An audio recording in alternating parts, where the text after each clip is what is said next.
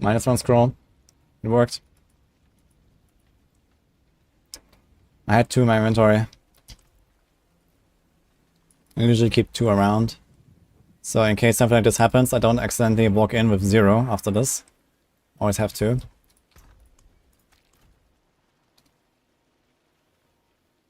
Last thing I heard you say was Google Sheets.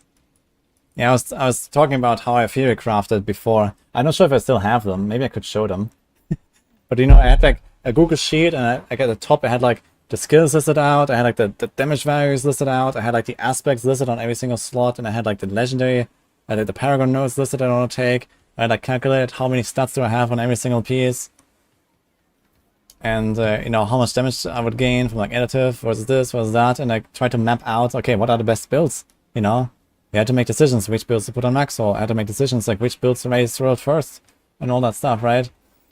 And I had it all mapped out. But the point I was trying to get to before it went down is that there are so many bugs in the game, and you know, I didn't know about many of those bugs. You know, for example, when the game came out, I didn't know about the Twisting Blades poison bug. You know, I didn't know that core skill damage was multiplying the poison impure damage.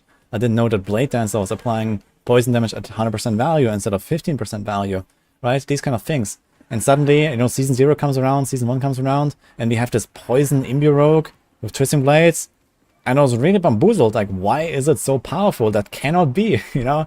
And I was looking at the numbers, and I was looking like, and then I understood, okay, this is bugged, you know? Like, people have tested this, and we understood that, you know, it does like 8 times more damage than it should, right? And it makes no sense. And I was like, why is that? You know, why is that happening? And, well, the answer is Blizzard math and spaghetti code. And there were so many other things, you know, Bulwark Druid, you know, is a build that should never have existed in the way that the game was designed, right? It was just a consequence of a bugged mechanic that, for whatever reason, Bulwark damage scaled with the HP of the monsters. So you would just like basically kill anything because you would always kind of deal a similar amount of damage no matter how big the target is. You would walk up to Lilith and kill her in like a few seconds. You would walk into a 100 nightmare dungeon and kill everything in like one shot. That's just how it was. And there's so many other like examples of like bug mechanics that just completely throw off all of the theorycrafting work that you do, right? And every season that happens again, you know, every season there's like this one big bug again or whatever, right? We have like a certain balance of like what the devs intend, and we kind of like feel, okay, this makes sense, this makes no sense. And then you go and investigate and you see, oh, okay, this is bugged to shit. This is also bugged, and this does too much, and this does too little. And suddenly this whole like balance that maybe the Blizzard devs have intended is just completely upset. Not just because they're bad at balancing, but also because they're bad at coding. So then it happens that, you know, maybe they internally also have some tools to kind of map out, okay, how much damage does this build do? How much damage does that build do? I'm pretty sure they have stuff like this. You know, some simulation tools or whatever, in order to make these balanced decisions, I think. At least if I was Blizzard, I would develop this stuff, you know, behind the scenes. But it doesn't make any sense when all of the numbers that you actually have in the game are just, you know, question marks, you know, is this actually the damage number, or is this fake, right? If you look at, you know, what I talked about of precision and victimize, like, does it actually give me this number or not, right? Do I have 100% crit damage bonus? I should get 15% extra damage, but I actually get like 25% extra or so, right? Because of Blizzard math.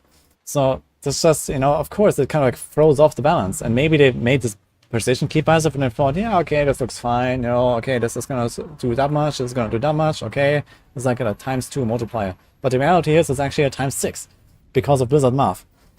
And maybe they just don't understand that Blizzard math is involved, or spaghetti code is involved, right? And neither do the players necessarily until you go and test it. That's the thing. Like, you have to go and then find out that something is actually not working as it says. And there's so many examples of this, even 1 year after release. There's so many bugs, so many, you know, weird calculations and stuff that shouldn't work. Also, I don't have a tooltip here on my items. That's cool. Like, it's just crazy. Dude, what the fuck is going on with my items? Is my YouTube stream live, by the way? Yes, we're live. Okay.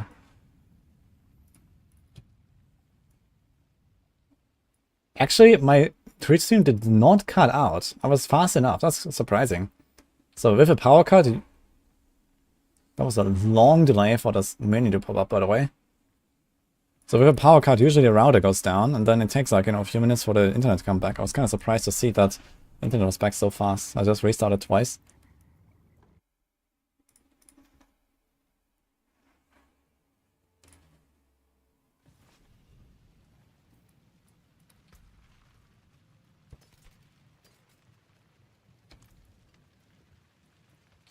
New emote just dropped. Hot new emote. Return soon. Okay, do I need to repair my gear because of the rip? I forge more than horseshoes. No repair? Okay, perfect. What do you need? Okay guys, I've been talking too much. I need some water. 1 second.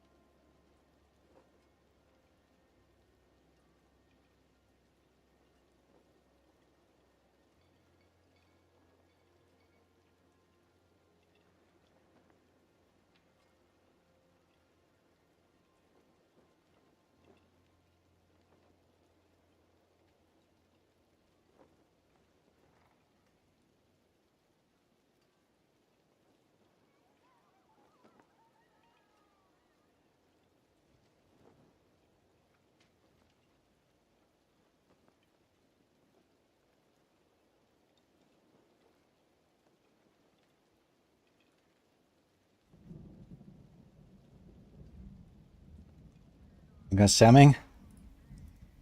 It's a nice one. It's called Retro Hack for an in etc.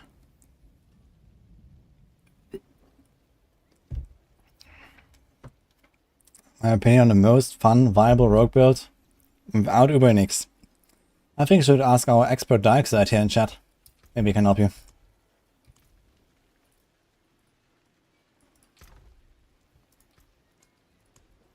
Okay, I think we've done enough ranting for the night. Let's play a bit more on the rogue, and then we're gonna go on the barb and make a flay barb, I think.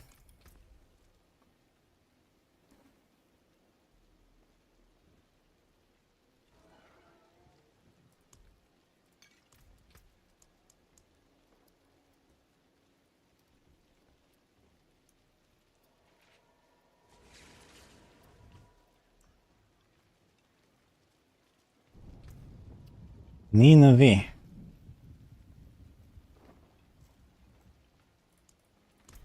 Hello, Nini.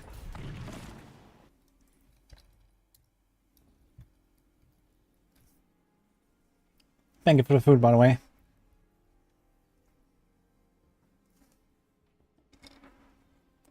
It was actually more like 2 hours, Sepki. Like I think since season start, since the stream start, I've been on a very long rant about balance.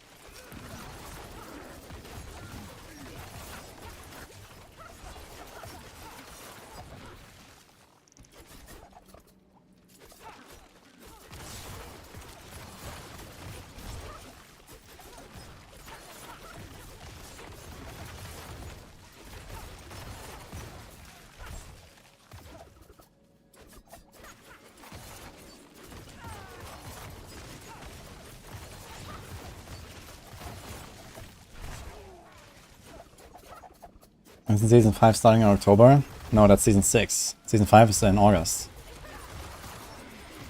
Season 6 is the expansion in October.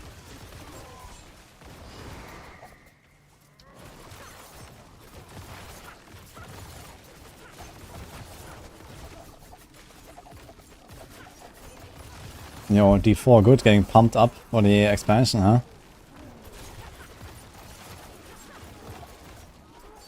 Pretty sure that Spiritborn is gonna be a dex class, or maybe will.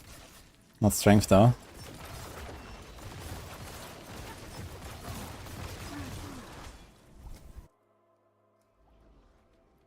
What hopes I have for mid-season patch?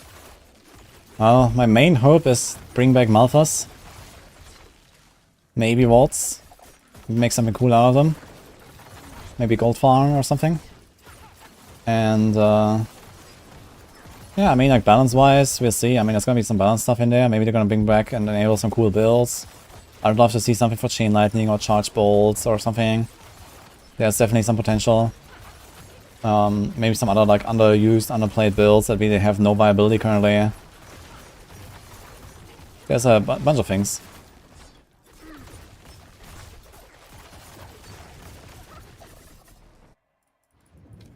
Dex willpower. Yeah, I think they're not gonna make like a hybrid, like 2 main stats. I think the main stat system they have is actually pretty solid in Diablo 4. Like, it's like a simple system, but you know, it still has enough flavor to, you know, make the classes feel different a bit. With, like, you know, okay, strength does this for that class, int does this for that class, willpower does this for that class. And you always have this 1 main stat affinity, and then 2 medium stats and 1 weak stat. Like on a rogue, the weak stat is willpower. Willpower is something you would never want on a rogue. All it does is gives you like extra healing received. And I think all power damage. The class that is no synergy with all powers. Healing received, kind of whatever. I guess it's nice to have. And then you have like a main stat that gives you this extra skill damage. Which is kind of inaccurate because it actually buffs all of your damage, not just your skill damage as far as I'm aware. So even buffs like, you know, procs like Andarius. We stack dexterity. Andarius is not a skill. It's just skill damage, but it buffs Andarius. So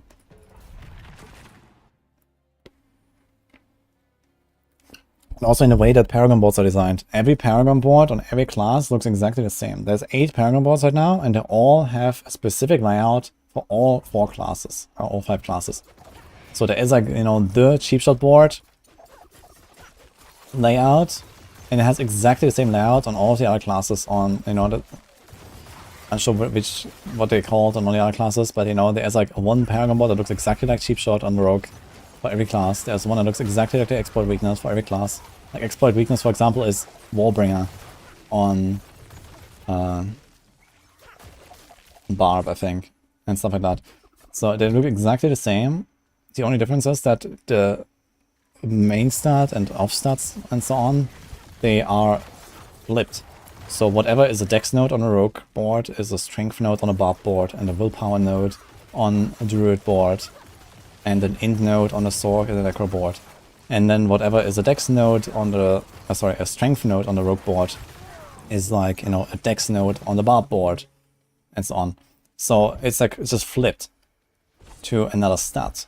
So you have kind of like a recognizable layout and recognizable paths that have like kind of like this, you know, game knowledge like transfer between classes. Like, okay, if you know how to build Paragon boards on one class, you know how to build Paragon boards on all classes. You just need to figure out what are the actual good choices for that class. And this might be like something to like investigate later. But as long as you understand the basics of the system, you can easily make good Paragon boards on any class. And I think this is actually a pretty cool system, the way they built this. I think it's just that generally Paragon boards has just become outdated. I was talking about this earlier, like, you know, we don't really have enough choices, we don't have enough boards, we don't really have things to take. You know, there are builds where I feel like I have neither legendary nodes nor glyphs that I want to include in my build at some point. You know, there's like, okay, Paragon node 1, Paragon 2 maybe, and then there's like a glyph 1, 2, 3, 4 maybe. And then I have like a 5th and a 6th glyph and I have no idea what to put there and nothing really matters and I don't really care. And that is kind of a feels bad man situation, because there's not enough options that really suit all possible builds that I could conceive. And sometimes I just don't want to use the ambush glyph and the caltrops in my build. And if I cannot use that ambush glyph, then suddenly I have no other glyph that actually gives me anything, for example. So I'm forced to use a trap, so I can also benefit from the ambush glyph, or just take nothing. So there's like definitely a lot of like overhaul needed.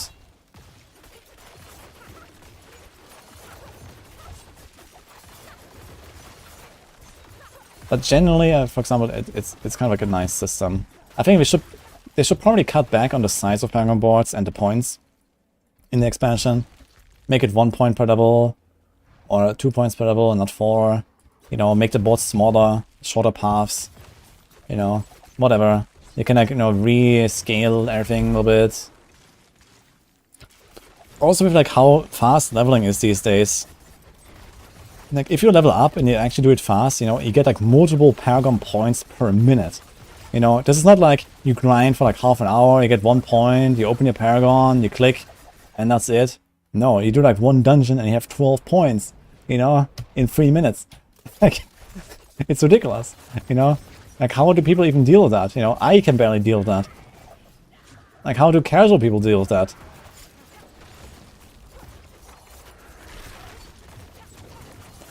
And then also like this whole respecking thing, right? There's like so many points, and just click, click, click, click, click, click, click. Like, we don't need to have 225 points. They can definitely just rescale the whole thing.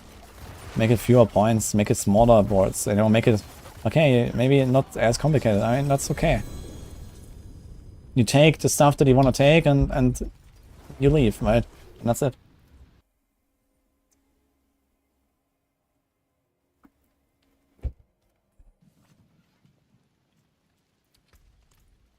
Would it be better if glyphs were laid out instead of blood powers in Season 2? Instead of Paragon, we let up stats like willpower? I'm not sure how I feel about glyphs. I think glyphs are actually interesting enough and not too complicated. Like, I think it's fine that making a good Paragon board takes a bit of time. You know, if you really want to min-max it and stuff, this is like something to like kind of spend time on and, you know, try to squeeze out the best value and all that. I think it's okay. And I don't really necessarily want to change the glyph system. I think it's okay, the glyph system. You know, you can have minimum glyphs basically, you can have maximum glyphs. You have like different values of different stats on each different board. So you can like choose to put this glyph on that board, this glyph on that board. You can try to like, you know, min-max, you know, the pathing to like save a few points and whatnot. I think that's okay, generally. For people that understand the Paragon system well enough, you can figure it out. And then at some points you also just have like minor school differences in, you know, how much value you actually gain moving this glyph to that board or this glyph to that board or something. So it also most of the time just barely matters. This is like some really high level optimization most of the time. But yeah, some people really like that. It's fine, I think. And I don't want to like anything to work like the blood powers. I think the blood powers in Season 2 were interesting. And I could definitely see them make some kind of extra system that works a little bit like the vampiric powers. Just some, you know, extra progression system, you know, some extra UI, you know. It was fun in Season 2, right? Yeah, like those 5 extra powers. It was basically like 5 extra legendary aspects. And you can also rank them up. And then you can like mix and match them with like, you know, a certain cost. It was an interesting system. It's definitely something that I would like to see come back. If they ever want to give us more build variety or more power or more effects to put in our builds. So they don't even have to be that powerful like they were in Season 2.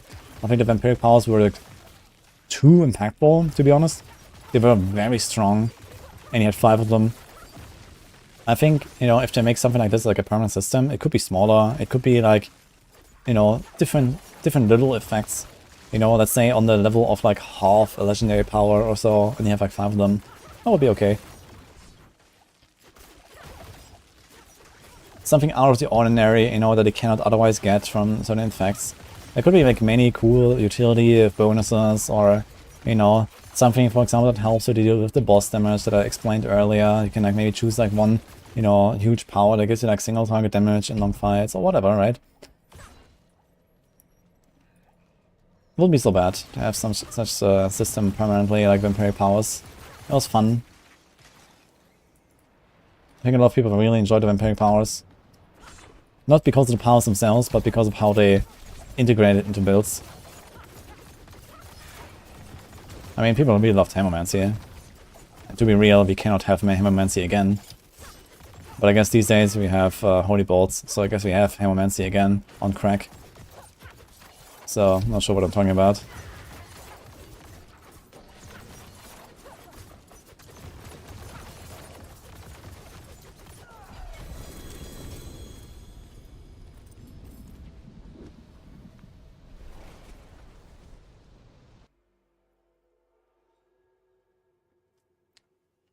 It's 100 to slow the farm. It's not that much slower, but there are more situations where elites become unstoppable, and when they're unstoppable, it's very dangerous, and I have to wait like 10 seconds, and then I can kill them, and, you know, occasionally the runs just slow down a bit. Plus, you know, the same thing with the bosses.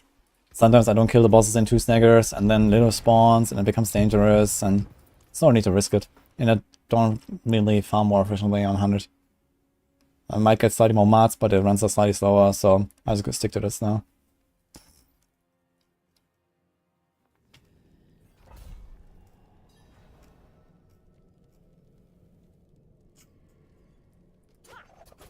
Try X-Files and Victimize with this build. They're currently running it and it's doing well. Oh no. Oh no.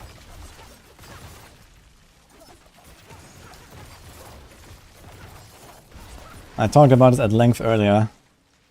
In fact, I was running Victimize yesterday with this build for 1 run by accident because I was testing something with Victimize and then forgot to switch back.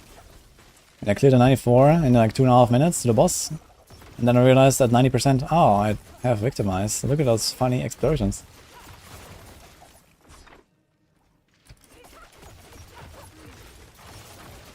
Yeah. TLDR, yeah, you take a really good build, you make it even relatively scuffed, and it remains a good build, turns out. As long as you don't scuff it up too much. And that's exactly what you're doing.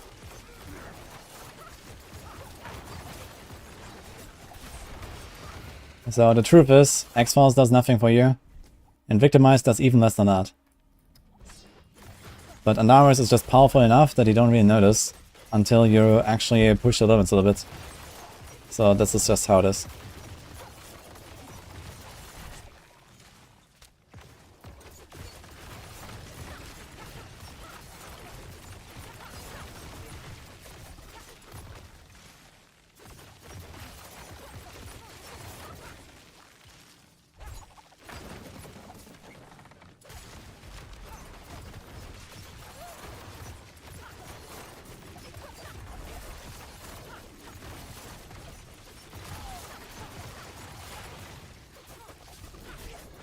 Is my pod running?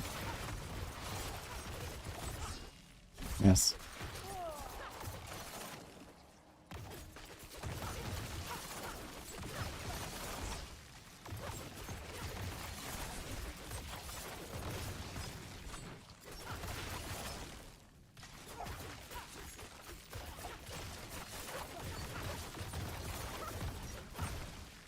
Yeah, you don't want to do 4-minute runs. If you really want to speed farm, you want to look more at like 3-minute runs. 4 minutes is like kind of like the upper limit, I guess. I mean, there are some builds that kind of want to go a bit slower and a bit higher. It's like similar to like Diablo 3. You usually want to do like these 3-minute runs or 2-minute runs. I guess in D4 it's more like 3 to 4 minutes.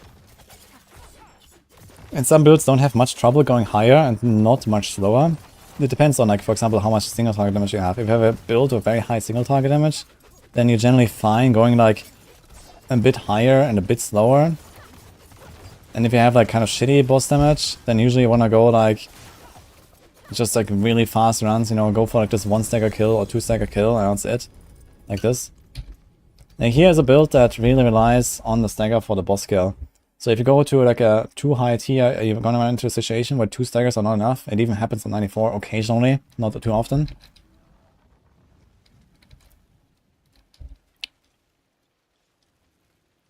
And if I don't do a 2-stagger kill, I have to go to the 3rd stagger sometimes. And then the boss fight just becomes kind of long and, you know, the run goes over 3 minutes.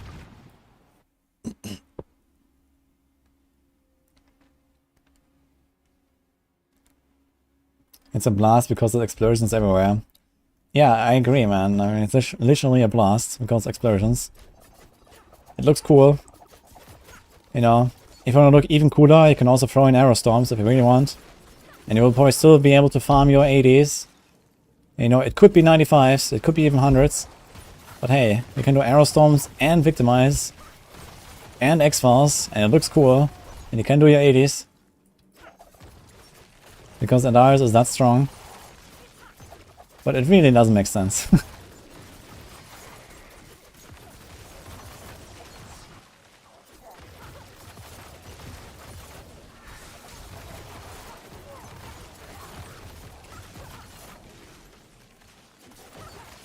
Damage over time or damage percent for Andy build. It doesn't matter. What you need to know about percent damage on items that you can roll, for example, on the weapons. Like here I have percent damage. It is exactly the same for any dot build in the game. It's just how the game works. Percent damage is ×2 for dot builds. I don't know why this is how the game works. It's most likely a bug that was just never addressed. And percent damage has exactly half the value of what you can roll as damage over time. So for builds that do damage over time, you see here this is 102 with 1 master crit. This is 51 with 1 master crit on the percent damage. It's exactly ×2. So it doesn't matter. If your build is entirely dot based, you can have one or the other. There's no disadvantage or advantage to one or the other. The only difference is that percent damage will inflate your attack power. So a lot of people always look at attack power and they think, wow, I have 50,000 attack power. And that's because percent damage massively inflates your attack power. And if there's something to know about attack power is, you never ever look at attack power in this game. You do not care. Do not look at attack power. Do not compare it with anyone ever. Do not do that. Because attack power is not anywhere close to an accurate representation of your actual build's performance. Based on, you know, for example, percent damage going into attack power calculation, but damage over time does not go into an attack power calculation. So it's just like, you know, the most inaccurate tooltip. You should generally not trust tooltips, but attack power is the most inaccurate of all of them.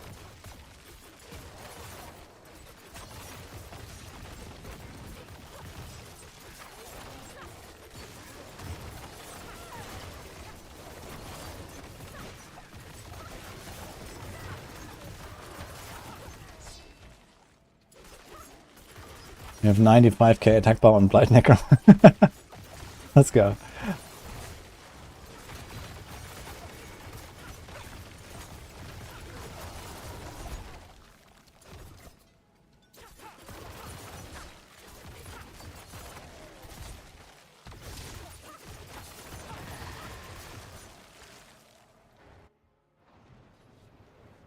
Druid buff tomorrow. Cabium, let's go.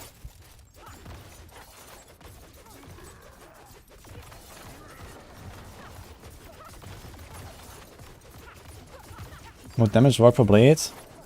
It does work for Blade the same way it does for any other dot. But the thing is, in the case of Bleed builds, if you're talking about Barbs, you have stuff like Gushing Wounds and you have stuff like Hemorrhage. So you want vulnerable and crit damage. You don't want percent damage. Like this percent damage roll takes the slot of what would otherwise be a crit damage roll, for example.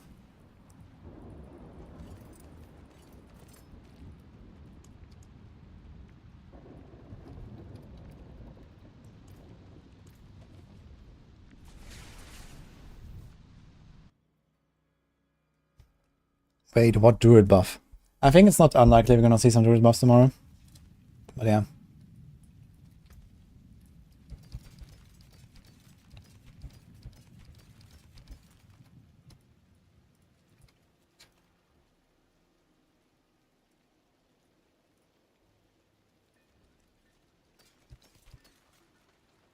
Pretty Heartseeker.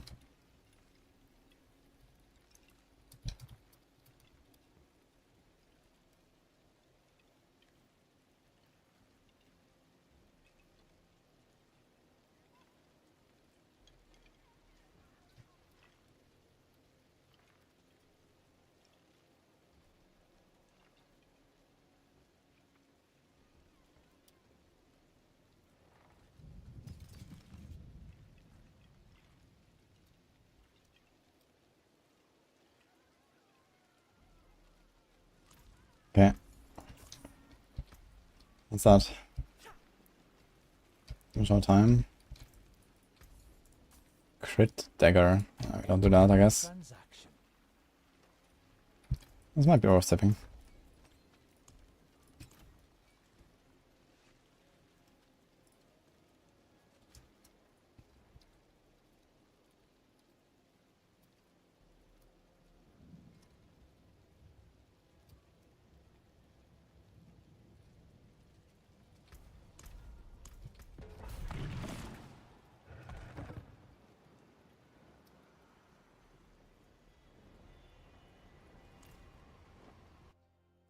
Whoops.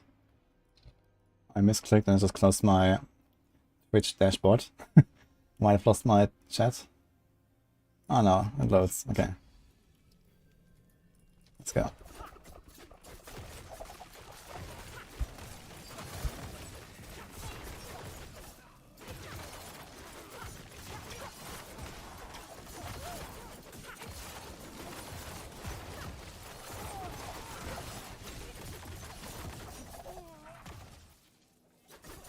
Struggle to finish pit in 3 minutes, unlike any tier. You realize how to move faster. I mean, generally to know the elite packs and the minions are the most valuable by far. Like, you're probably stopping too much for like individual small monsters, and you see me here, like, I just run through these small monsters very often. Like, I look for these big packs, okay, I blast them down real quick, wait for an Darius proc, and I run. And here, I dot these guys up, they die behind me. Here, this is like a nice pack, I go in. But yeah, you really want to go for these elites. You see here, there's like 3 elites and there's 4 minions. So a minion is worth 60% of an elite. So if there's 4 minions, that's 2.4 elites.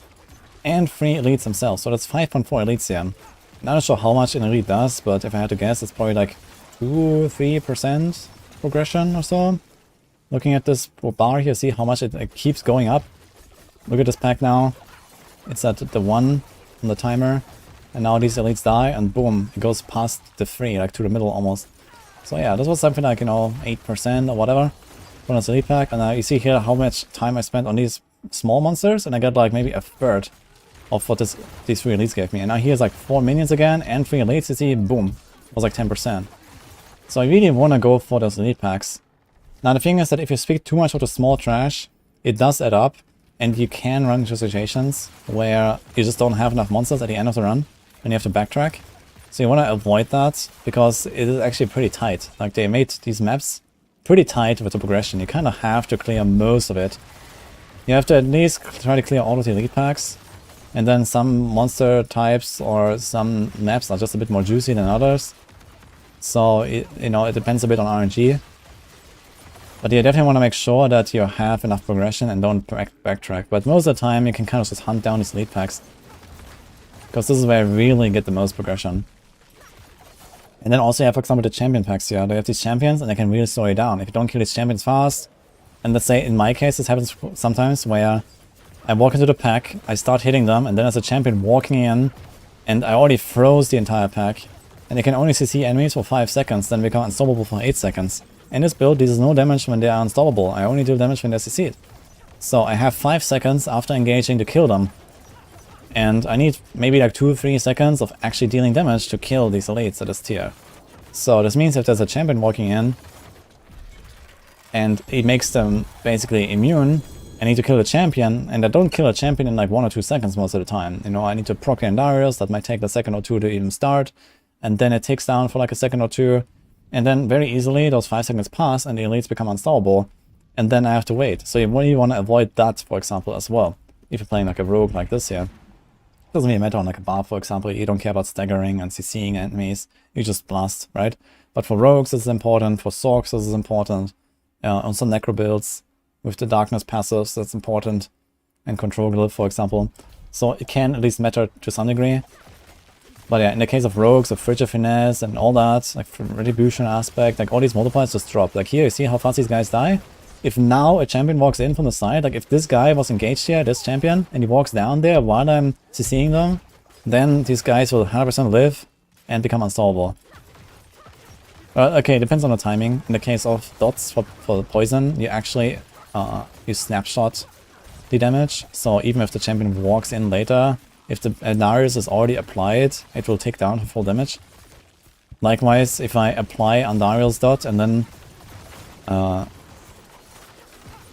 I kill the champion like this here, you see this damage does not actually increase. He still has Andariel's dot on him and he takes for like nothing. So it snapshots both ways, either with the aura or without the aura. You have to apply another Andariel's. So as long as you understand these mechanics and you know, like, you know, how your build works, you can play around this, you know. Sometimes I actually skip a pack, or at the very least I run away from a pack if to become unstoppable. Because I know I cannot deal damage to them for 8 seconds until I can CC them again. And I just try to clear like another room and then turn around and kill the pack that I just skipped.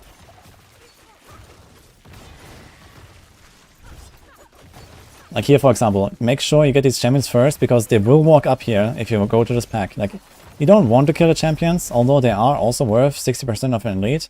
So having like 2 champions like here is nice, you know, but here I kill the 2 champions very quick and then I go to the pack. If I go to the pack first and then I realize, oh shit, these champions are in range, well, I just lost 10 seconds right there. Because they will become unsolvable and I can't kill them. And this is how I can go faster.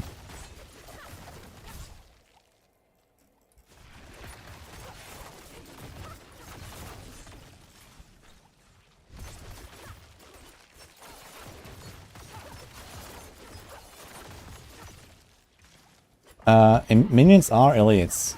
And as I said, minions count as 60% of an elite. Minions are extremely valuable in this game. Like every time you level or here for progression, I'm not 100% sure, but I'm pretty sure that it's the same ratio as you get XP. I think the progression that you get is based on the experience of the monster, which should make minions 60% as valuable as elites. It's extremely good to kill minions. If there's like 2, 3, 4 minions sometimes, it's a lot of progression. You want to always kill the minions. The same way when you level up.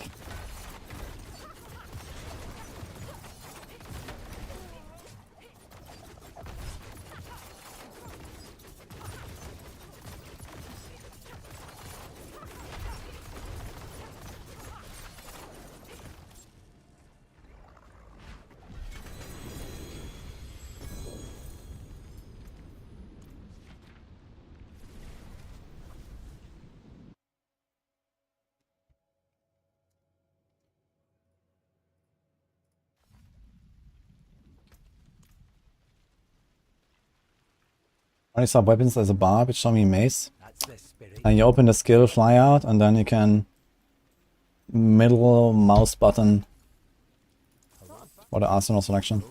Well, too bad, friend. Greetings. What's left, you ask?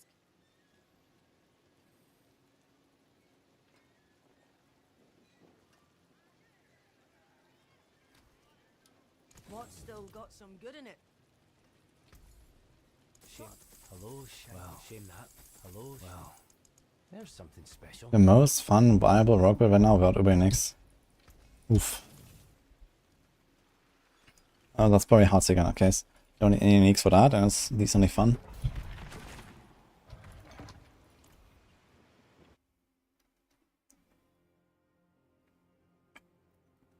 What's broken about rapid fire?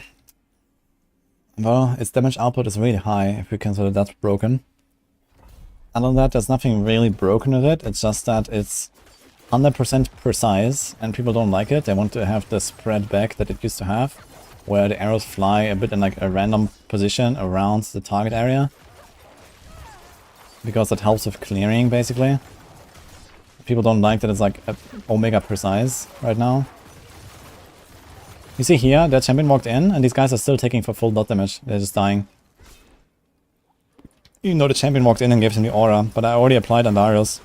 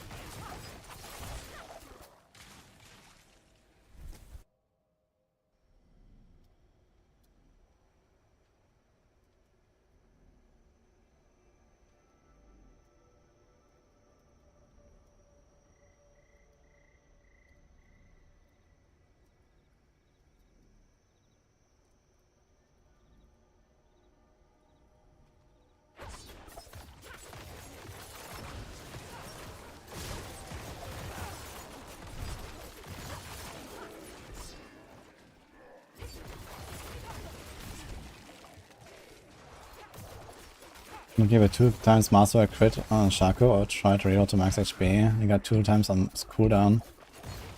I mean, cooldown is maybe even a better thing to hit. It depends on the build. Some builds really want a lot of cooldown, some builds don't really want a lot of cooldown. The life on the Shaco is definitely generally the best to hit because it's just such a high value, so if you crit that, it's really good. You know, it's like way higher value than anything else really, but sometimes you really want the cooldown. So it depends on the build. Cooldown is not bad to hit, I guess. It's probably my second preference after life on the Shaco.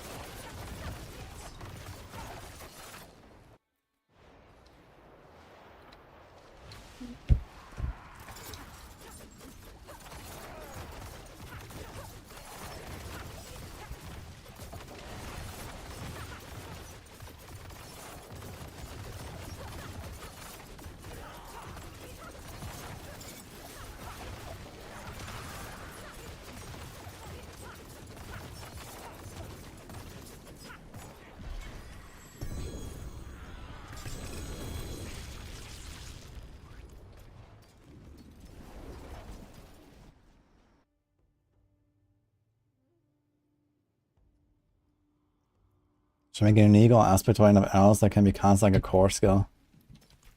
Yeah, I think ultimately that is probably the real solution to make enough arrows useful.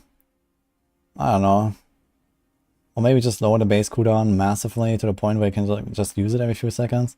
But there's like a general problem with like ultimate damage scaling.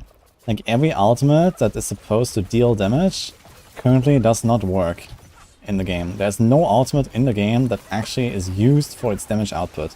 Because you just cannot scale them anywhere close to how you can scale core skills. You know, thanks to, you know, core skill ranks and skill ranks and, you know, Shaco skill ranks and, you know, even legendary aspects, you know, Shepherd's aspect, let's say, on Druid, you know, only buffs your core skills.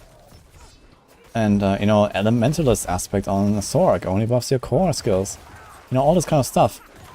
Like, there's just like so many missing things for ultimates, and for some reason, you know, these ultimates, they're like fine, you know, at like level 20, when you have nothing, and you don't scale your core skills, then you press your rain of arrows, and it actually feels cool, and does damage, and it wrecks shit. Well, and then you go to level 100, and suddenly you have core skill ranks, and suddenly you have aspects, and all the stuff just does nothing for your ultimates. And I don't know why they did that. But yeah, every single core skill that is supposed to deal damage is just not function for that purpose. There's no ultimate like that does any damage. They're exclusively utility buffs. You know, even Call of the Ancients, you know, you don't use Call of the Ancients because the Ancients are so good. You use Call of the Ancients to get 20% damage and attack speed.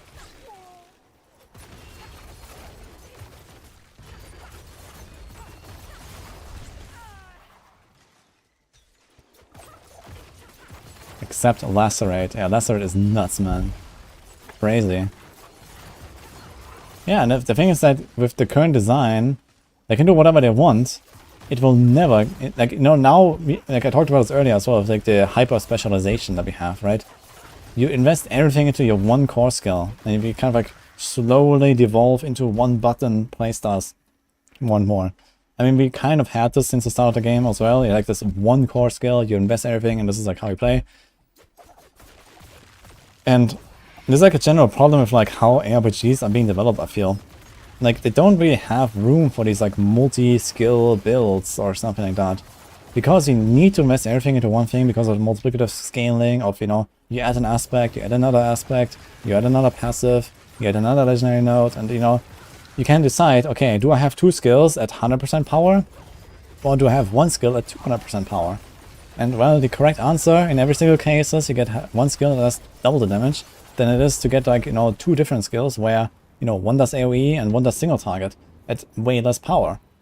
Because you can just take your 1 skill, pump it up, and it will probably just be better than the single target skill that you try to kill the boss with in a dual core build or something, right? Flurry RF or Pen RF or whatever. These builds has just died this patch completely. Like, they were already kind of like, yeah, Pen RF was a thing Flurry of F was already not a thing anymore. And now they will never be a thing again, as long as they don't give us some real, like, you know, dual core options, or like, you know, core plus ultimate option or something like that, you know? There needs to be something that benefits multiple skills at the same time, but we don't have much of that. We don't have anything that can buff a core and an ultimate skill at the same time, outside like generic damage buffs, right? Of course, you can scale crit damage, and that applies to both, you know? You can play Precision Rogue, and you can try to make like a crit-based Rain of Arrows cast that actually scales with at least part of your damage, but not all of it. And if you don't scale both things at the same time with everything you do, then it will usually not work out. Like maybe you can have like this, you know, one skill specific aspect, you know, you play, let's say, barrage, and you have like a barrage aspect, right? Branching volleys or something. Okay, it's like too important to give up. But then everything else, every other aspect needs to be like generic damage increases that benefit your barrage and your Rain of Arrows. Or else you're never gonna get anywhere. And then you also need Word of Hakan. And then Word of Hakan already makes your barrage much weaker because you give up your arrow slot, and that's a huge loss, right? But you need it, kind of, if you want to make a Rain of Arrows build. So what do? You just accept that your barrage is going to deal like 40% less damage. Because you have Rain of Arrows in your build. And you have to use Word of Hakan. Like, I think we're actually at a point where you probably don't even want to use Word of Hakan for a Rain of Arrows build. Yeah, it has a lot of cooldown. But do you really want to do it? Maybe not. Maybe it's too much of a damage loss and you're actually better off just using a normal damage aspect and just accept you have a longer cooldown. And you can actually deal damage under all circumstances and have a bigger Rain of Arrows itself. It's probably the play, actually.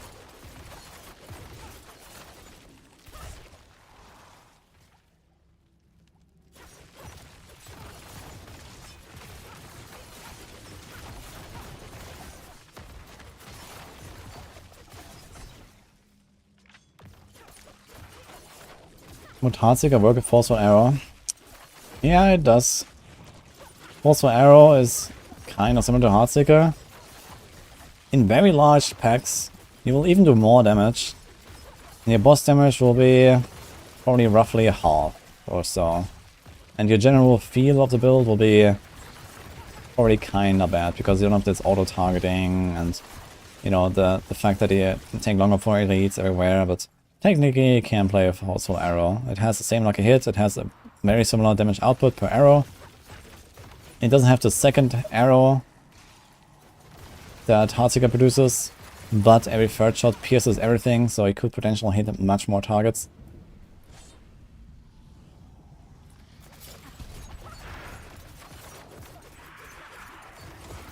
Is it even a Rain of Arrows build or just a modified barrage? Yeah, I mean, in Season 2 we actually did make a dedicated max roll Rain of Arrows guide. I wrote one, but we unpublished it for this season. Like, I actually kept it updated for Season 3, but, you know, over the course of the season, like, we had it like in B tier or something, you know, and like, you know, Season 2 was a very easy season. Everyone was like OP, we had vampiric powers, T100 Nightmare Dungeons was the highest challenge in the game. You know, Lilith was easy. Like, I actually went in and I one-shot Lilith with Rain of Arrows, you know, imagine that. So, that was possible in Season 2. And that's not because Rain of Arrows does so much damage. It's because the game was just way too easy. And we were way too powerful. And now, well, we have pits. And, you know, in the pits, we have bosses that have 10 billion life and not 20 million. So that's a bit of a difference. And Rain of Arrows just cannot do anything there. That's just how it is.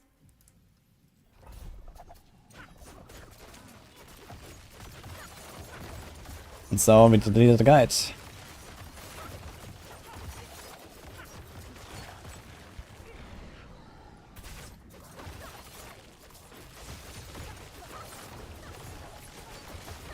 Like, of course, you can, you know, take Rain of Arrows and go into T100 dungeons and actually like one-tap elite packs and potentially even the boss if you try. But that's T100 dungeons, you know, and that's not hits in any, like, you know, noteworthy tier or so. Anything can do T100 Nightmare Dungeons once you like beef it up enough.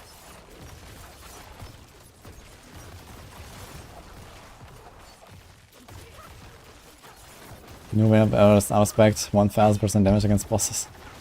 Yeah, let's go. Yeah, this doesn't really solve the core issue though. The core issue is that uniques, not uniques, ultimates have no damage scaling. They have no skill ranks and they have like very little support from legendary aspects. They have very little support from legendary nodes and paragons. They have like just nothing really. They're just there and they're forgotten. And this applies to like every single unique, sorry, every single ultimate.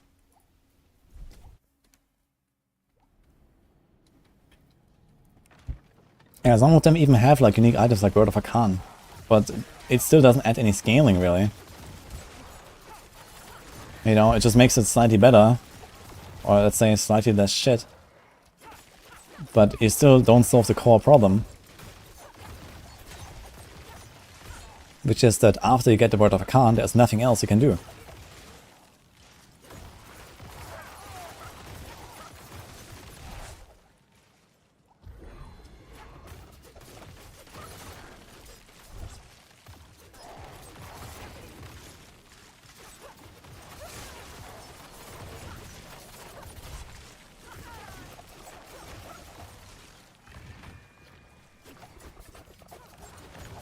You have 17,000 armor.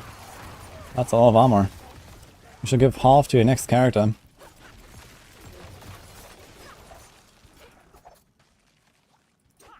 if you're dying of that in Hell Tides, then I think you have absolutely no life. Figuratively, metaphorically. But maybe, literally, you need more life on your gear.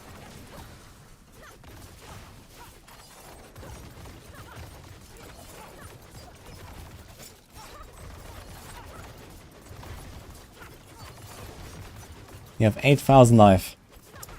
Yeah, so point in case. I have 60,000 life. Good luck.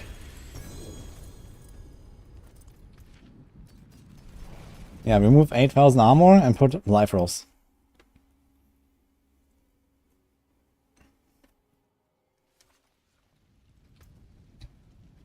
Ah, look. Here it is. 21% when of arrows cooldown.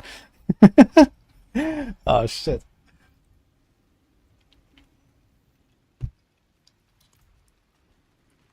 Come try an equitable transaction. Actually, wait a minute. Follow the stars, friend.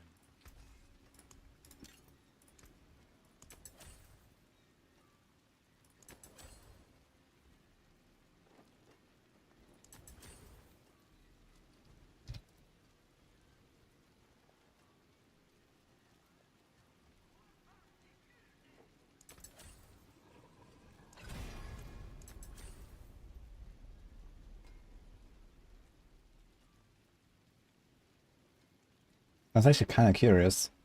So the rain of arrows cooldown reduction scales exponentially. I think this is not the case for normal items. So there's like another difference between legendaries and uniques here. Like usually what happens with cooldown reduction, for example, is, or also with damage reduction, is that you don't get actually 5% of the original value every single time, just like, you know, the typical masterworking upgrades. But it scales it in a way that the effective hit points gain, for example, for damage reduction, or the effective, you know, more cooldown usage increases by 5%. So it kind of like, you know, scales it by a lower and lower value the closer you get to 100%, you know, to avoid the exponential scaling. But it actually looks like it just literally adds 5% every single time of the base value. 25.2% is exactly 20% higher than 21%, which was the original roll. And I think this is not the case for normal items. Do we have something with cooldown here?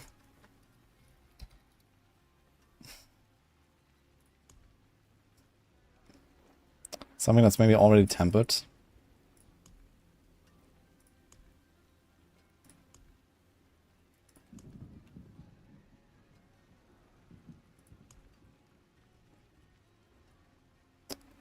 I think it's masterwork to 8. Shit.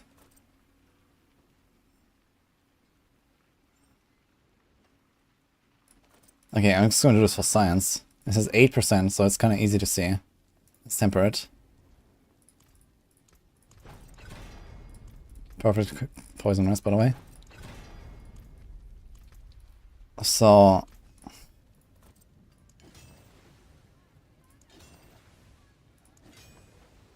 Actually, it does go 5% each.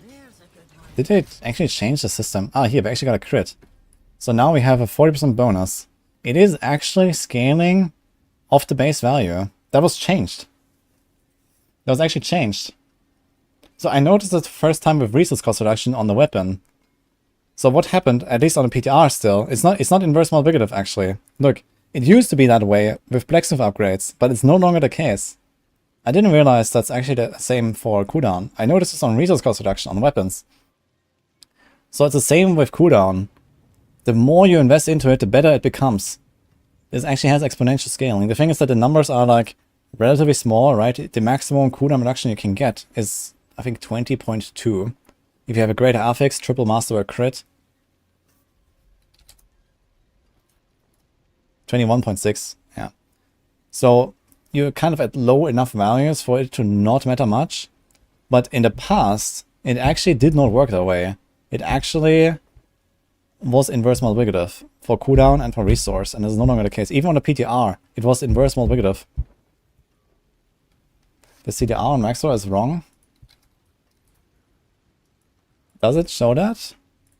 Let's see. Yeah, they changed it in that case.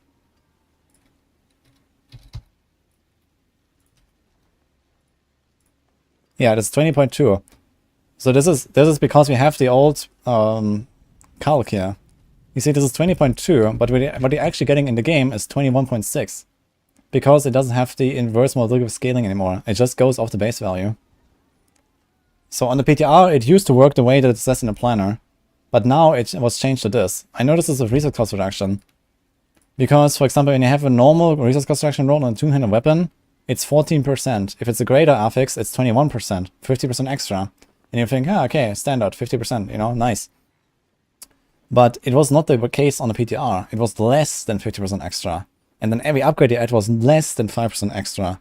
Because of the inverse multiplicative scaling, to make sure that the, general increase in power remains similar to what you would expect. Because these are exponentially scaling effects. If you go from, let's say, 50% resource cost to 75 resource cost, that's not just 25% extra gain. You only increase the stat by half, going from 50 to 75, but you increase your power by ×2, right? You can cast twice as many skills going from 50 to 75% resource cost reduction. And in order to combat that, they made it inverse multiplicative scaling similar to DR. When you scale damage reduction, it's the same thing. Damage reduction scales inverse multiplicative so that you don't get to 100%, or like, you don't have this ridiculous, there might be some items that have like, 20% damage reduction, and then, you get greater, you masterwork it, and suddenly you would have like, 40 or 50% damage reduction. That would be way too crazy. So they made it so that the expected power gain remains roughly at that value that you increase. But they changed it now to give you exactly face value, This 11.2 I have on his helm is actually 40% more. It's 5, 5, 5, 25. With 4 masterwork and a crit. The base value was 8. It's 40% extra. Wow. I wasn't aware that it did this for all the stats. What about...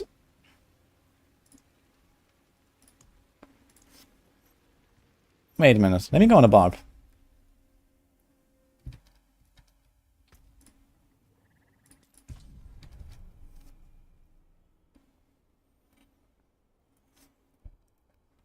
Yes, every time you master a crit cooldown reduction, it becomes worth more.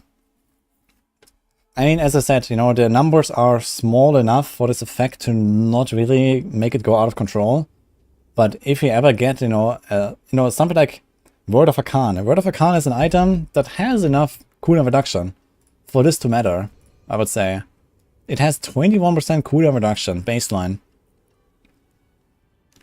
And 21 times 2.7, which is greater affix and triple masterwork, is 56% cooldown reduction. That's a lot of cooldown reduction.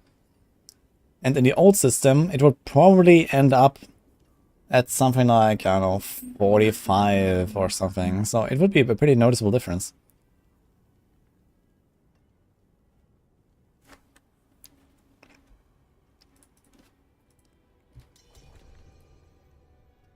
What the hell?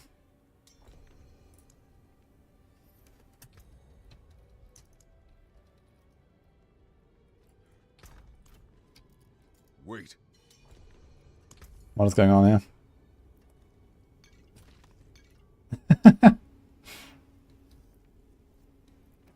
Kick. Let's give me my gold back. I gave him 50 million gold.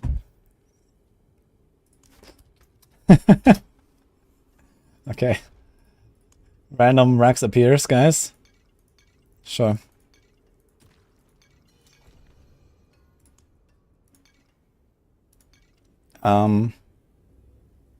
We got some gold back. What did I want to check? Ah, here. So Yen's Blessing, how much does it have? It's 14 damage reduction. And this is Masterwork to 8. So we have 14. We have 30% from the Masterworking, no crit. And we have 50%, so it's 80 total. 25.2. It's the same for the damage reduction here. Look, it's exactly this number. So they made everything scale with face value from upgrades in this patch. It's actually pretty busted in some cases. Like especially all these like reverse multiplicative scaling effects like this work that way. And it seems to be the same on uniques and legendaries.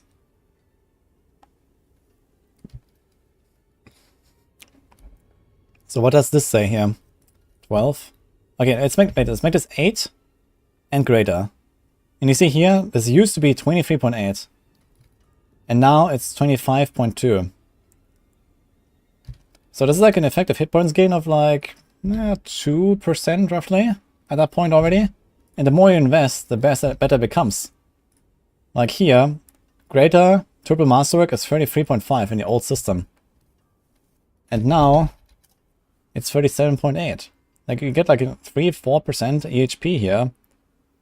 Yeah, more like 4.5 even, I would say.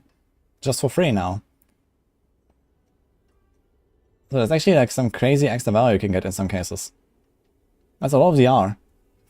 Yeah, 37.8%, you know, this is like 2 defensive aspects almost. For close DR at least. Same with Tibbles. Also has the same number. You can get the same 37.8 for close.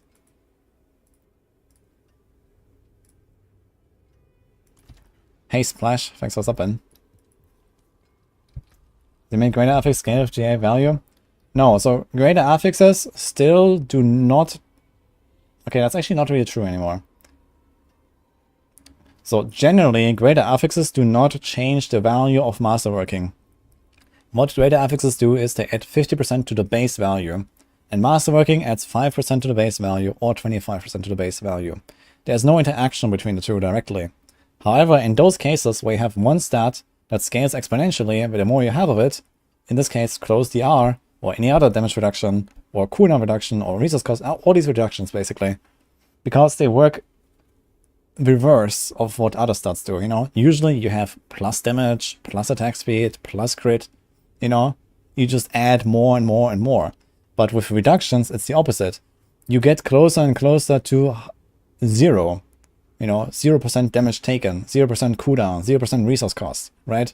And the closer you get to 0, the crazier it becomes, adding 1% more every time. So what happens here is that it does in fact change the value of the masterworking. If you have a greater affix here, you have a greater affix close and add masterworking crits on top of it, it becomes worth more. Not the number that you see on the item, but the actual impact on your build. This is because of exponential scaling, the closer you get to 100% reduction, basically. Now, most items do not have enough reduction of anything for this to really go wild, but I did show this example here with Vein of Arrows, right, on Word of Akan. This is one of those cases where you do have a pretty high value of cooldown reduction, 21% baseline here. And this 21% times 2.7 with greater affix and triple masterwork becomes 56.7% cooldown reduction. And that is a ridiculously higher value than this 21%.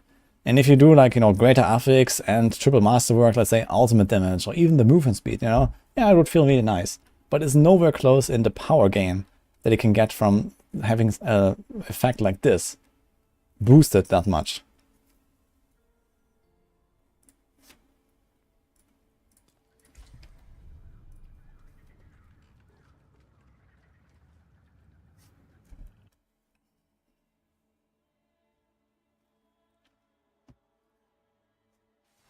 An outrageous prediction of the content of the mid-season patch. Malphas is coming back, Copium. And so are the Vaults, more Copium. Druid and Sorc buffs. My hammer sings on your return. Copium.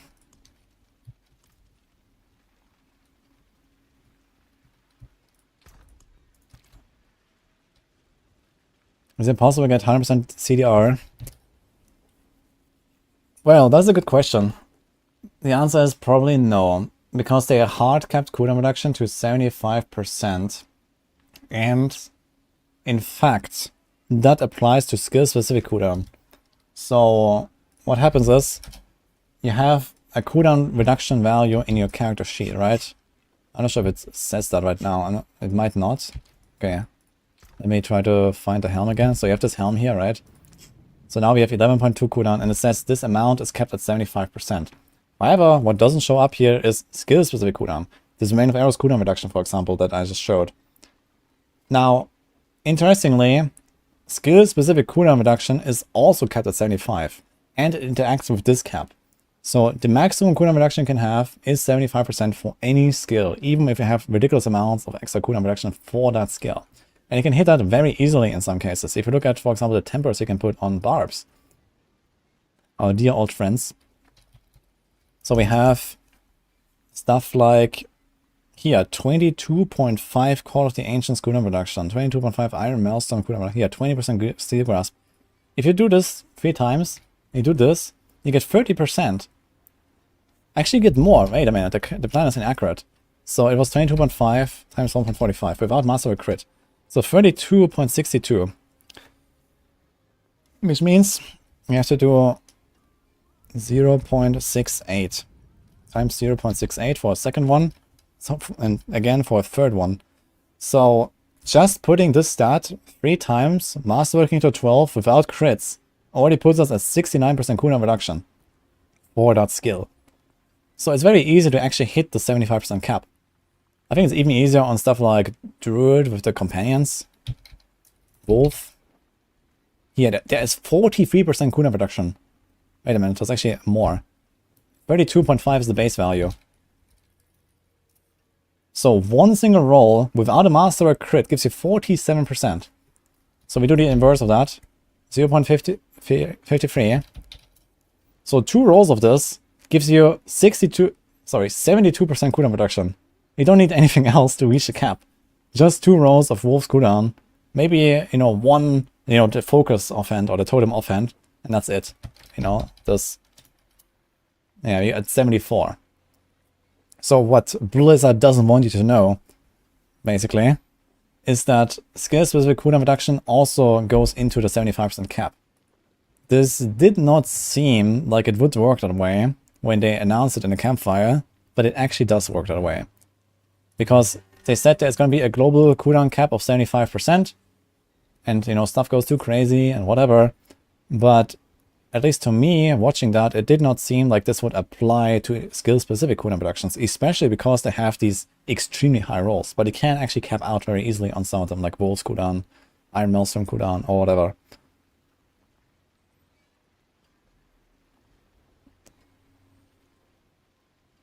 Now, the only other way to then reduce your cooldown reduction is to reduce the base cooldown of the skill. You can do that on some skills, for example, Dash. Like some skills get a lower cooldown based on the ranks of the skill. You see here, this is 8.15, and now it's 7.77. So you have this. And this is the only other way to reduce the cooldown, because this is the base cooldown and then it multiplies with your cooldown reduction. But this is not the case for many skills. Like, a lot of skills just scale damage with ranks.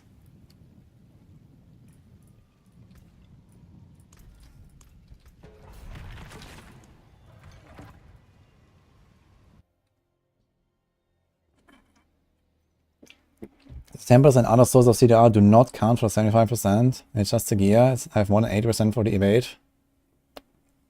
Yeah, maybe there's some stuff that does not apply here. Like, maybe there's like an evade specific thing, or like the teleport enchant specific or something. But you cannot get warp cooldown to less than, I think it's 2.625 seconds. I think it's 11 seconds base cooldown, and a quarter of that is like, yeah, 2.6 or 2.7 or something. Like, I've done that, you know, I've made a companion druid and I had a lot of these tempers, and I had to wait like around 3 seconds to cast my wolves. So this is how it works. Now there might be exceptions, like the evade, you know, maybe there's like something going on and for some reason evade doesn't count for the same thing. Yeah, exactly. Wolves has the 2.7 seconds, yeah. This might be an evade thing, because evade is not really a skill, and even teleport enchant in the evade slot is not really like an evade and not really a skill, so there might be like some weird stuff going on. But as far as I know, there is no skill that can get around the 75% cap. And this means that the minimum cooldown for Rain of Arrows is 13.75 seconds. Which means you always have to do at least 2 evades, or at least 1 evade, I guess, with Flicker Step through 3 targets to get -10. Or you have to trigger like 2 preparation procs, or maybe 3. So there is a way, for example, to play Rain of Arrows. Let's say you hit 75% cooldown reduction. I'm not sure if you can as a rogue, because you already have the neck taken, you don't have focuses or totems. So the only other slot where you can get cooldown reduction is Helm and maybe an X-Files ring. And the X-Files is kind of shit, but let's just say you do that.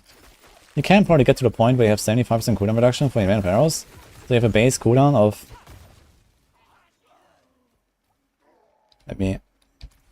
Should we have a Channing Shine right now? I think it's 55 base. So 13.7. And then you can use Beastfall Boots. And then Preparation. And if you have enough maximum energy, you use Beastfall Boots, you spend like 225 energy in one shot with a core skill. And you get 3 Preparation procs, and you get insta reset on your Rain of Arrows. And it sounds really good on paper. Rain of Arrows, man, like a core skill. You know, 1 barrage, 1 Rain of Arrows, let's go. Because Preparation resets everything, and with Beastfall Boots you get a lot of resources really fast by just using all of your cooldowns. And then you have like maybe some innovation procs, and you have maybe some resource recovery from, you know, chests and whatever.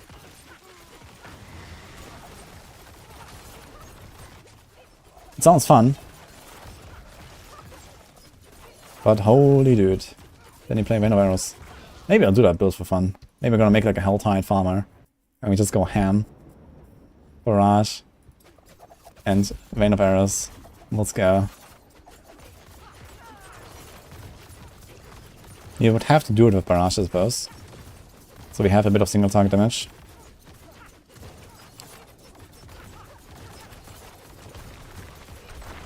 Your TB is down from 17 to 3 seconds of enchant. The question is, are you using Bounding Conduit? Yeah, this might be like an enchant specific thing, Star Armors. So this might work because Evade does not play by the same rules, I imagine. So that's good to know.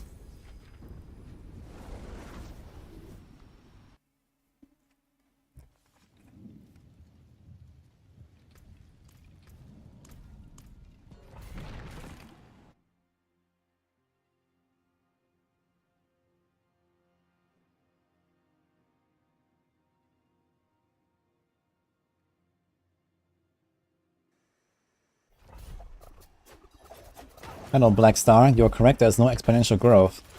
I was saying that the values increase with the base value for reduction effects, cooldown reduction, damage reduction. This was not the case in the past. Blacksmith upgrades used to give you reduced scaling per upgrade for all these damage and cooldown and resource cost reduction effects. And even on the PTR, the first iteration of masterworking did the same. It was the old system. You get less than, 5% per upgrade to make sure that the expected power growth of the character remains roughly in the same range of a 5% upgrade or 25% from a masterwork crit. So yes, you are correct, there is no exponential growth on the number, but there is an exponential growth of the character power. This is what happens.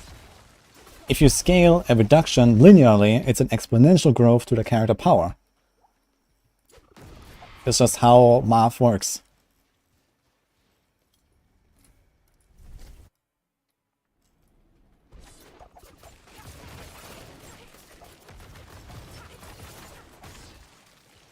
But it only applies to reduction effects.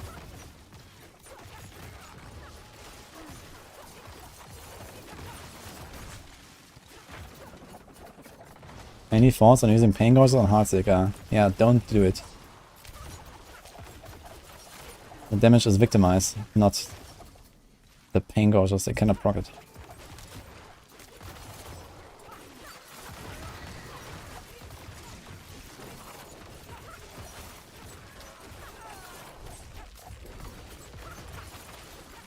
Holy mercy.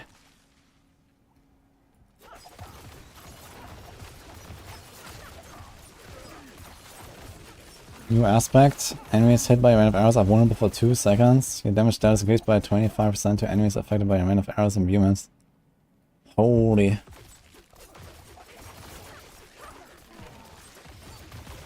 I mean, it would be cool to have stuff like that interacts with like rain of arrows and some of these other uniques.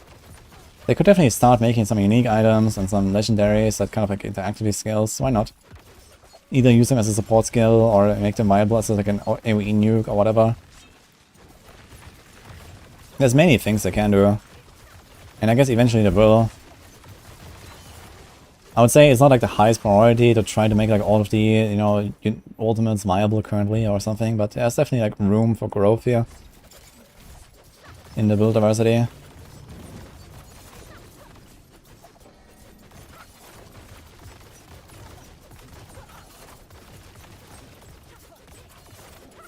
What's my educational background? I studied politics and economics. Thanks, Mercy.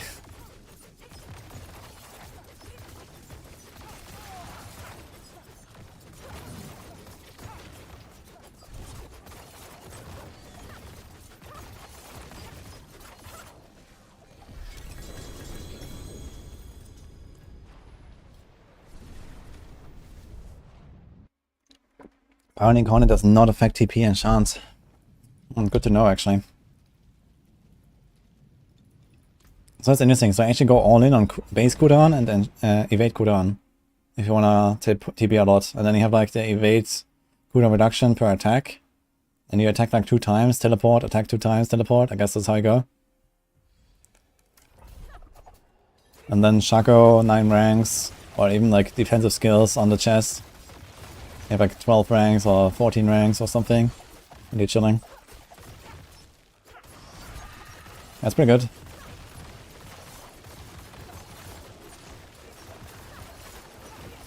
So you don't even need to run Bounty Conduit if you don't want.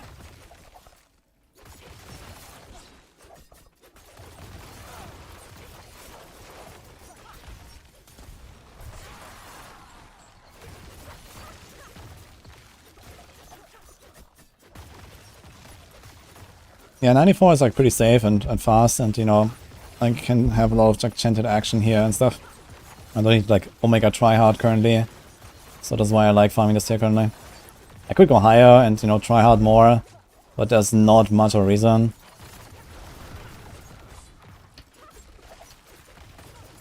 Thanks again, Ice Coffee, appreciate that. That's sick.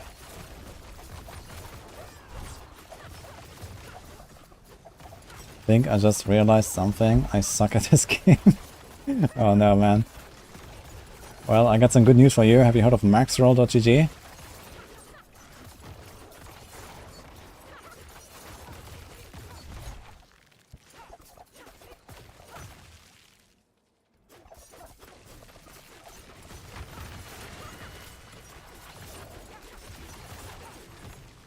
Where?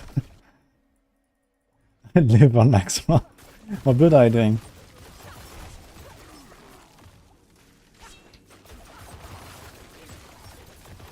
How much leaf iron I got? I got like almost 10k now. Gotta make some big barbs. I mean, it's definitely good to like stack up some stuff, I guess, since the patch is coming. I might make like, you know, some new builds or whatever. So we'll see.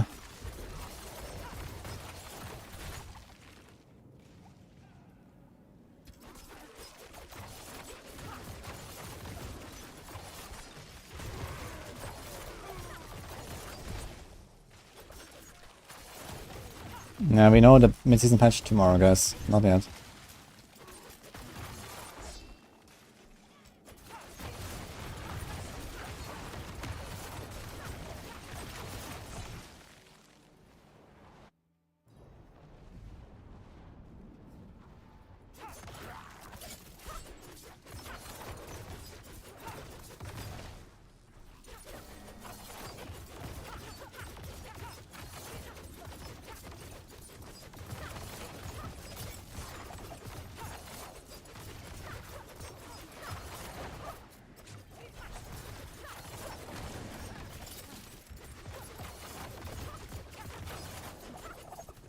My god, this tornado. It's hunting me.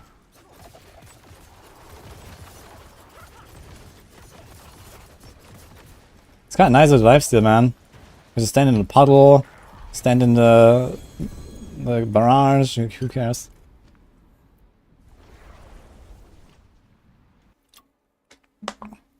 I'm still grinding pit of 10k mats. Well, you go to the blacksmith and those 10k mats are gone in 2 minutes. That's why.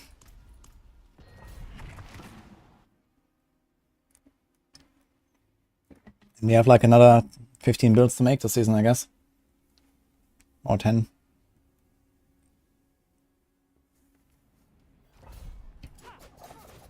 We have Poison Barrage, Main Necro, Bleed Barb, Frozen Orb, Sorc. I mean, those builds that you just mentioned are vastly different in their power.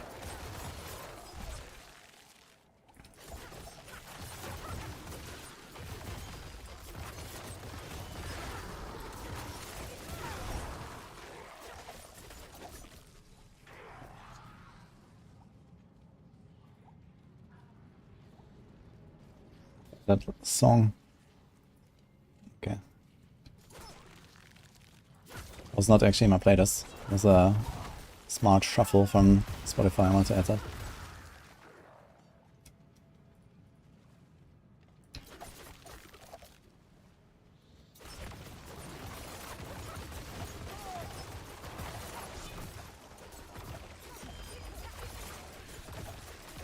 What build do I not look forward to making?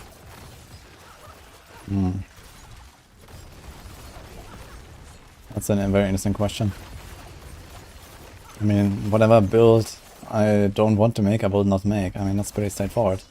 Don't really want to play builds that I don't enjoy. So I don't really ask the question, which one do I not want to make? I mean, what is like a meta build that I do not want to play?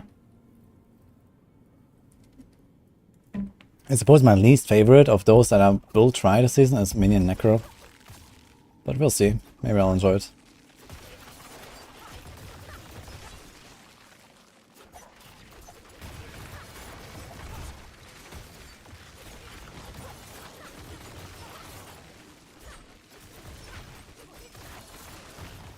Yeah, I won't even make a Firebolt. Like, Firebolt without being invincible. You just like inting. And I don't really want to play an invincible build on hardcore, so...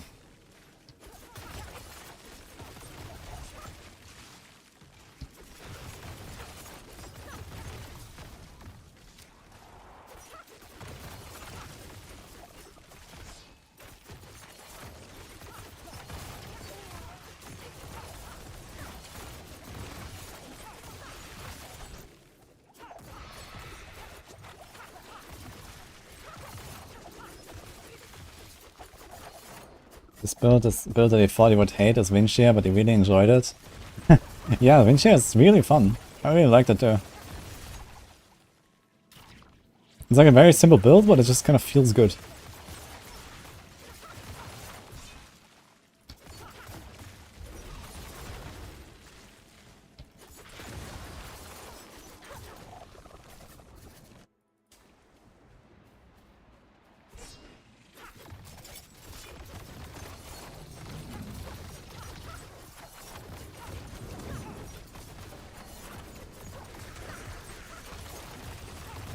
Or like a piece gear together and you're immortal.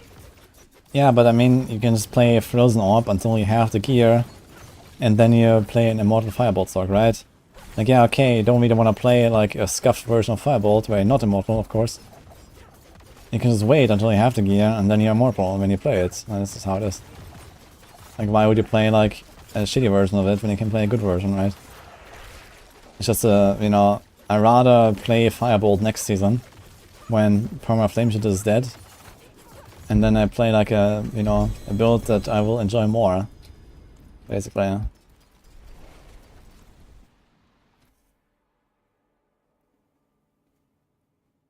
Around 1500 JC. 1500 here.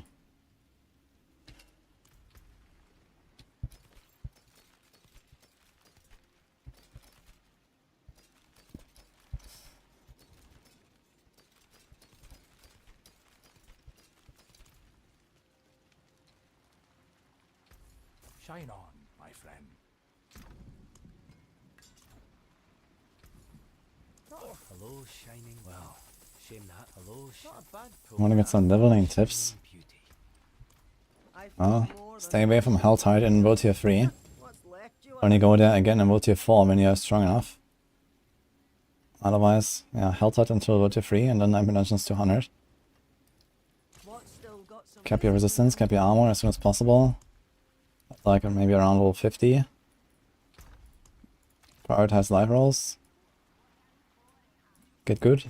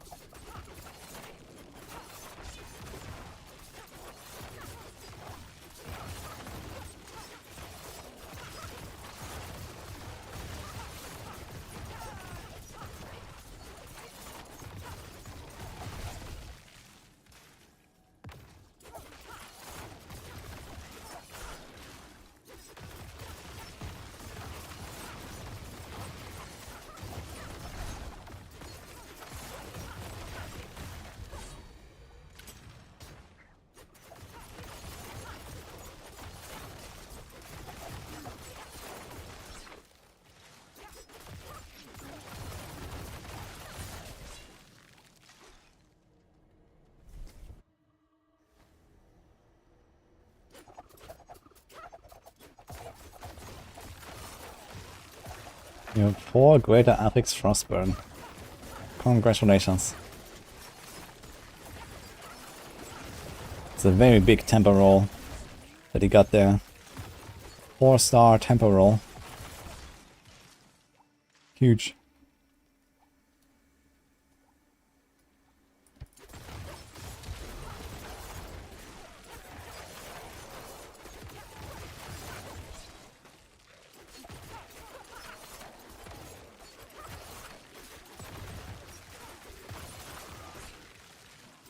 Poison Imbue on Pestilent points aspect.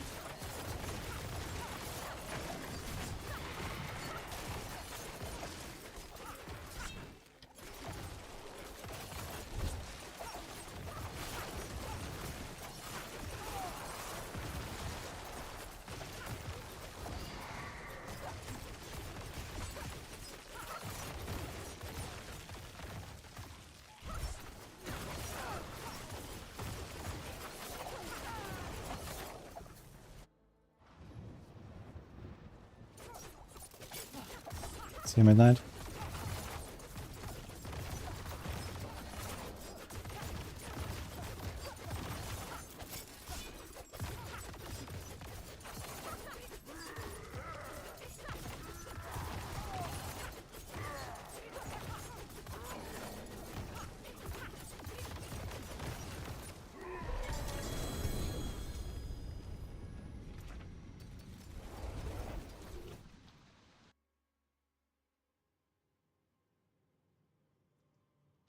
Firebolt Sorc build still viable.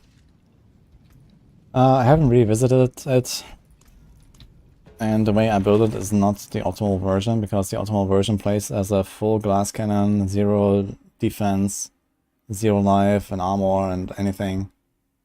Just perma flame shield. Which, I mean, you can take that Brenner and then transform into that, but I've taken like a bunch of defensive choices that you're not supposed to have if you want to play, you know, such a perma invulnerable build. Which is what most people are doing that play Firebolt. So technically it works, but people do perma flame shields, so you can get a lot more damage at the cost of defense that you don't need.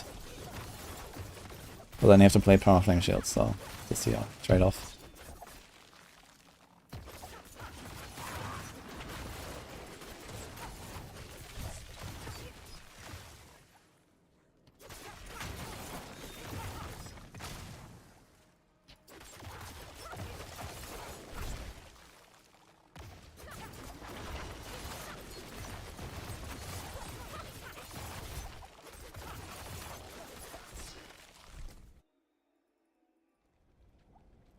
Wizard Blades works.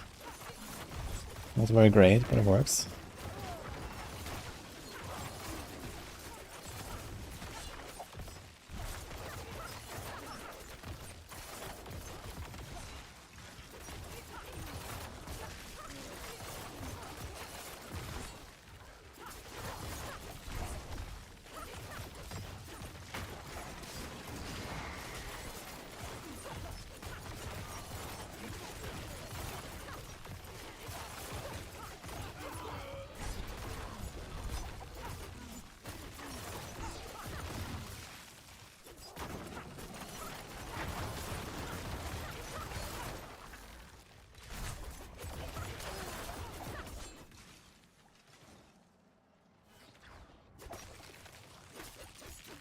Yeah, Heartsick is very good build, Storm.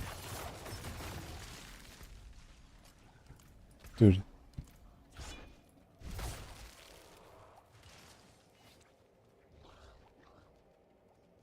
Why are these dark shots floating in such a weird angle around me? You see this? They're going like this here. What? See that?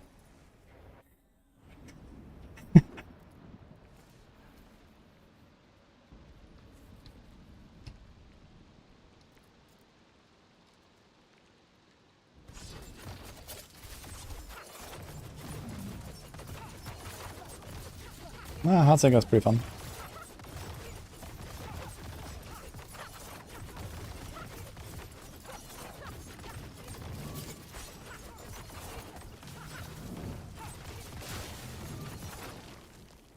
What? How did it hit me? I felt like I was out of the zone there.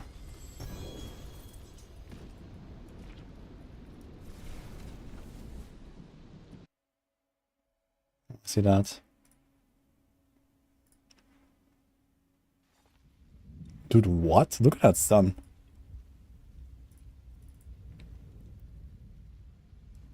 Look at that beam. Where I'm standing. It stunned me. What?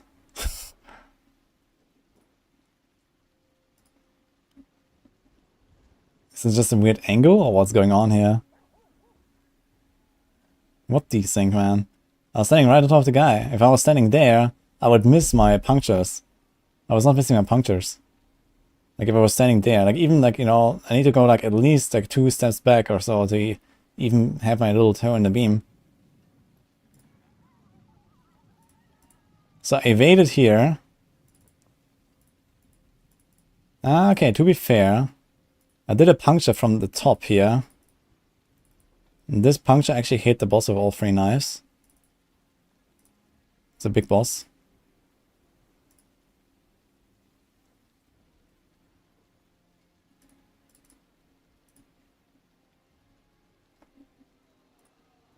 But I mean, I was already standing there for like a second until it hit me.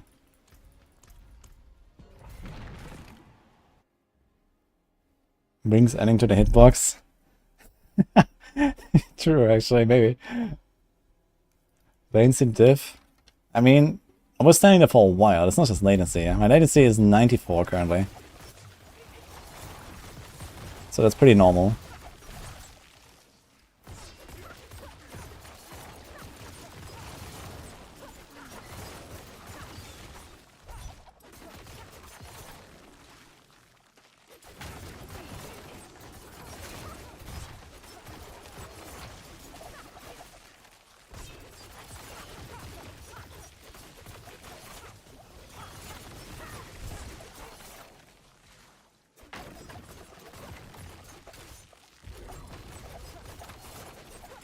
The window scrolled out.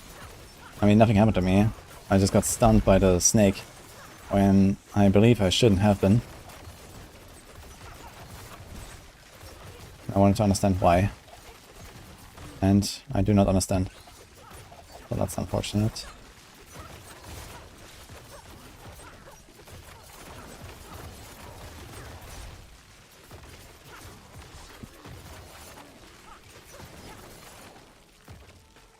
Is it possible to run out of rune shards? I did hear of one person who has run out of rune shards this season. Yes. Sometimes the unthinkable is achieved.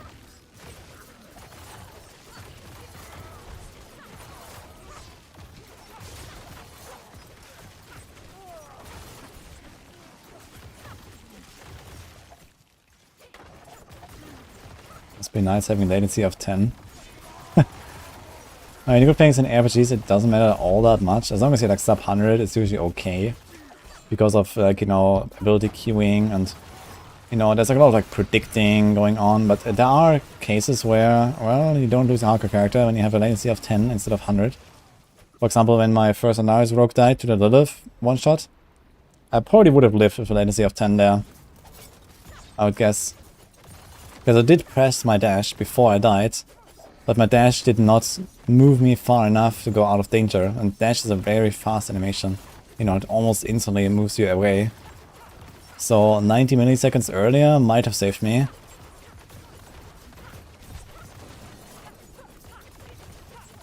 But I mean, those are relatively rare circumstances, I guess.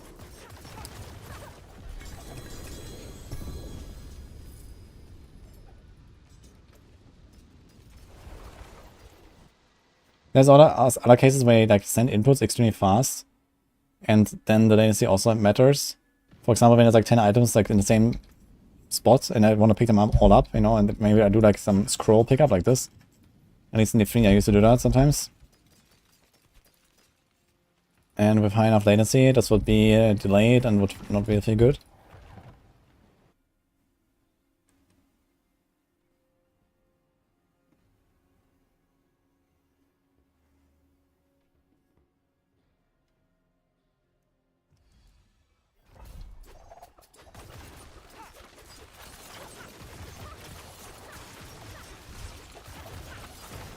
How could I test if wings actually increase my hitbox?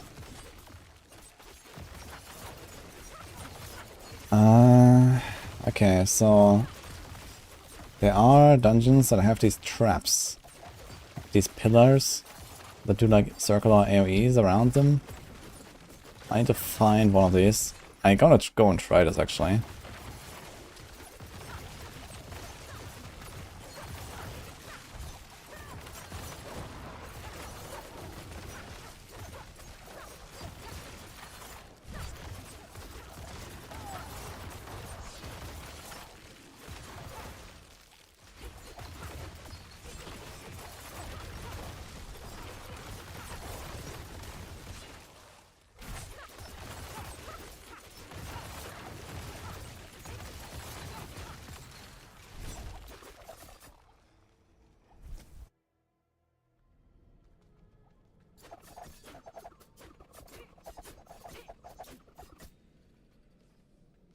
You need a single Turbogator affix in all those bags.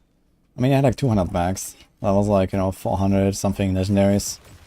I mean, 400 legendaries, you don't get a triple greater that easily. Although the chances are not terrible, I guess.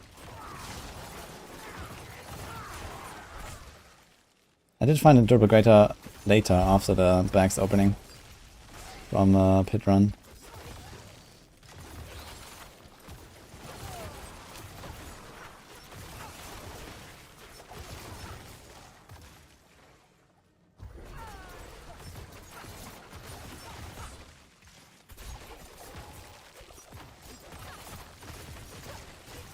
Where to find legendary tempering manual?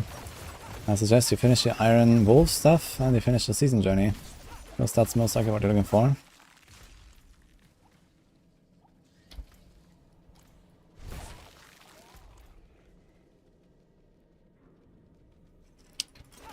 I will be checking out last Hitbox on July 9th and hopefully get world first on hardcore for all of the Uber bosses. Final race.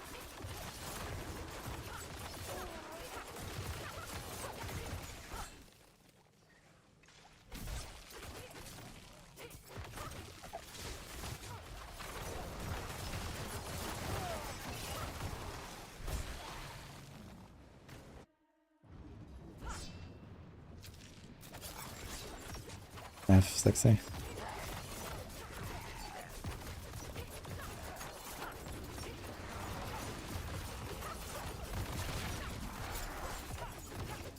Interesting, I still saw the explosion animation. Even though the wall was already gone. Is that normal? It doesn't actually do any damage, right? It's a double greater. Oh, Dex life. Not terrible.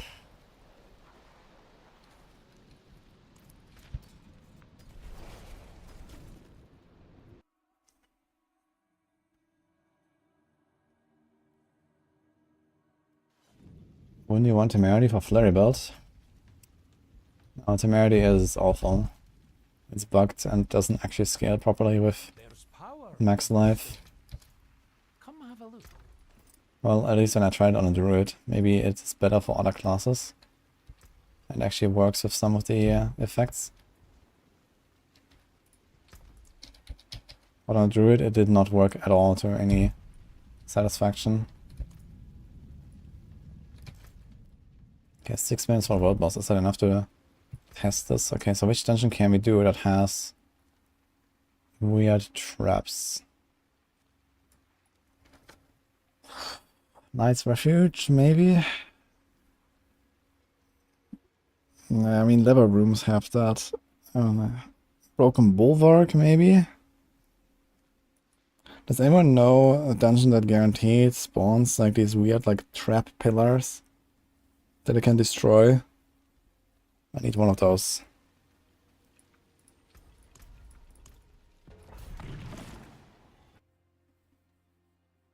Hi, Douglas. Did I fix Andy lifesteal not scanning above 100, or does Master negate that? I don't think they did anything with Andy's lifesteal.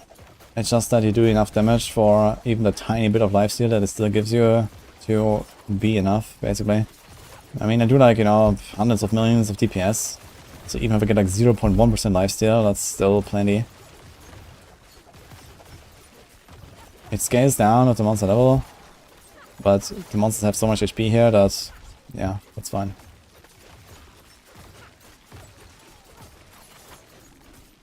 Yeah, I'm not gonna step into the PvP zone to try some weird random shit when people can go and stream snipe me.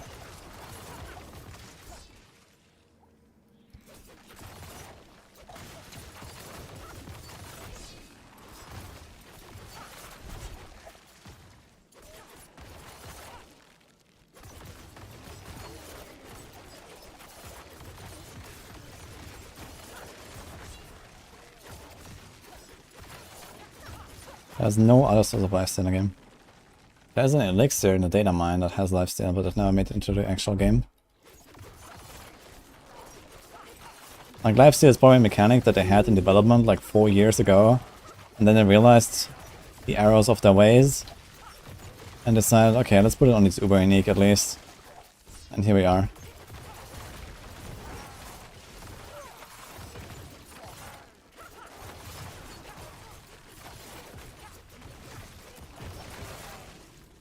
Yeah, I think it even shows up here, right? Defensive. Is that lifesteal? Where does it show? I think lifesteal shows up somewhere in the details.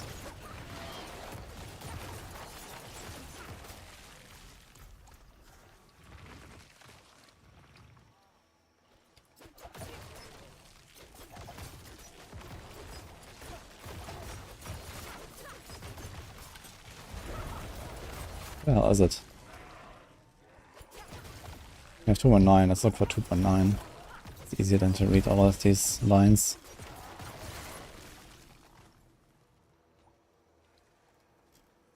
I don't see it. Doesn't it show? I thought it had a tooltip somewhere.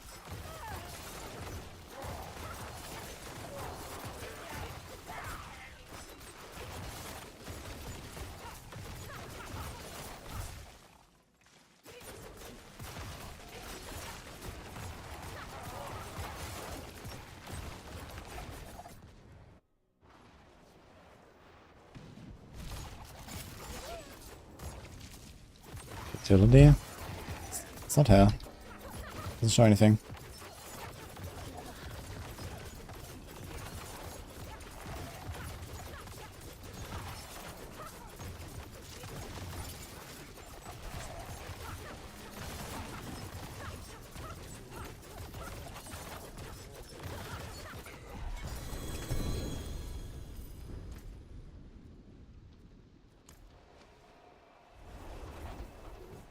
What classes can use on Darius besides Rogue?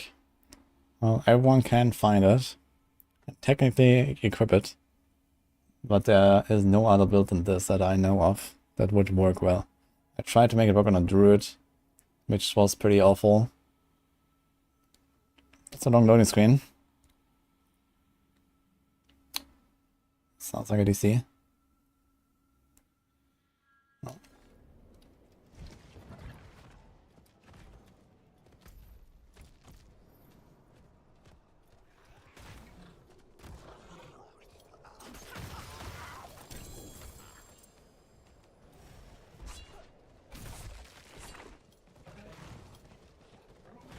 Here's a Bogue. Let's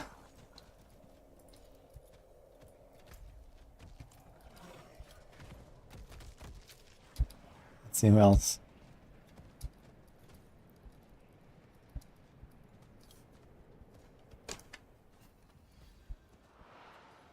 Okay, 50 seconds. Check out who's here. Hello. Greetings. Maquis and Bogue. This guy's called Rotten Rogue. Greetings. He's playing Heartseeker. Hello. He has a pretty good neck. Dodge chance. Is he like a 100% dodge enjoyer? No, he's not. He's a clan PC gamer. Here's Maquis. This is... oh, an Incinerate enjoyer. Look at that. What, 50% firewall size and 130 mastery damage. What a temper. Wait, wait a minute. He's playing firewall? Yeah, he's playing Incinerate, rank 5 out of 5. So you can't see the skill tree, but you can see the ranks that have invested.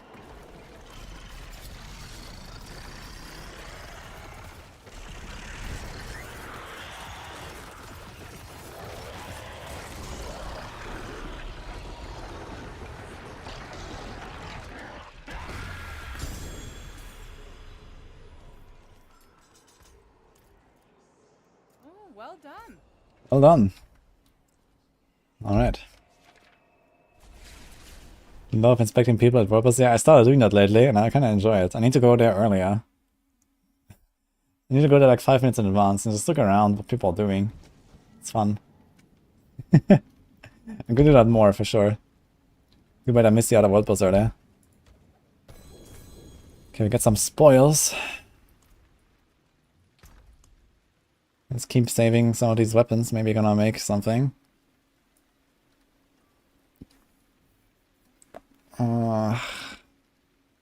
Percent damage and crit damage on a dagger. I mean, technically you can just use this. Roll of the crit damage and go put dex. Yeah, at least the 1 GA.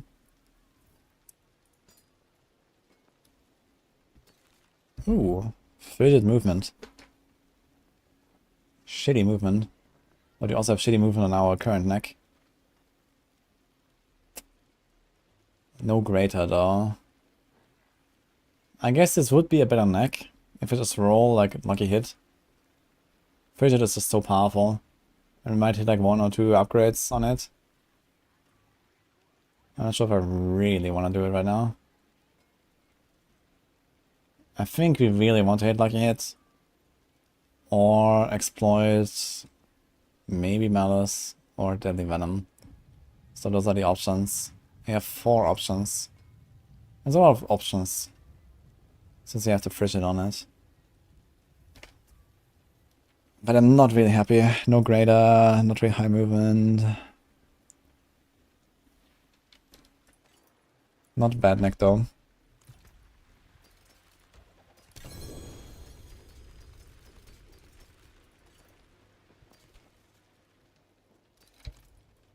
There's power in the stone.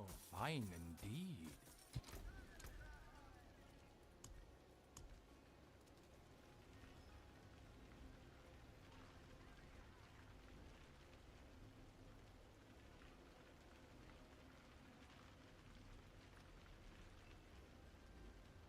It's a bit strange.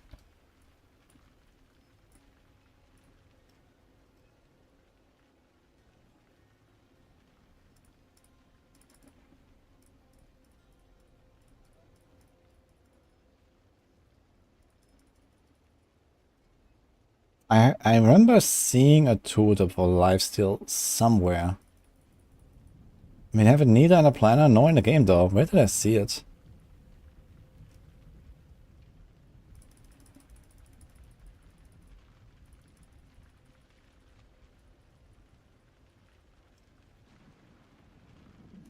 It's not here.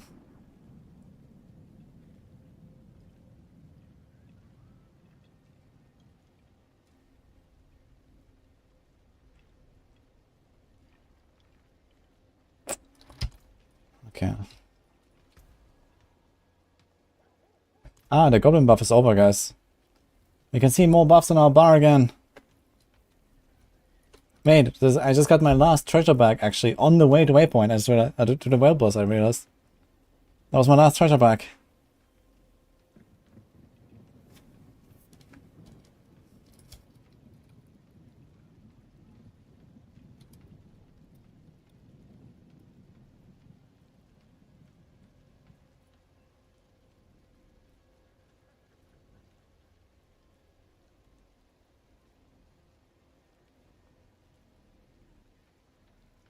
Lightning Storm Druid guy is playing with 5k armor, huh? Have you heard of this?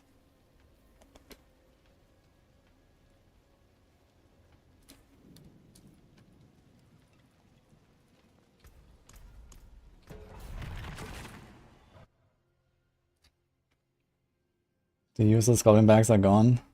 Ah, they weren't useless actually. They were actually pretty good after the fix. Lifesteal was in D3. Yeah, vanilla D3 had lifesteal. I don't know, but I remember seeing a lifesteal tooltip in Diablo 4, but I can't find it now. Like, it's not showing in my stats. So I'm not sure where I saw that. I don't think I'm tripping.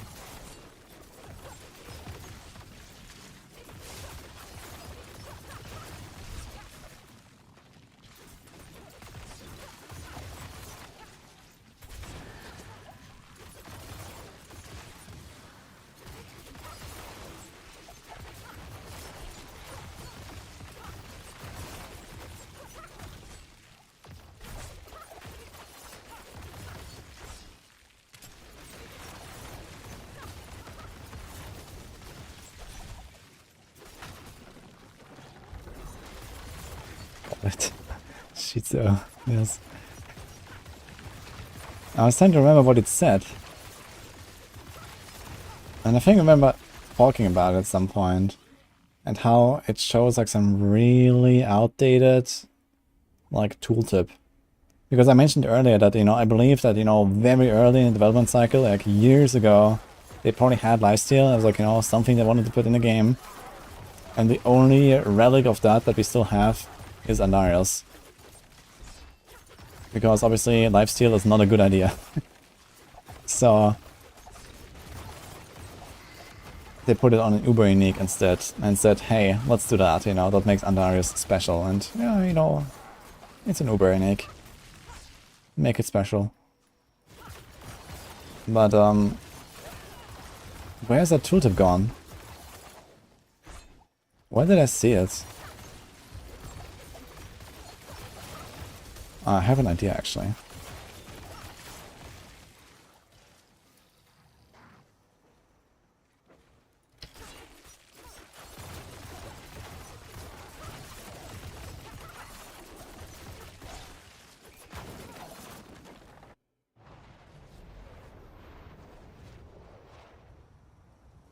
No, my idea was wrong.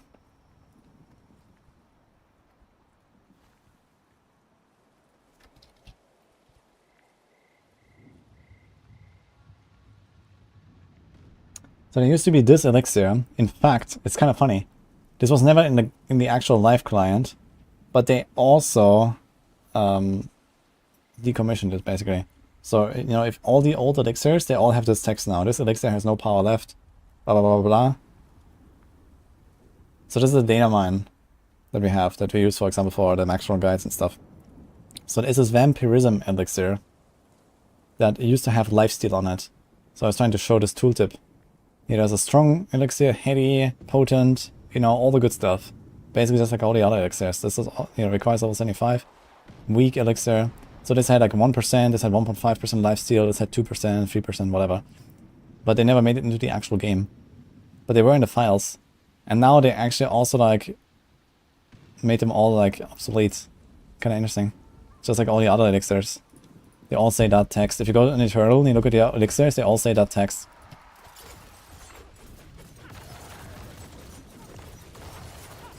Lifesteal is instant. There's no like PoE style delay or weird mechanics or something. You deal damage, you get healing. It's pretty OP.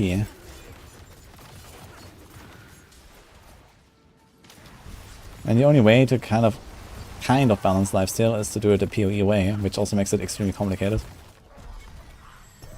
I mean, there might be better ways to make it less complicated and still okay balanced. But yeah, generally lifesteal is not a good idea to have, I guess.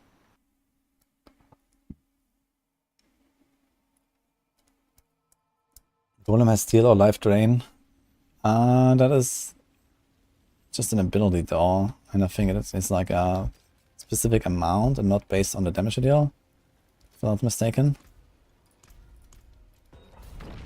Yeah, it's the blood golem with your second upgrade, I believe.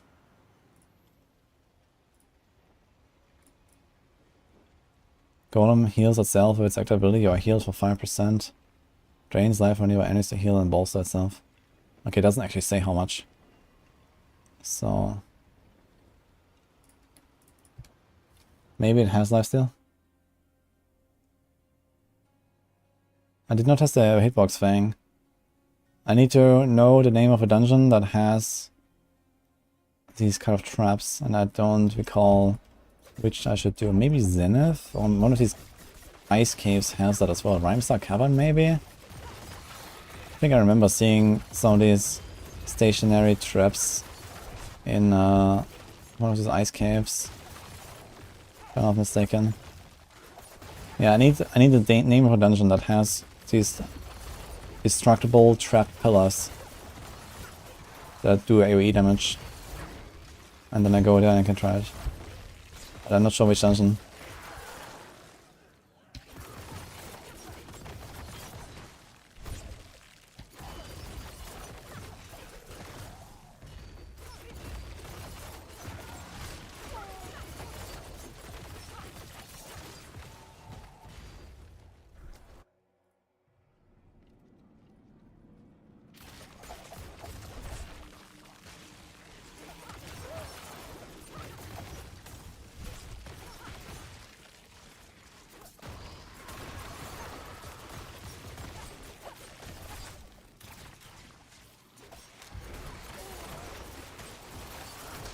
Whoa. Cold Spider and the crossbow, huh? Alright then.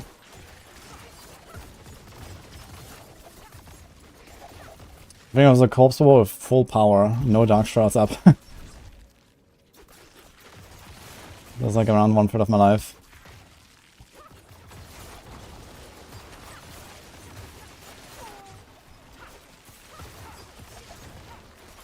And this, ladies and gentlemen, is why you run concealment on hardcore.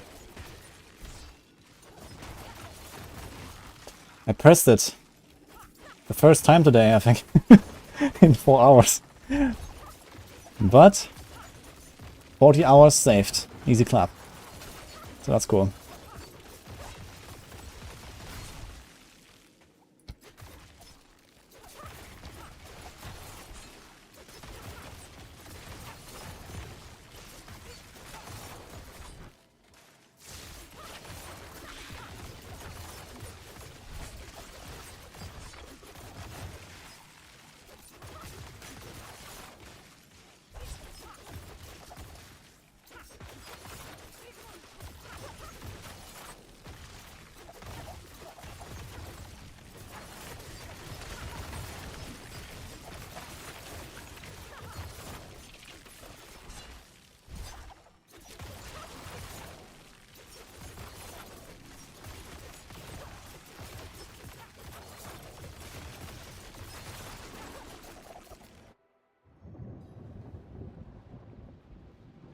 No Peter with the raid. Hello guys. Blasting pits, then what? Yeah, I'm gonna spec a flay barb today. Soon actually. I've been grinding a lot on this rogue, so we have a lot of mats. Actually have to go farm some Angel Breath at some point. We'll see about that.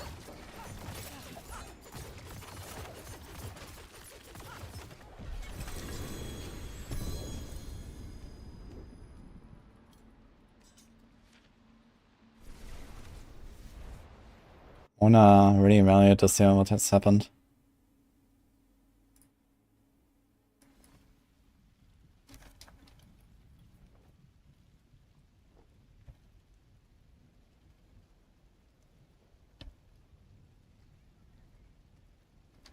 So I was tunnel visioning the shrine, which is a lethal shrine that does literally nothing for my build besides slightly more Dark Shroud and, well, actually not even slightly. Much more Dark Shroud generation and siphoning strikes, I suppose. But not really. So here one spider is blasting me from right from behind. But because of lethal shrine, my Dark Shrouds actually go up to 5 instantly. But here I got frozen. 3 Dark Shrouds. Dude, how did it take so much damage? Look at that. So 5 Dark Shrouds, 4 Dark Shrouds, I'm still full. Boom, like what the fuck hit me for this much? This was actually the crossbow. I think this was the crossbow, you see this here? Yeah. This is the crossbow coming in. And I have 4 Dark Shrouds. And it hits me for half my life, man. What the hell? If I walk into one of these runs, I'm actually just one shot without Dark Shrouds. At 4 Dark Shrouds, I have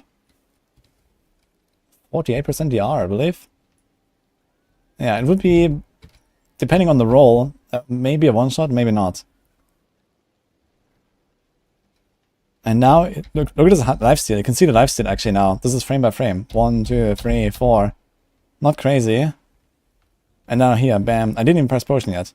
Bam. And here goes the lifesteal again. Look, there's a lifesteal.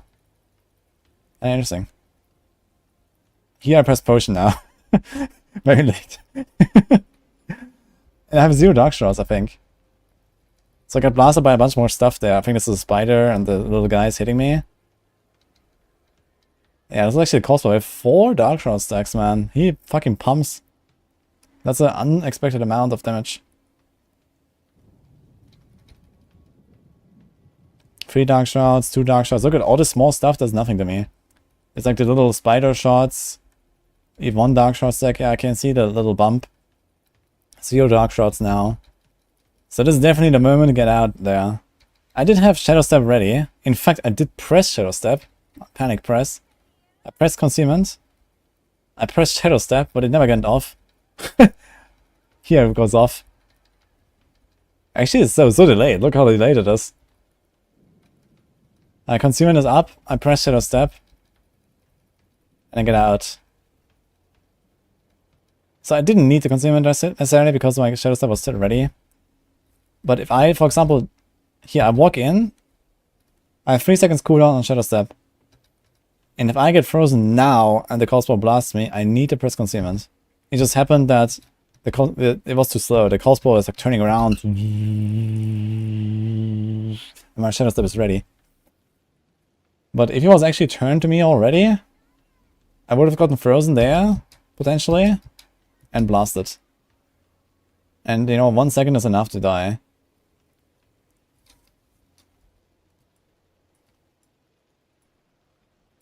That's why I have concealment.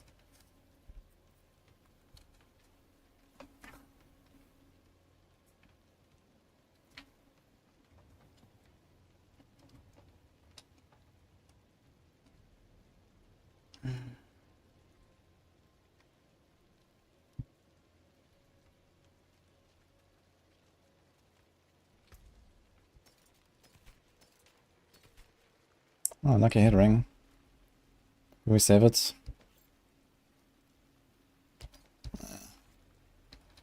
It's not terrible though, I'll save that for the Barb, maybe. 6 crit and life is kinda cool combo. Come, traveler. The stars of sanctuary await. We love the heal over time node for concealment. Yeah, it's kinda cool. But realistically, you don't care about it. I mean, especially on this build with the lifesteal, you're just gonna heal anyway. From the dots.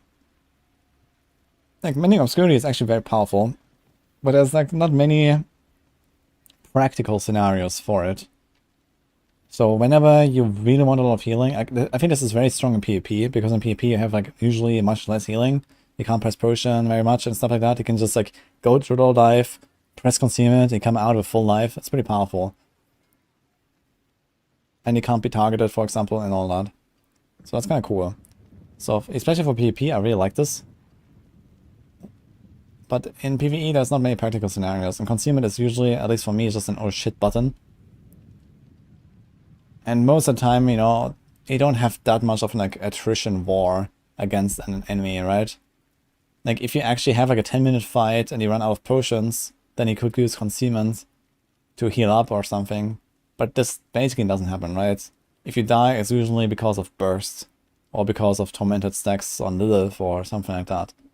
So I don't really need this. And even if that's the case, if you want any sustained healing that's undying, and you just go undying, and you have your healing. But yeah, it can be cool. It's just like...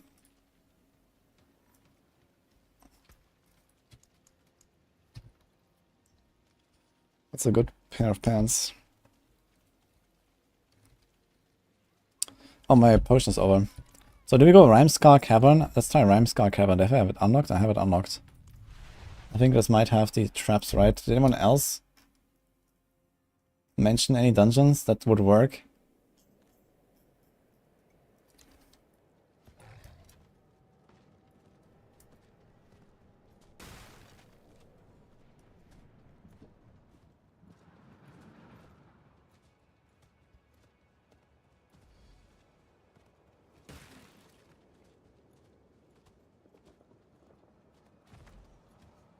You want res and armor and flay pants? I mean, you can put the armor on a chest as well. Res, yeah. But you can also put the armor on a chest.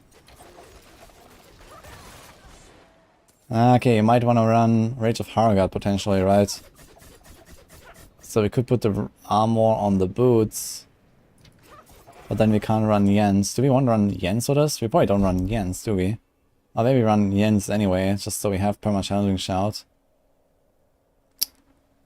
Yeah, this basically leaves you with armor on the pants, right? And you're... I mean, you could probably get away with like a reservoir and a ring or some shit if you really have to.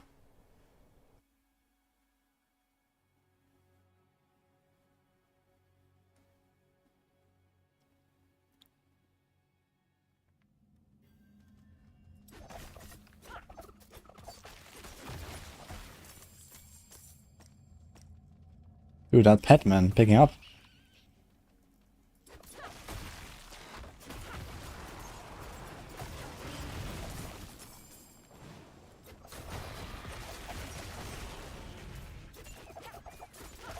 Aspect of encircled wise is better than undying.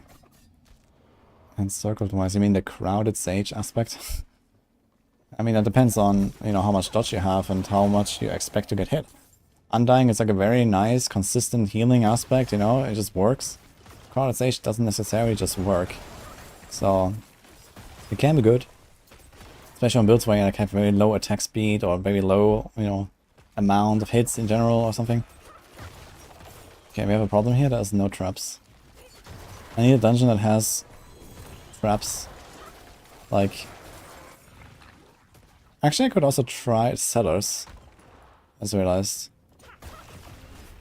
Cellars have sometimes these like health pools in the middle with like the floor trap, the spikes. This could work.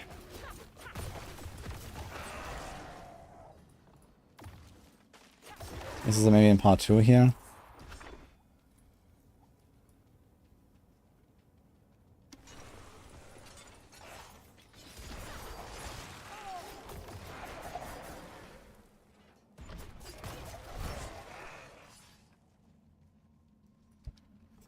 Thank you, right, Rums? I mean, I'm trying to make builds that are fun for people. So...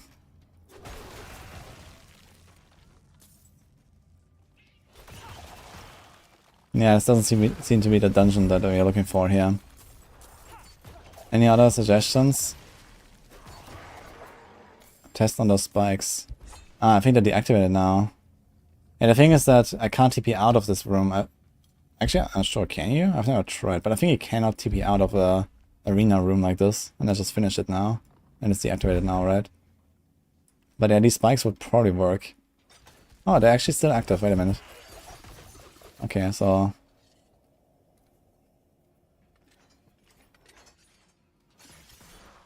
Okay. So... here I did get hit. Now I need to remember where exactly... oh, this did not hit me.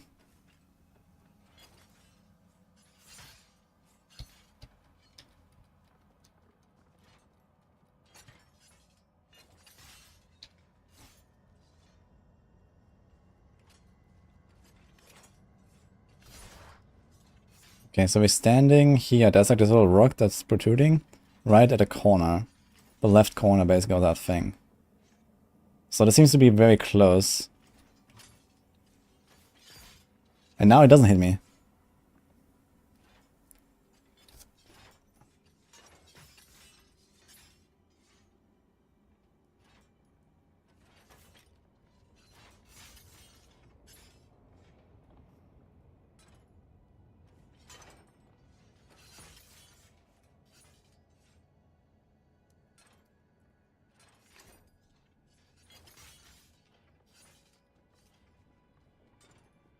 Why does it stop hitting me?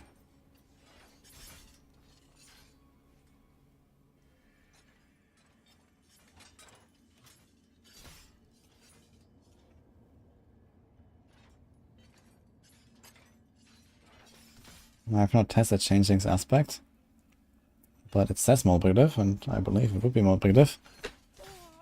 It'll be very easy to notice if it's not, if you do a before-after test. Because it's an 83% damage multiplier on the neck.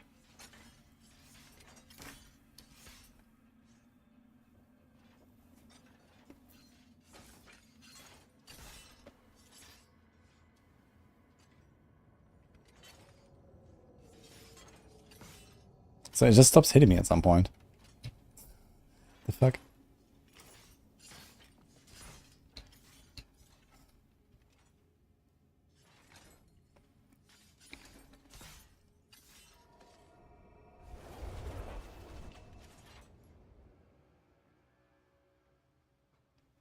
Is it dodge? Oh, maybe it's dodge.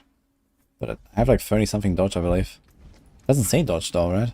I actually have 48 dodge, man. I have a lot of dodge on this build, holy.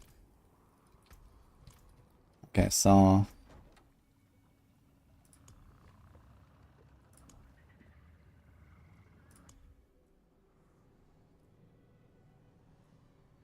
Dude, what? I have 0 headstones unlocked.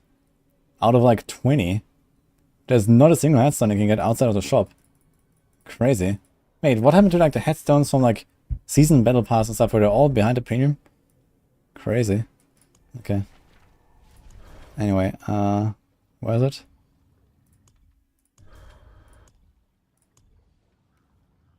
Where the hell do I go?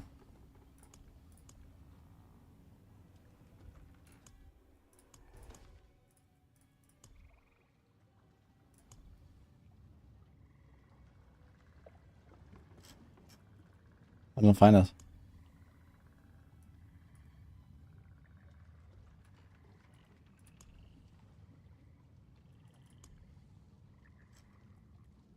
Oh, it's here in the items.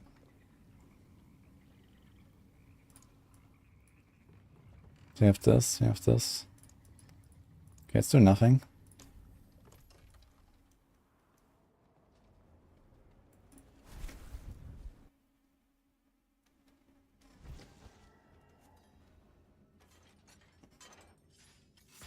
Well, I suppose I'm in grace period right now. Let's try this. So we're not in the air. I did get hit. Currently bigger ass, unconfirmed. Let's try to go in the air.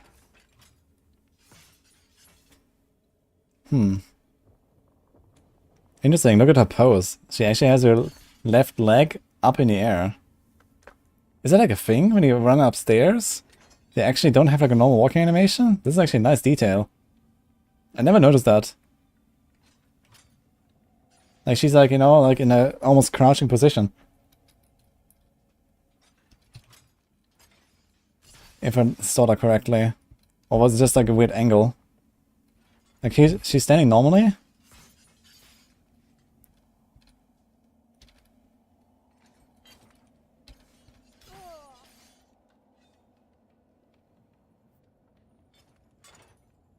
It seems like it's still hitting me for pretty much the same like angle. So I don't think the wings add to my hitbox, really. Yeah, did not get hit.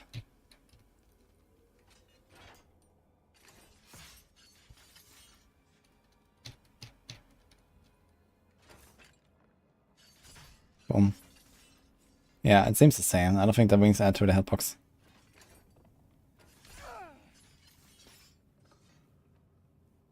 Yeah, I was testing if the wings add the hitbox.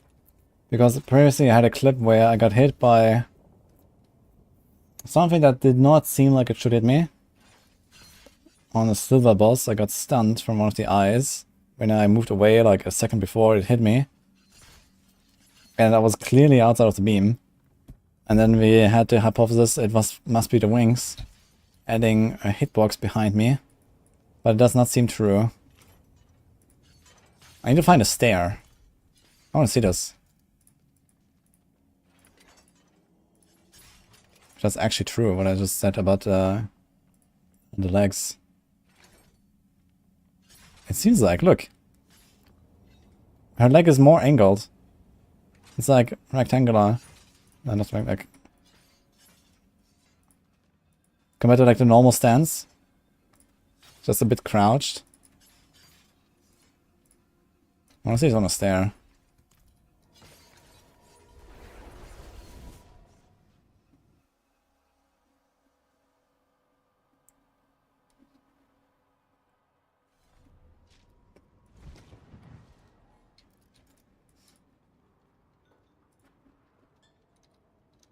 Can I RP walk? Is that a thing? I'm too fast, man.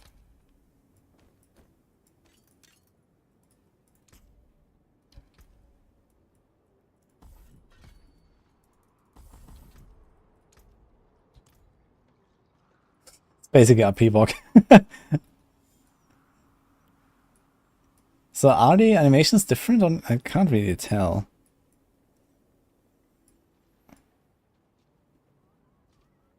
Yeah, controller can RP walk, but on PC I don't think you can, right?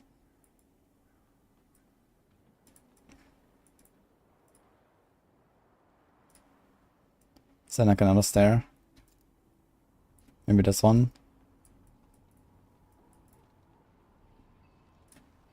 Okay, we are not, like, it's different in town. Like, she's not like, in a combat position. I need to do this outside of town somewhere. Maybe here or something.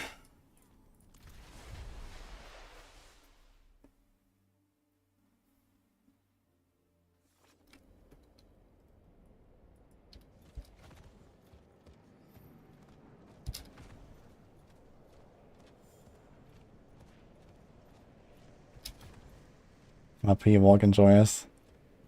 Yeah, I really like to do that. This place reminds me I need to do the campaign playthrough still. Should do it soon. Oh.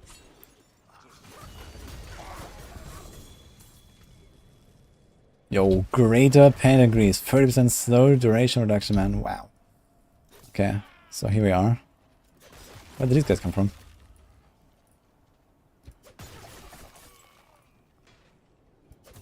Yeah, actually, she angles her leg more on the stair.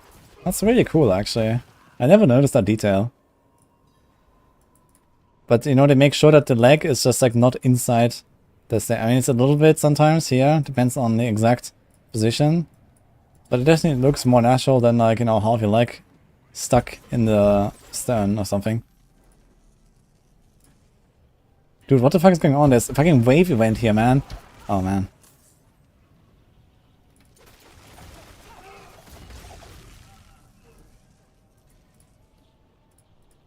How's that the other way around? And I go down. I guess it's just normal stance. Huh. Yeah, here you can see it pretty clearly. Like, first it starts with like the normal angle and then she angles it more. I like it. Yo, double blood maiden login.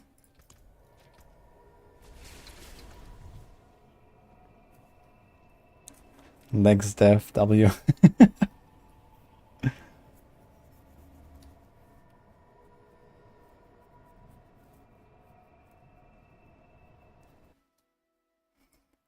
You're really, really picky when it comes to animations. You got a few videos on PoE2's animations. Some look really bad. Yeah, I mean, it's hard to make this stuff look really good, right? So, especially if, like, you know, so many different characters and spells and everything, right? It's a lot of animation work. It's all people, yeah?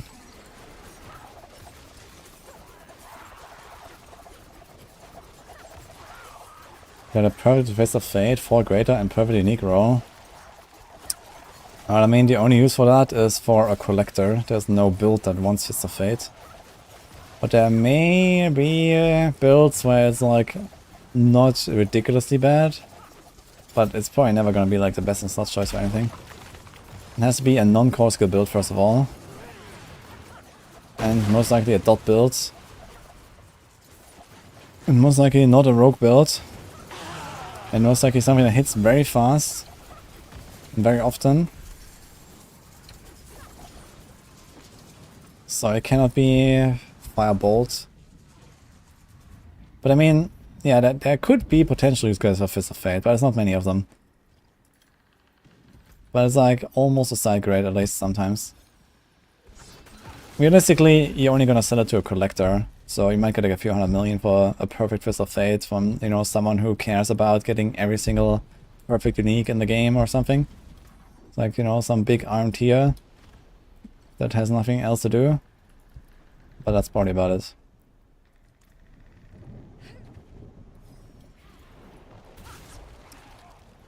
And the thing is that, you know, basic deck builds, you usually want Pain Gorgers.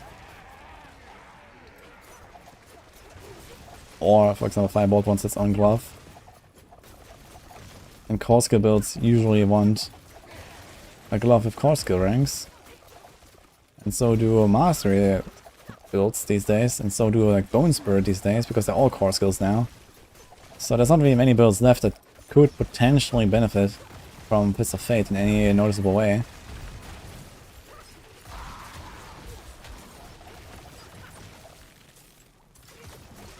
And the thing is that basically none of the greater affixes really matters on that item either. I mean, yeah, okay, you have like a slightly higher chance to daze, a slightly higher chance to mobilize, slightly more stagger. And then you have like this damage proc, which I guess helps mildly. But realistically, nothing really matters. Heartseeker, Fist of Fate. Yeah, that is actually not unthinkable. Because what do you put on a glove? I mean, Fist of Fate, a perfect roll, is an average damage boost of 50%. And you have a percent damage proc that probably gives you something in the range of like 5% DPS. And you give up a crit roll, a lucky hit roll, probably an attack speed roll or a dex roll, and an aspect, and a temper. Now, how much do all these things do? An aspect is probably like, let's say, elements, 15%. Lucky hit roll, it's probably something like 8 to 10. So let's start adding 15, let's say 9 for the lucky hit roll. Let's say we masterwork it up a bit, and as a crit roll, let's say also 9% for the crit. And let's say we also have attack speed, let's say 7 for that. So we're talking about a 40% damage boost that you do not have for not having a glove. And then there's also like a hit chance to CC roll, but you get 2 of them on the Fist of Fate. So Fist of Fate is actually better on that end, slightly. So let's ignore that.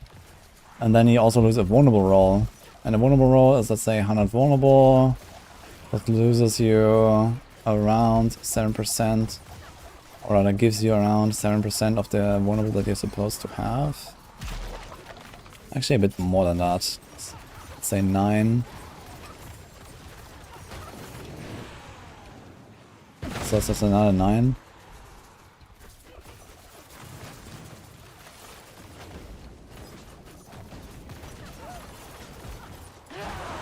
But you see, what? Yeah, this is actually really close.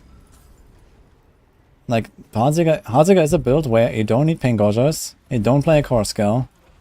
So that's like the optimal scenario, basically.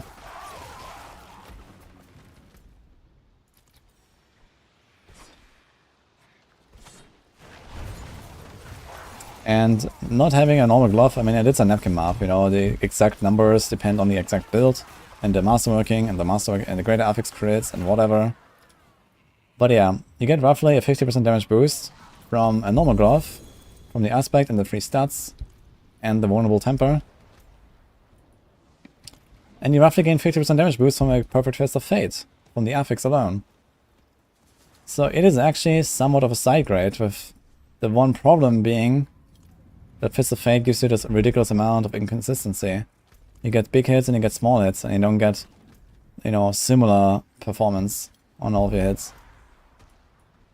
And that is the real problem with Fist of Fate. It's actually not a terrible item in a long fight. It gives you roughly what a normal glove gives you. It's actually a kind of competitive unique. A kind of strong one even, in the old times. Pre-Season 4. The thing is that pre-Season 4 the game was so easy that you didn't care about getting like maybe slightly more damage on the Fist of Fate. And then having to deal with the downside that, you know, sometimes you just deal 0 damage. Which is a, you know, very noticeable downside. What the hell? Triple greater. What do we do now, guys? Rings, I suppose. That's a kind of funny sight. Have you seen this?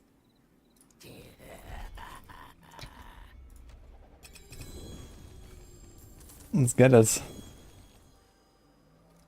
Take it all.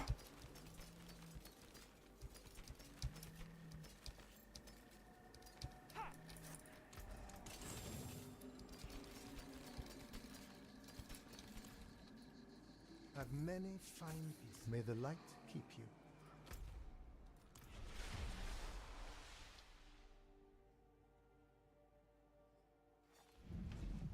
Hey Boiler, how's it going? Buy the 4GA Fist of Fate and try it out. I don't need to try it. I've tried Fist of Fate in the past, and I know how terrible it feels to play with it.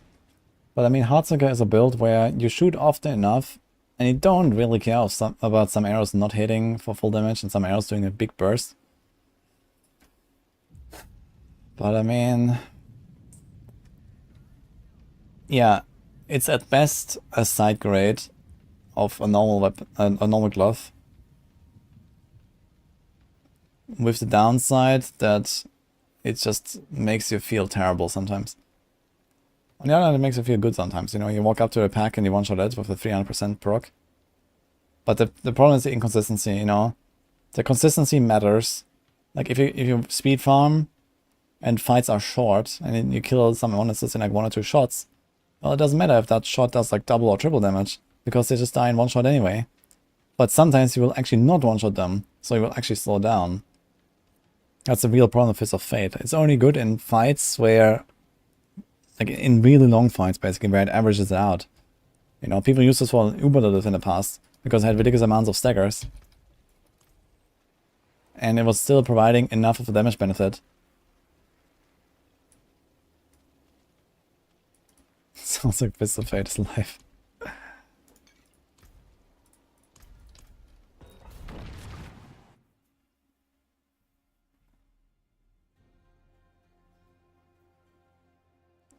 Removing Juggernaut aspect removes HP without a clear explanation. I mean, I think just like altering items in general removes the HP that you got on that item from your character at that moment. So while you're like enchanting or masterworking or whatever, it's just like you lose life in town. Yeah, it's kind of weird, but that's how it is. Has nothing to do with like Juggernaut specifically. Every time you masterwork your gear, you end up with like 0 HP. Because it just removes that life that is on the item from your character at that moment.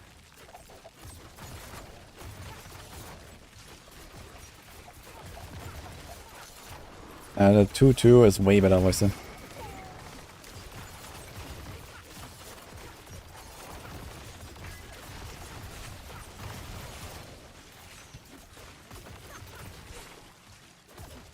Malice is not that crazy for, like, basically any rogue build. Malice is fine, but Malice is not like a crazy passive. Even on Heartseeker. Which one is best to hunt for greater affix uniques or legendaries? Blood Maiden farm, I think, is still the best.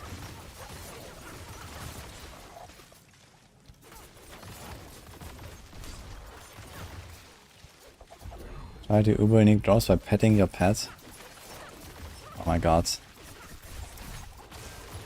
Does it come from the creators of the pity system TM? Sorry, the discoverer of pity system.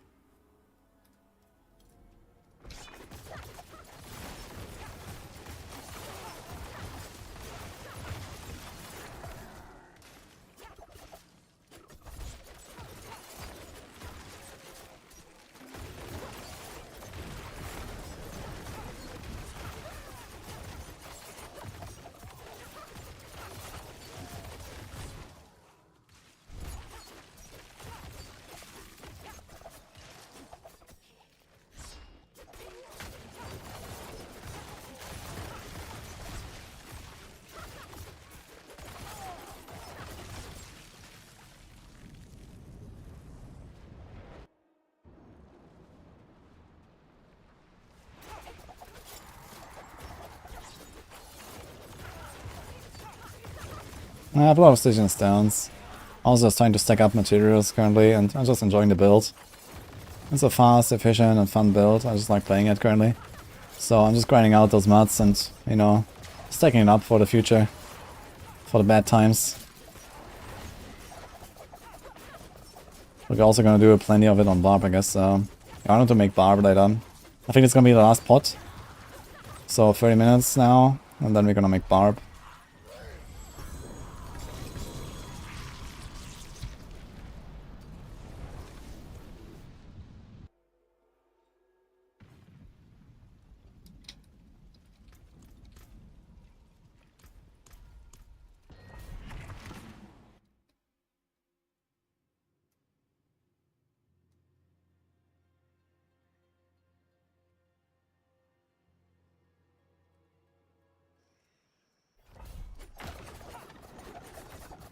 Hey Ma and friends. What are you gonna play the LAN?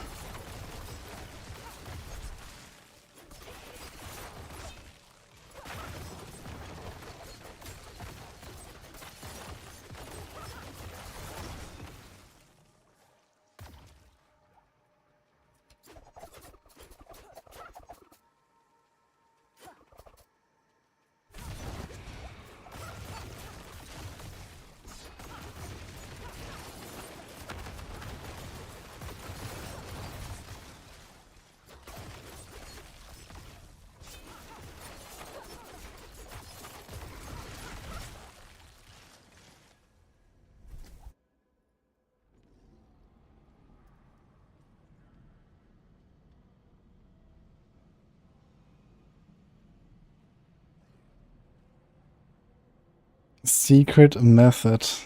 New secret method. Oh boy. Hey everybody,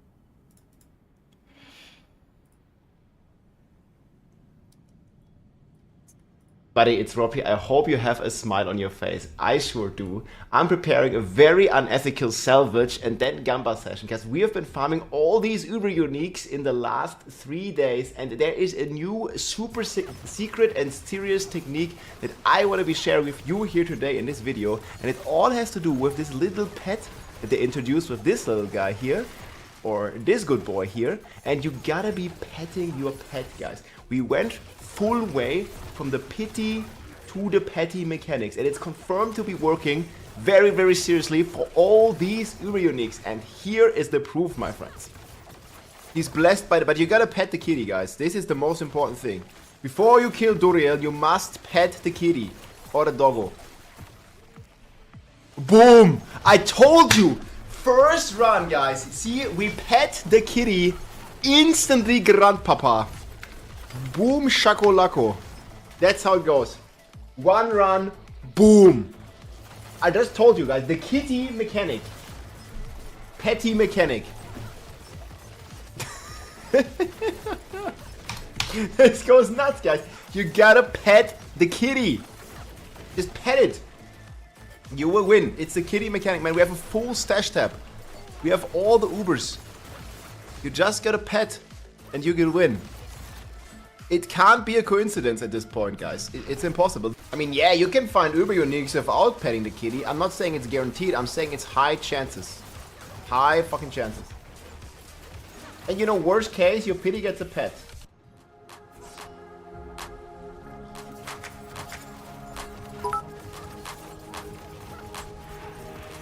We hope you're right. Exactly. RT Stack, this guy gets it, Mann. Ich schuld dir noch ein bisschen Deutsch-Tag, also Grüße gehen raus. Also ihr müsst vorher eure Katze oder euren Hund ausreichend streicheln. Dann gibt's auch Uber-Unique. Here, you see, I petted the kitty. Proof number 2. I said it in German now, but we also keep saying it in English. Just pet the kitty, guys, another Shaco. This is like my Shaco number 12 now or something. It just works. Shaco number 12, holy shit. So wait a minute, this clear is at 5:32. And this one is at 4:04. So there were 1.5 hours between those two cuts, by the way. I don't know what he was doing, but... Exactly, man. RT Stack, this guy gets it, man. Was it the same people? So, and Barbarossa, these are different people. Schuld dir noch ein bisschen Deutsch. I said it in German now, but we... Kitty, get the kitty. Last second, we got the kitty, guys. Boom! Every time we get the kitty... Sorry man, I can't. So, goodbye.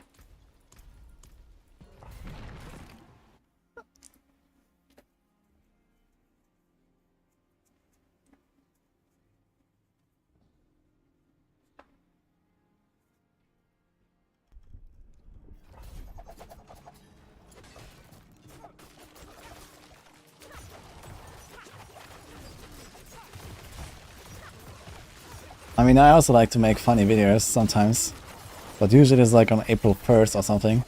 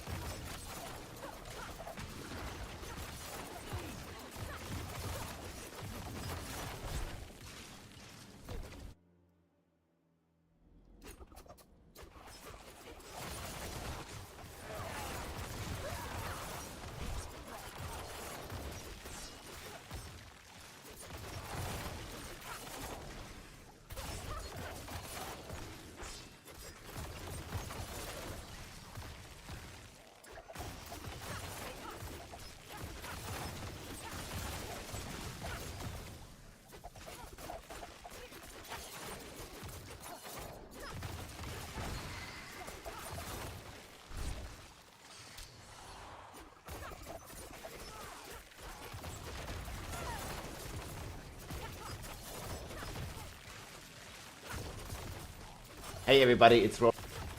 So this video has... I want to check that again actually. The dislike button is not a standard feature of YouTube anymore, right?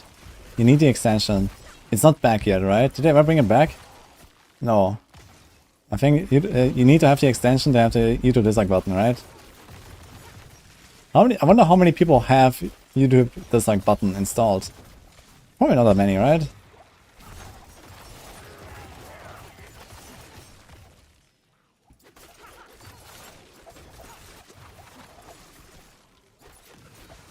Are Chinese petting their pets? Yeah, of course they are. This is why it's true and real. Because the Chinese said so. Just like the pity mechanic.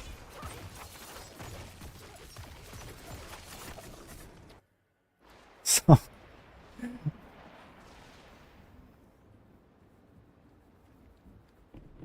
Ouch.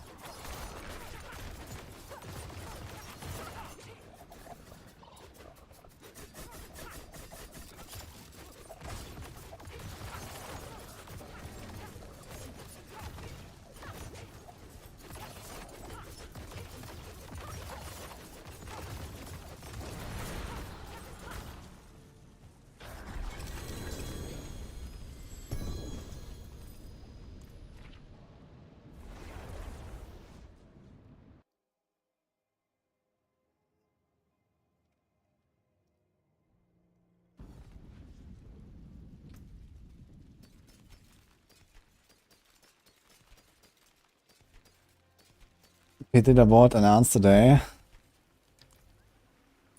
I don't think it's coming like before the expansion, but who knows? Maybe you're gonna put it into the game. That'll be cool. But we are planning to potentially open the pit leaderboard on Maxroll again later in the season, like probably like 2 weeks before season end for 1 week. So people can do like one last push.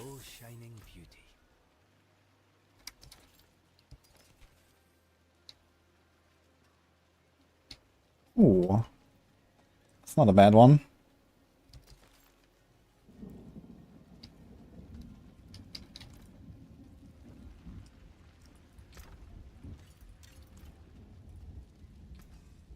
What's still got some good in it? Return soon. You wanna get a people for domain and boss? I will actually make my flay barb soon, and then it would be kind of ready for domain and bosses.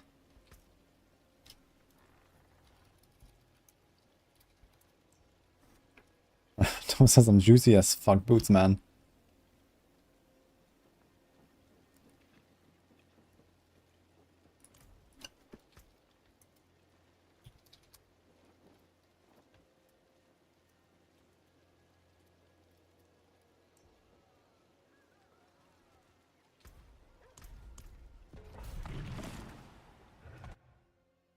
I'll make a flay barb.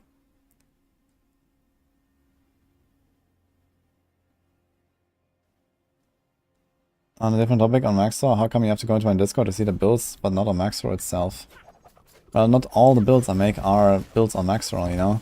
I have a few guides, I have a few rogue guides basically on Maxor, and you know, most of the other builds are handled by other people, you know? You have Chronix and Necro doing the Necro guides, we have Boiler and Fluffin and Moxie doing Druid guides, we have Snail and Sloth and Condis now on Barb and so on. And, you know, I do a lot of my own stuff as well that has nothing to do with, like, Maxroll directly, basically. So, you know, I make my own planners, I do my own takes on builds.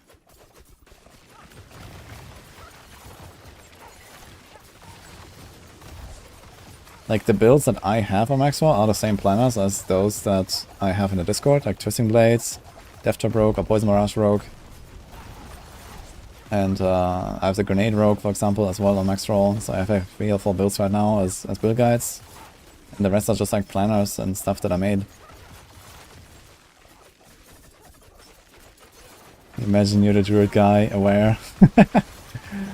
Yeah, I mean, you know, we have like people that main a certain class. It's kind of like how we roll. You know, like I'm rogue main. We have maybe a rogue main, dark side a rogue main, so we're handling the rogue guides basically. We have boiler, druid main, he's handling the druid guides. And yeah, okay, in some seasons, you know, this class is more popular, some seasons that class is more popular, that's just how it works. Depends on the meta. Like my guides right now are, you know, probably not really getting any views, you know, despite, you know, they have my name on them and stuff. Because I have like 3 C tier builds or something, you know, so that's just how it is.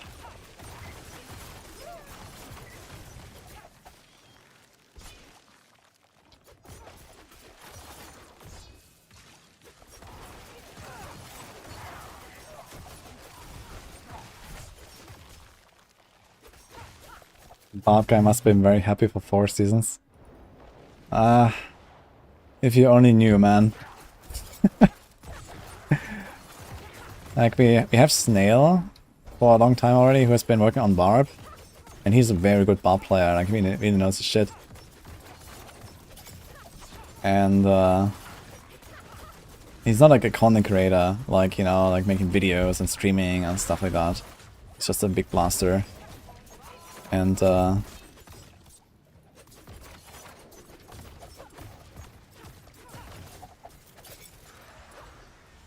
that, you know, makes it, you know, it's like a disconnect between, you know, the popular builds that people see, you know, from other people, for example,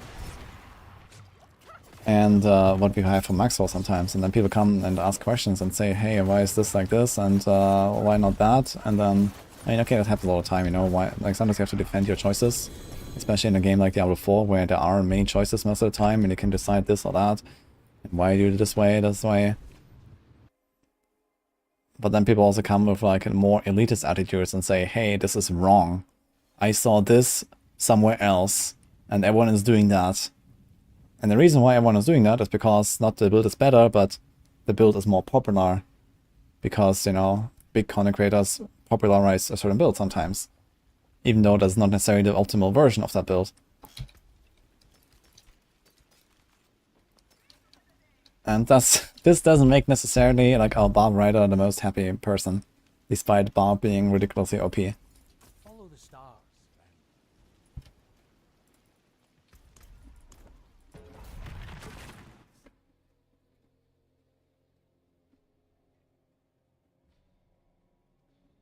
Can a barrage poison bit speed farm pit 60? Yeah, it's actually farm like 80 plus of that, 85s even or so. Like once it's like optimized, it's pretty strong.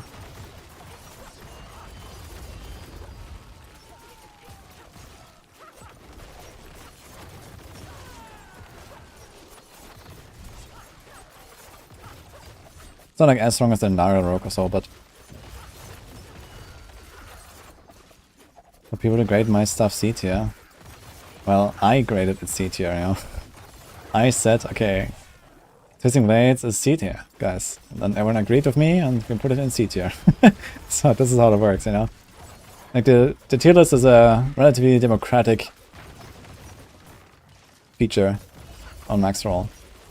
Like we have big meetings, you know, like the big tier list meeting right before season start, after we've done our builds, our Theorycrafting, and you know, our testing, and the patch notes are out and everything, and we sit down for like 2, 3, 4 hours and we go build by build, tier by tier, tier list by tier list, and we say, okay, where does this go and why? Like, how good is this? Okay, how fast can you do pit 100 on this build? How fast can you do it on that build? Can this build even do 100?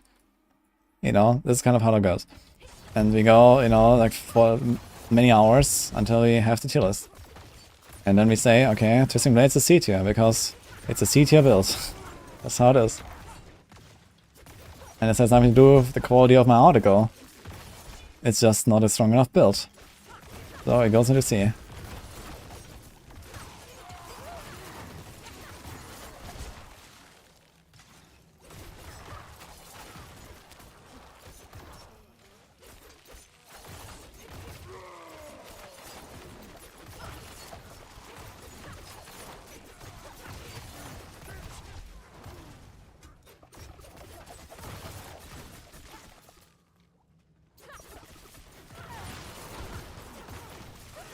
Icy veins, man. Holy.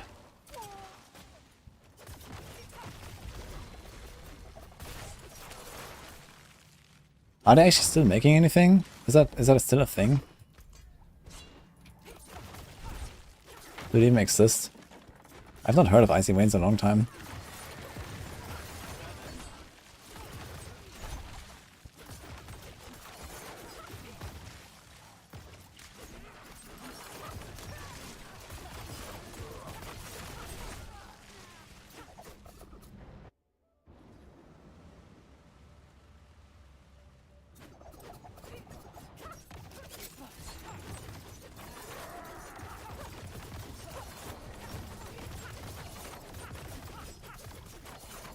Oh, Nila. Got a screenshot of Telephone hitting for 20 million in a video. You try to share it with us. You mean like on Maxwell Discord or what? Yeah, we can like discuss like Taylor Sorc, I guess. Like we have a meeting on Saturday. We didn't have any meetings now the last few weeks, only like one after the season start to like update the tier list and stuff. And since then we've been kind of like waiting. And since we get the mid-season update patch notes tomorrow, it's like perfect time. We have our meetings on Saturdays, so we're gonna discuss maybe Taylor Sorc, maybe gonna make the Incinerate finally.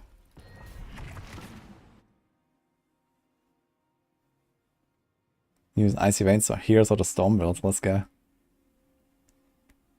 That's sort of, I didn't try to be disrespectful to Icy Veins.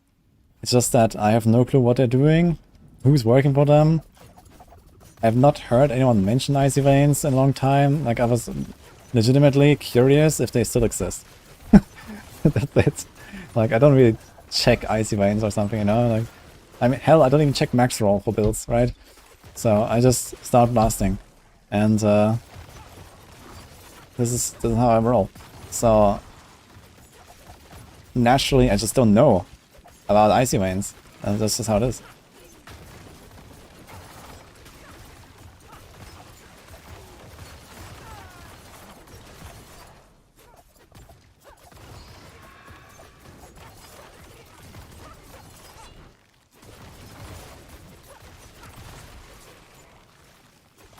Gazi does Necro builds on Icy Veins. Yeah, I mean, Gazi is a pretty good content creator, I think.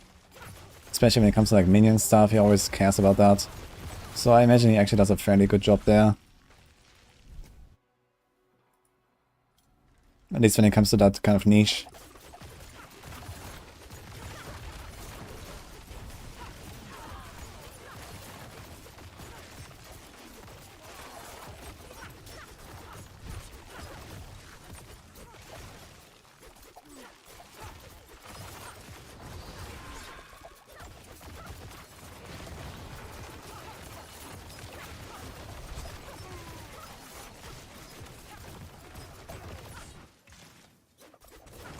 And 5 will bring Armory and Loot Filter. Yeah, I mean Armory is very likely. Loot Filter, I'm not so sure. But Armory is something that is probably the #1 requested feature. And it was not mentioned in the expansion. And we get a PTR for Season 5. Which means we probably get a big feature, and I think it's gonna be the Armory.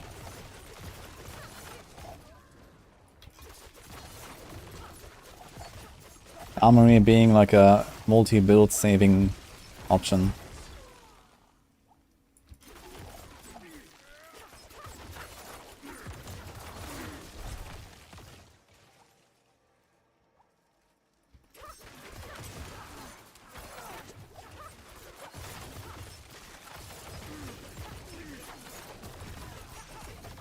Like if Armory was an expansion feature, they should have said that, I think, and they didn't.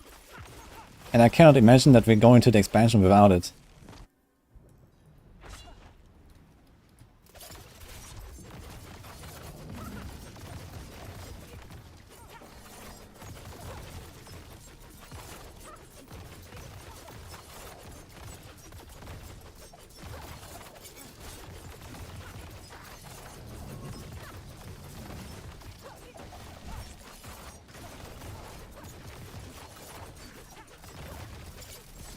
What's my damage? Slither, man.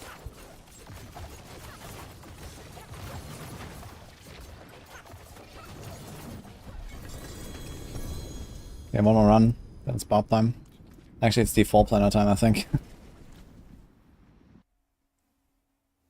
How would X-Files work in his build? Not at all. I mean, okay, technically, I have pestilent points, so occasionally I have a poison imbue on a target, and then maybe a few times per minute you might see an X-File explosion from that.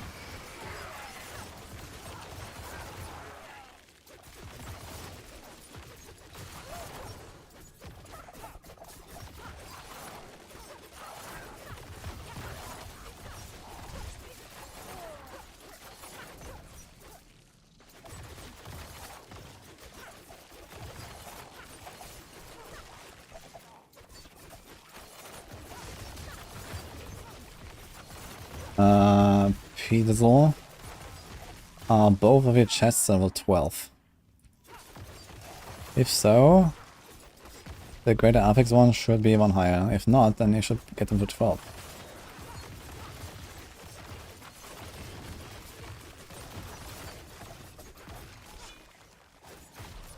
For legendary items, skill and passive ranks increase by 1 for every 30% in total upgrades. 2 masterwork crits are 50%. And then there are 45% of regular upgrades. So if 2 masterwork crits, you have a 95% boost, meaning you get 3 times 30. So a 2 should go to 5 at rank 11. If those 2 masterwork crits were at 4 and 8, and not at 12, otherwise at 12, I guess. But if the other one has a greater affix, the greater affix increases the number by 1, and then it still goes by 30% per upgrade. The same system. The greater affix just adds a flat 1. And maybe your item is not fully masterwork just yet. So you need to go to at least 11 with those 2 masterworking crits to have a 90% boost, and then you will be at 6. And go from 3, plus 1, plus 1, plus 1.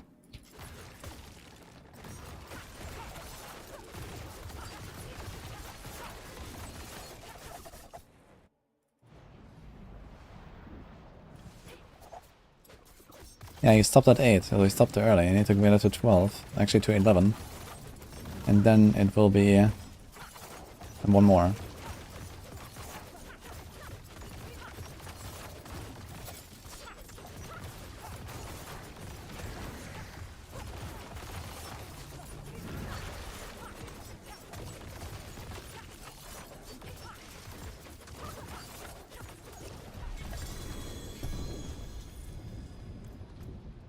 Okay, nice.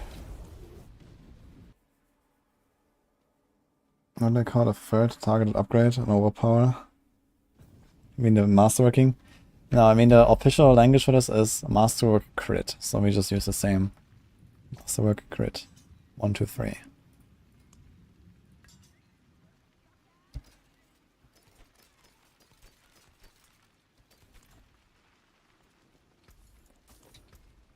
Alright.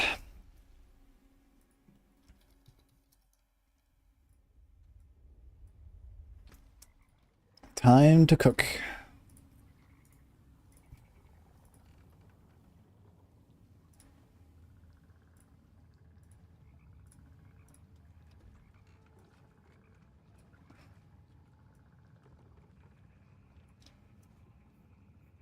Heartseeker is the best build. Until news tomorrow, and then we'll see.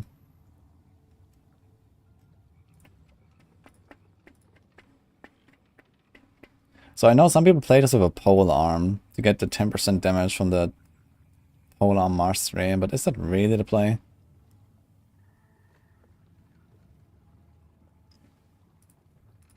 I'm not sure, but maybe. The thing is, if you go Grandfather, some people apparently play Grandfather of this, and I do not understand why. I cannot believe that Grandfather is better outside of some bugged interaction.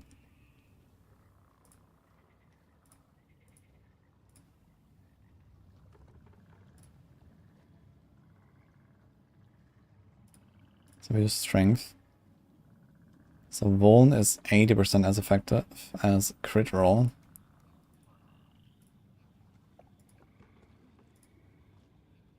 And if you temper, crit has 85% and Vuln has 55%. So you never want to temper Vuln, you always want to temper crit. And you want to roll Vuln. Because the difference is 35% less for the temper, but only 20% less for the roll. So we do something like this.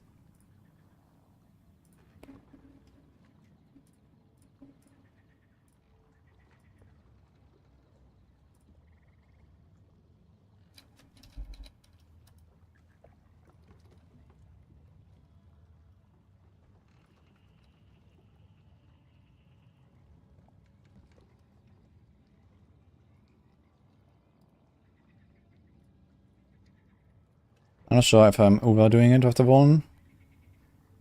We'll see.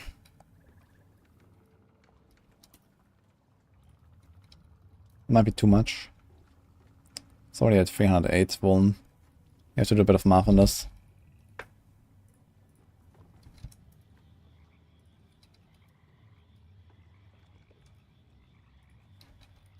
So there's a baseline here. I guess you want something like this.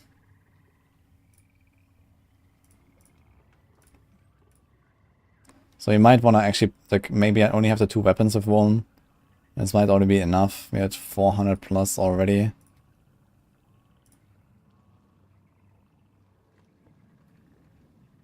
Actually, Flay Duration is probably the play here, right? You probably want to do this even. Because it's just nutty. You have to do a bit of math on like Flay Duration versus crit versus Vuln. Well, let's just set this up first.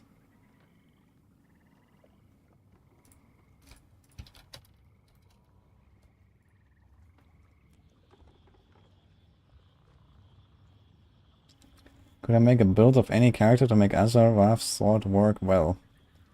No, I cannot. I am incapable.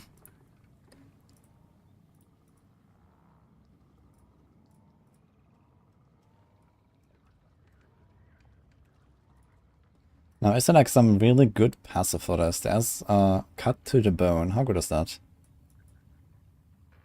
5%. That's actually pretty strong. So you want Cut to the Bone. I think I have a Cut to the Bone, actually. We can't do it from Wallop. Cut to the Bone it is, right? It's pretty powerful here. What else we got? Oh, shit. Well, crit temper, I suppose. Movement, temper. And let's remove this here. Limit options to current class. So I do this. I'm not sure about the cooldown reduction, if you really need that. Cut to the bone. So that would be cool. There's also counter offensive, which is relatively strong. But do we really want to give out that movement speed? Especially if we go against Blessing, I'm not sure. Maybe not. I think I want movement. But you can see, so we do this. We get damage reduction. 12%, it's kind of nice. There's 10% increased damage for the next 3 seconds. That's also kind of nice. So both kind of works, I guess. Shit. Maybe we do Hoda shenanigans. We'll see. But you don't have guaranteed all powers, right? So I guess not. No, I don't actually need anything. Okay, we're fine. We can reach this. We don't need rallying. Don't need that. We want to do this. This. We could do a war cry. Could do the berserking. We might want to do leap.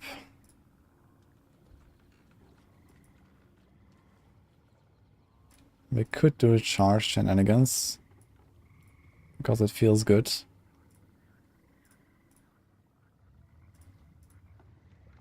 And then, yeah, we kind of need steel grasp though. So maybe no charge. We do this instead.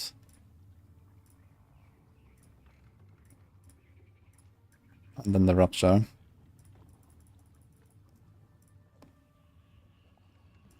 Sort of attack speed.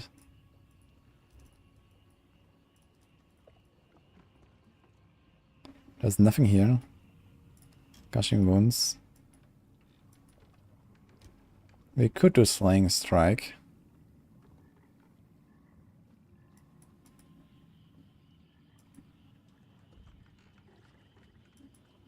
Okay, we might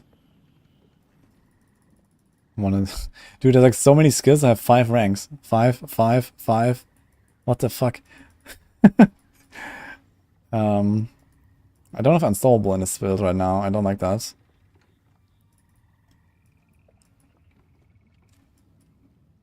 So we could do charge or we could do weathering. Maybe I just don't want to do the war cry. Let me do like only challenging shout. Let me do charge anyway. Like war cry is kind of optional, but we need to get berserking somehow, which is here.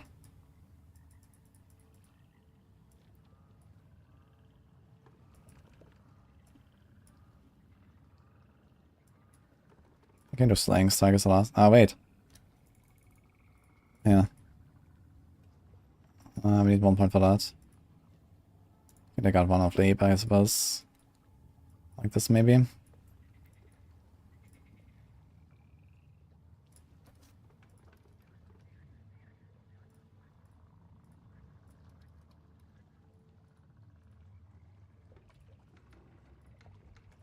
Do we want Rage of Hargard? I mean, this thing has 50% lucky hits, so without any lucky hit bonuses, I get every 5 hits, I get 1 second off. It's kind of nice, actually. Should probably do this.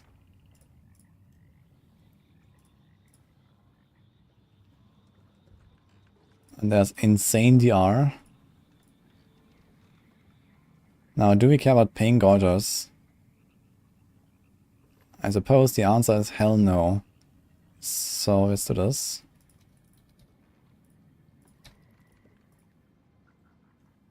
Okay, what about the crit versus Volan here? 58. Is it the same ratio? I think it's the same, right? 0.8, okay, it's the same. We already have a lot of wounds, so I guess you go crit. I have not done that yet, Azorian. We need Iron Skin. We could run Iron Skin. I mean, Iron Skin is really nice if you want to like face tank shit. But I think you're gonna be tanky enough if you put like Knight. Okay, we have 2 uniques already. We do have the R there, we have the R there. I mean, Harlequin is optional, I guess. But it is a really good item for this. They have many skills that profit from the ranks because shorter cooldowns and stuff. Maybe Rage of Hargard is optional. We can do Undying Might. But we could also go for some other. We could also go healing here, actually. It's a lot of healing. 22%. But I think I want something a bit more consistent. And we have Steel Grasp. I think Steel Grasp is not negotiable. It gives me Berserking, it gives me Vulnerable. I think this only works against Vulnerable as well, or is it always? No, it's always, okay. So that's the Might. You probably need Armor. Probably need Res. And Life. Something like that, potentially. And then we do, I guess it's the Imposing Presence. And the Steel Grasp Stun. Because it's cool. Now, do we do Jens? Now, what happens if Jens and Steel Grasp? Oh no.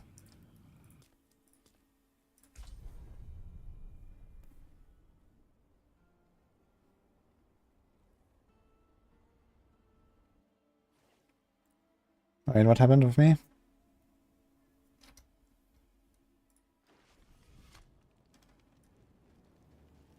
Ranks to defense stance is good now since they buffed 45 DR.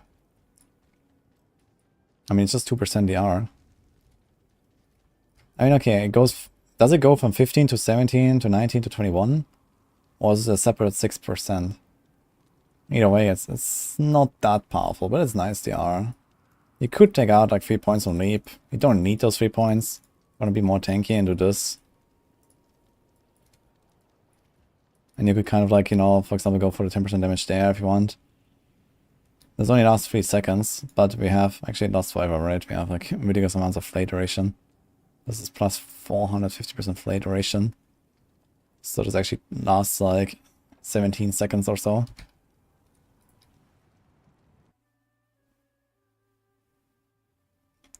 Well, Jens Blessing can cast Death Blow when you press Town Portal. So there's that. I'm not surprised if it procs Steel Grasp. So we'll find out.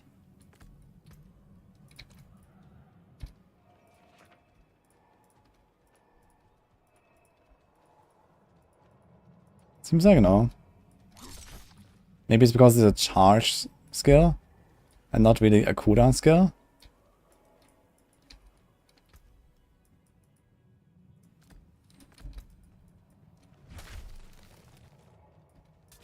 Look, you saw it.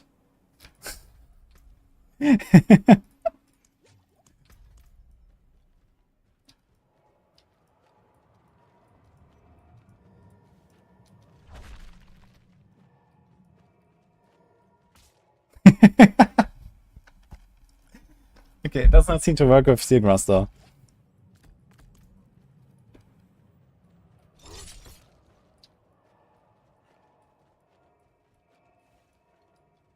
That's good.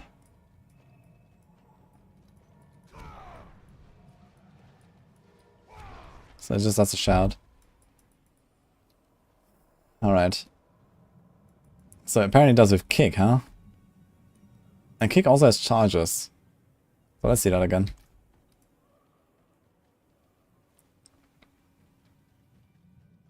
It does work for me with grasp. What?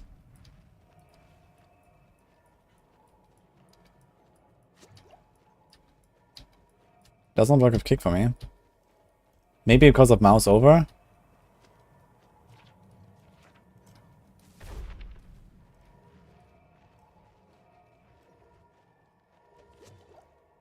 No. Maybe if I have expanded both? Oh! Okay, I think it needs to be grayed out. You need to have both charges spent. Then it works.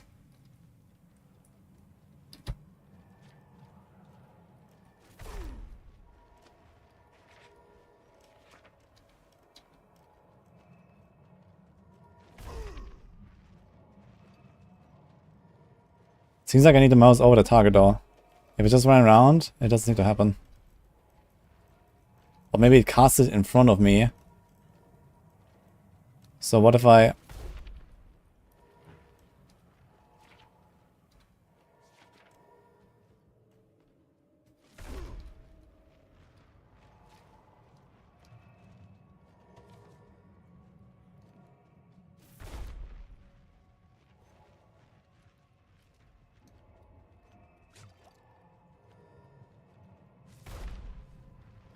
Doesn't seem to work. Oh! Dude, I have 58% chance. Every 8 seconds. Like, what's going on?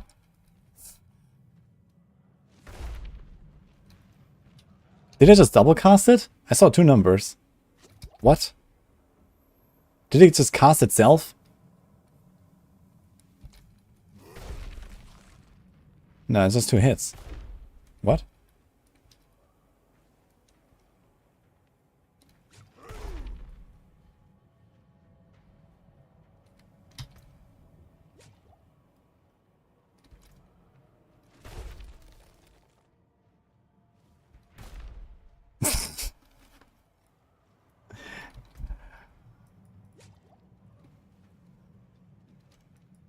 Can do this.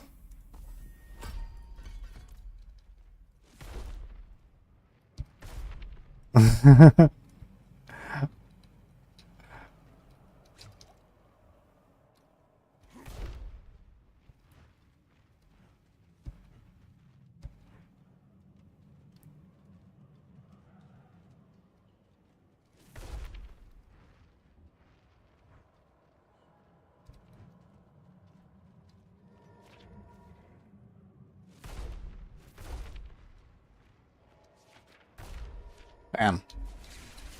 So I don't need to mouse over it. The question is, do I have to aim at it?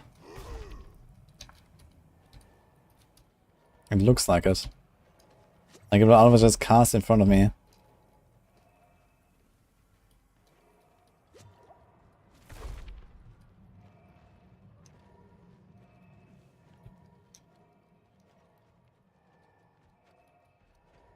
Yeah, this will make Jens' blessing kind of awful.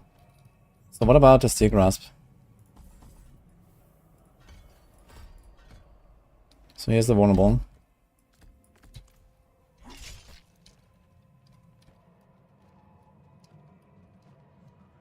Let's get the last point in there for the berserking.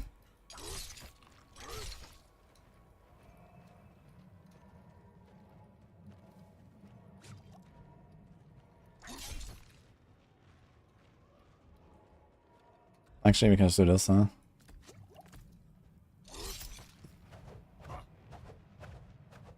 Doesn't need to work with Steel Grasp, interestingly.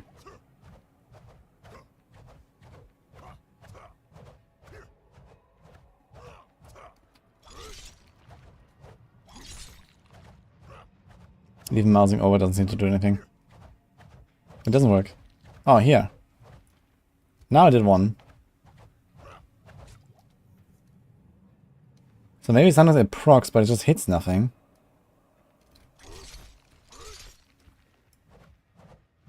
I mean, a 58% chance. What's going on? So I hear the sound, I see the damage number. The guy's vulnerable. Doesn't actually... Dude, this is actually stupid. So this means that Jens' blessing is not gonna be consistent for this at all. Okay. I don't like it. I guess you just go for some big movement speed boots. And ignore movement speed on neck. And put normal boots.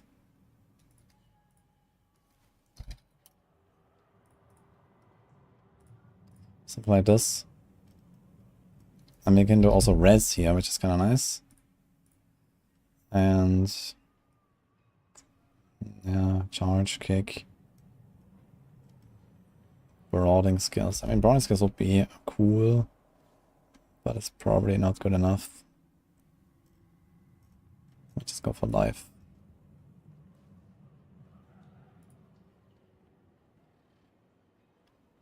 Yeah, Yen is for shouts only, but it can trigger your Steel Grasp, and it can trigger your kick and your left blow and whatever, so it's just like a wasted trigger if that happens. And you don't get a shout, so that's the problem.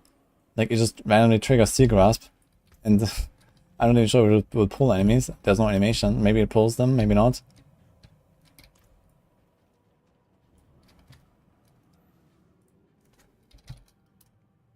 So you do this.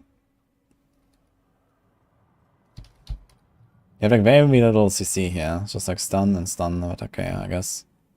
Do you even care about stun? You might put a retribution in there. So I guess we do a rapid. We do topaz. Actually, do we do topazes? I guess we go for sapphires.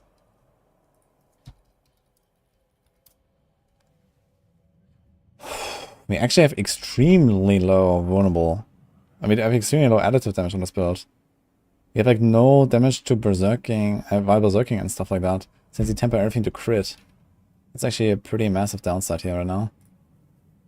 We might actually have to temper damage while berserking somewhere to get the multiplier.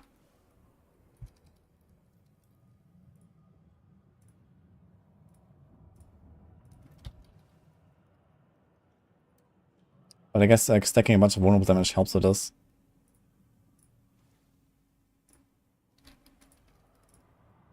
So I guess you want attack speed. Crit chance. crit damage. Yeah, I wonder if we get to the point where we actually want to just like randomly put like a damage or time roll or something. And then resource, we can do brawling or we can do steel grass cooldown. And both is kind of cool. But I think the realistic option here is steel grasp. It's a lot of cooldown. You kind of need that, I think. So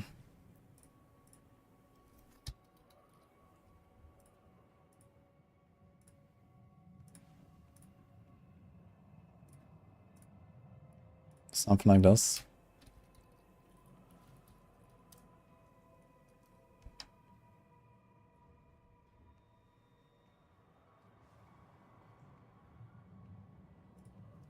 Plan on Max was actually OP. Yeah, our Max boys are doing pretty good work.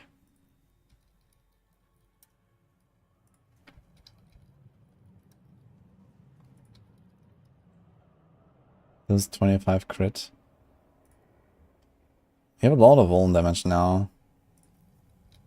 So this might be kind of too high. And the difference between the gems is the same as the difference on the items. So maybe it's actually time to like start putting stuff like this, yeah. Okay, what else? We have Rapid. Let's do an Edge Masters. What we probably want is a wand on. Is that an offensive power? Wand on Rupture. It's kind of OP. Once every 25 seconds. Still pretty OP. Especially because our bleeds last way longer than 25 seconds. So, wow. Okay. Seems balanced.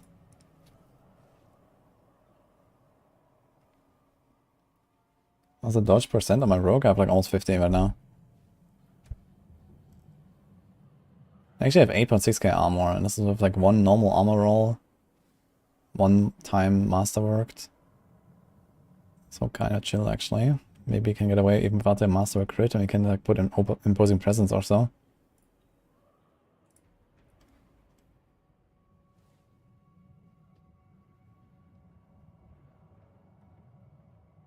And blessing is awesome if you have only shouts and mobility aspects on your Barb, that's kind of limiting. Yeah, but I mean, like if you play Bash without Sea Grasp, that's it. And if you play, like even Flay, I guess, you kind of want Sea Grasp. Especially if, like a lot of people play this with Holy Bolts, right? Oh, Holy Bolts like ridiculously powerful on this. So if you play this with Holy Bolts, you need a Sea Grasp, you know, you pull them all in, you kill one guy, boom, that's it. So, I think the Sea Grasp is like not negotiable. Question is, can we put any good power here, or do we go against Blessing anyway? So here's Weapon Master skills have an additional charge. You probably want this. There's also a chance to stun.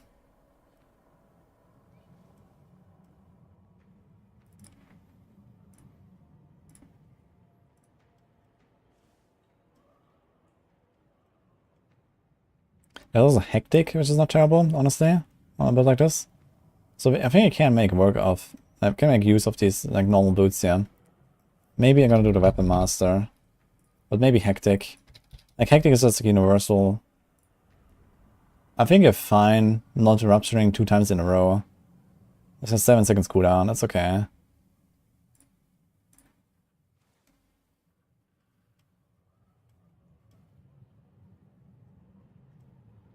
Now, is there actually any aspects that I care about?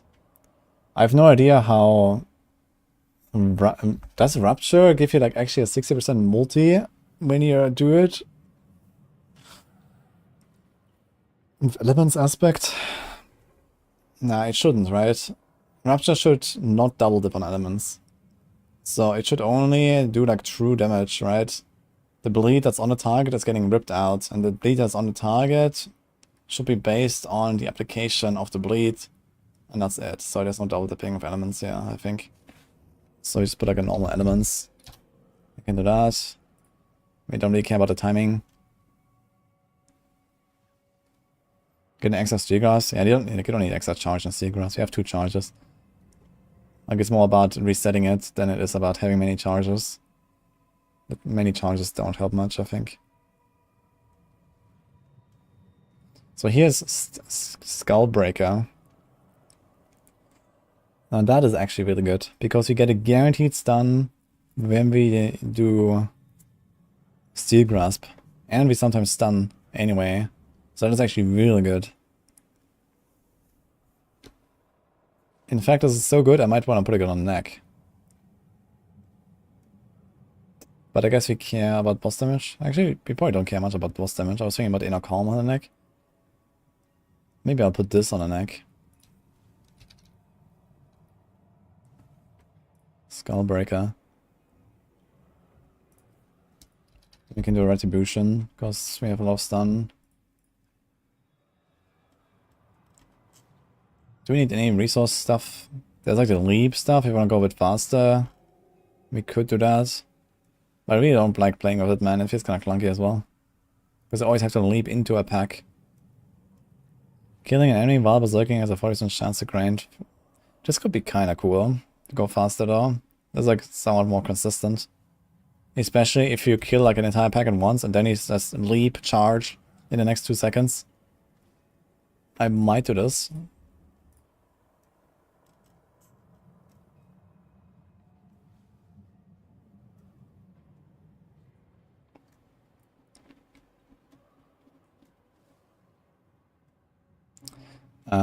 We need Moonrise actually, fuck. Forgot about that one. And that adaptability, I guess. So, it's similar to Heartseeker. Okay, so we do Moonrise here. Actually, let's do Moonrise here. Rabbit here in case we make a Grandfather setup. So this needs to be an Edge Masters. Now, is there anything else that we missed?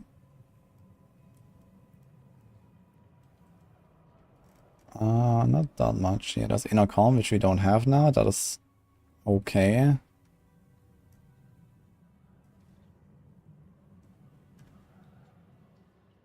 We don't have I need Skullbreaker. I need to drop something. So we drop elements. I mean, we have insane boss damage on this build. It doesn't work on the bosses. I guess only when you stagger them, but I'm not even sure about that. It happens once on a stagger, maybe. So elements is better for bosses. But I think this build's weakness is actually not the boss. So let's do Skullbreaker for clear.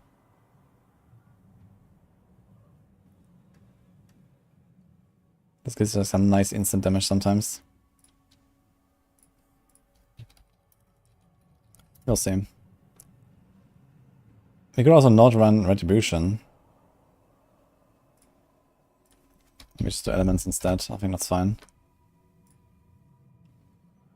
Even though we do stun stuff. Quite often actually with the Steel Grasp. This is fucking 2.2 seconds stun. Guaranteed on a Steel Grasp. Actually crazy. 2.2 seconds. So here we have 2.4k sheet crit damage. Which is kind of low, I suppose. Actually, I hear 5k, and this is with Grandfather. So maybe that's okay. Now, is there anything that we care about? I guess 200x as always. 200x it is.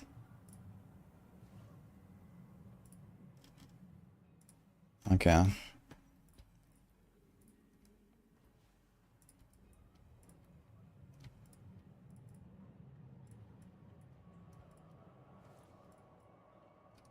One hemorrhage. One blood rage. Yeah, a lot of crit, I guess. How much crit is this? We have 50 crit. Need more crit. Oh, good question, actually. So, can someone tell me, does Gushing Wounds work with special effects for crit? Like, no mercy. I guess it does not, right? This only works with sheet crit, I imagine. Equal to the crit chance. So no mercy should not work, right? And I guess neither flawless technique. Although this directly increases critical strike chance. Maybe it does work. It should go into the sheet. That should work, right? Yeah, sheet crit only.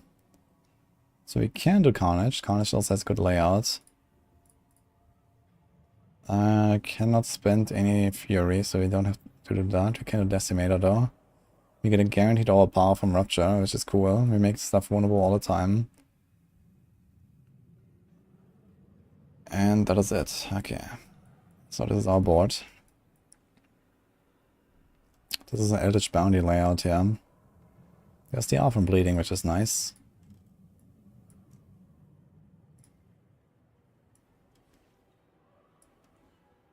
I'm just not really sure. You have to put like an ire. Maybe do ire here.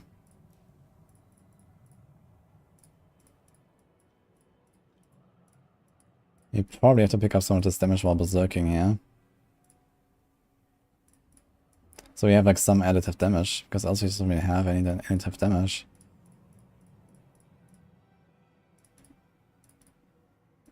So to do this,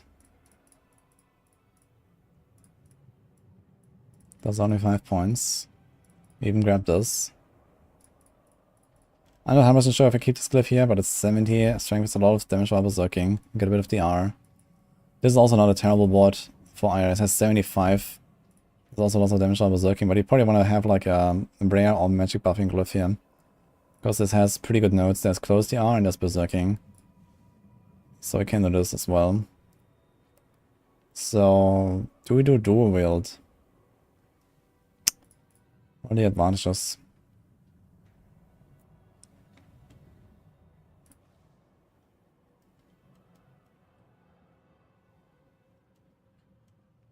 Pain Gorgeous is not use of Flay as far as I guess. They buffed Polearm. It's 15% damage by healthy now. And the Glyph for it is also maybe gonna go Polearm after all. It's 15% damage by healthy. So let's do Polearm. Let's do 2-handed for this. Critical strikes have a chance to grant attack speed, so we could also get 12% attack speed from 2 axes. But 2 axes means less crit damage. It's kind of useless. That's not terrible. Some attack speed. 2 swords. But I think we do this.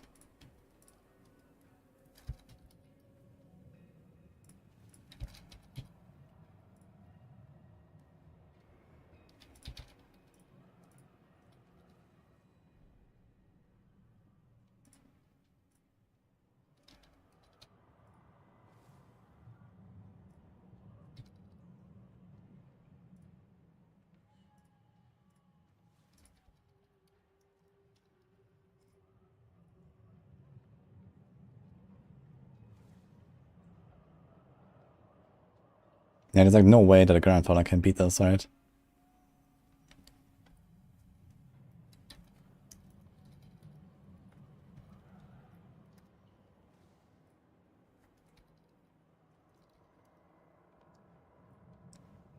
Yeah, so this. And we go for the polearm strat.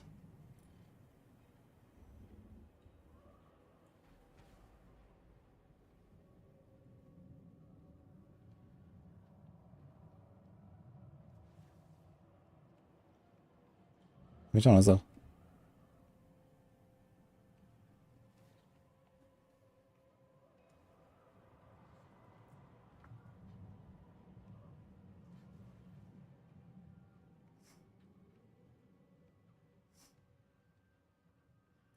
Okay. There's also a Wound here.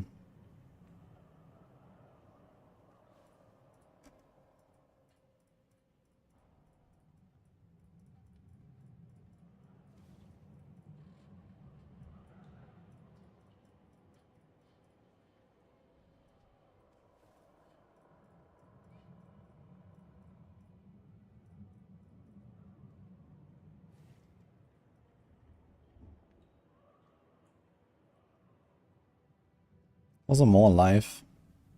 4 travel nodes. And then a kind of short path here. Okay. There's 3 exits that I want to take on this. You could leave out the top one. We'll see. It's a lot of stuff you already want to take here. There's also this for the attack speed. There's also damage while berserking. So there's a lot of stuff here that we want. Want a lot of things. It's gonna get kind of ambitious. So we want to do might, I suppose, on this board.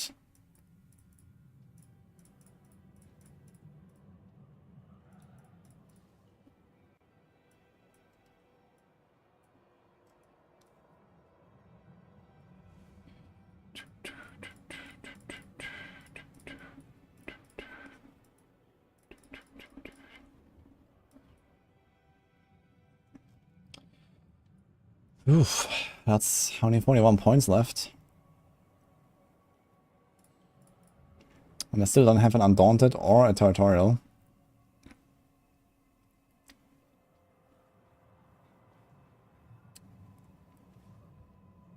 But we can make it work, I think. There's not that much else I would like here anyway. Exploit, maybe. Exploit will make this kind of comfy, and we have vulnerable on it, which is actually useful. This is Dex, and this is Will.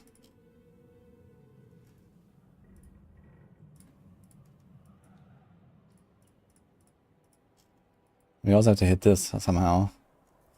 So that's a problem. 2, 4, 6, 8, 10, 11. Plus 5. And this is 2, 4, 6, 8, 10, 12, 14, 16. And yeah, we probably want to do something like this.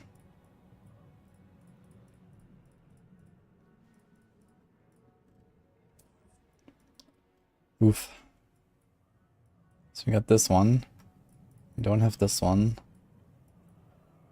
We got this one. This is all the legendary stuff you want, right? No, no, no, no. And we're lacking a lot of glyphs. Okay, so we can do something here. Let's do Undaunted. Willpower, so I have to do this. I'm not sure if I want to.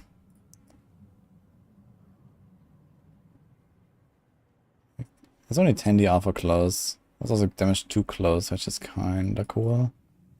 In fact, we can also do something like this.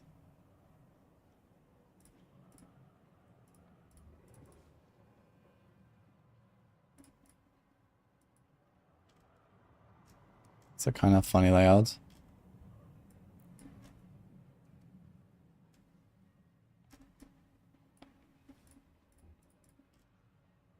Now we have 9 points. The problem, which is many points needed to get there. Do you want any of this? Physical damage over time, damage to bleeding. We don't have much additive. We don't have any like damage to versus berserking and stuff. How much is this?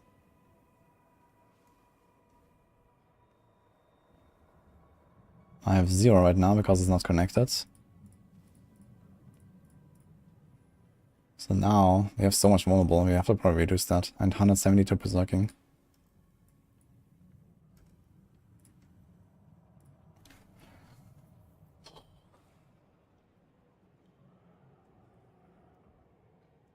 Yo, Icebird, congratulations. You can create a build and plan and upload it to the game to test. No. But you can make it in a game after you've done this.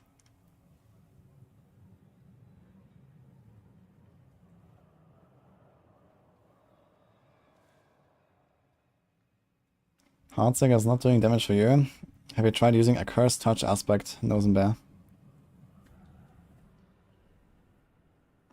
The red dust cosmetics carry over, yeah? Yeah, no cosmetics once, that's it. I think this is true for every cosmetic. I'm not sure if there's any seasonal cosmetic that disappear again after some time or whatever. Okay, so which glyph do we not have that I want? Let's check this. No. No.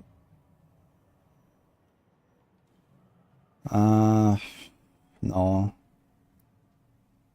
No. So I want Undaunted. In fact, I want Undaunted more than I want territorial. And that's the only glyph I actually care about that I don't have. So do I just remove territorial and we say we're fine because we're barbs? I think the answer to that is yes.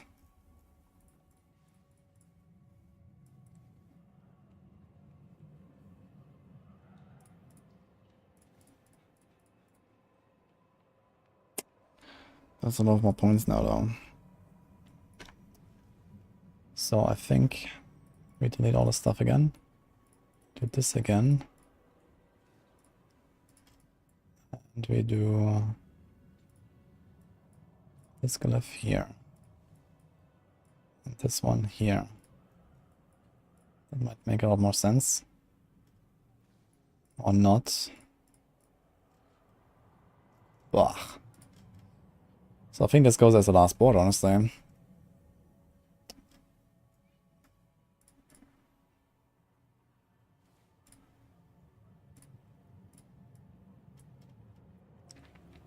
Don't do this, yeah. 7 traveling points. Nah, actually, less. Dude, it seems scuffed as hell. We can actually do this, yeah. Okay, that kind of works.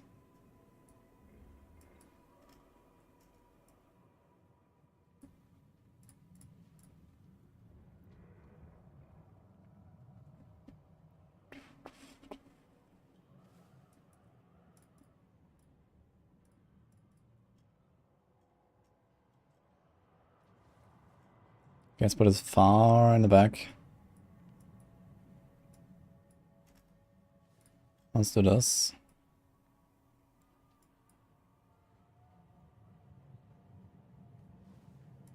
Let's put this early.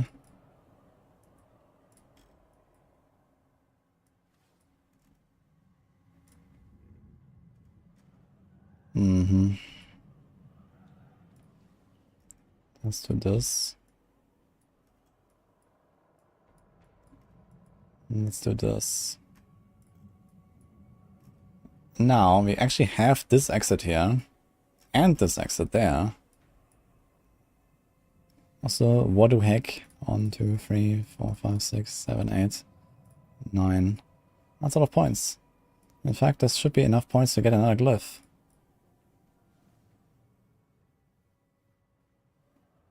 And we don't have Warbringer, which is a very good board. There's a res. We might need a res. There's also Bonebreaker that has life, right? Oh, this is a hour healthy. And there's life armor. How's my armor looking? 9,187. So we're gonna cap out, I guess, on armor.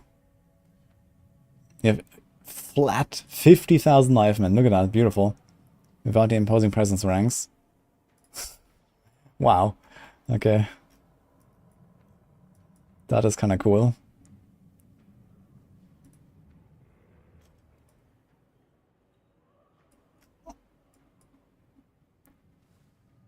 So is the Ava healthy?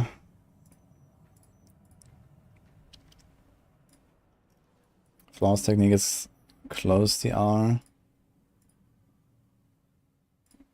Weapons master, is that the one? Strength. Okay, how's my wrist looking?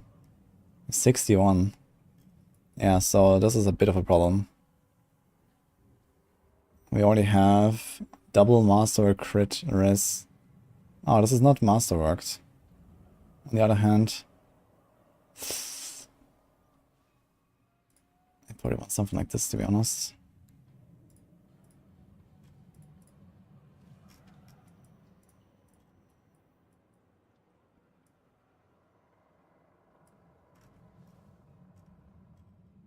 Which mod has the life?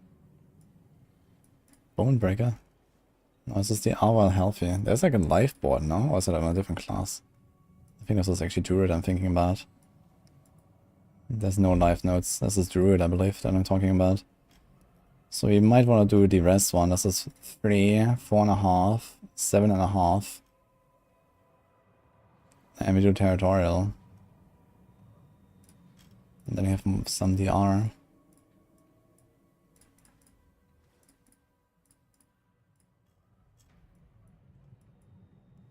So delete this. Now I just need 4 points. 4 points is manageable.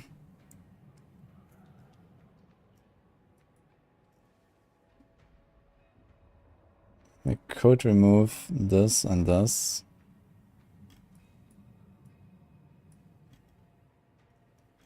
Oh man, we're missing 8 armor. That's funny. This thing has 55 strength, by the way. So, plan B. 1, 2, 3, 4, 5, 6, 7. 1, 2, 3, 4, 5, 6, 7, 8, 9. Look at that.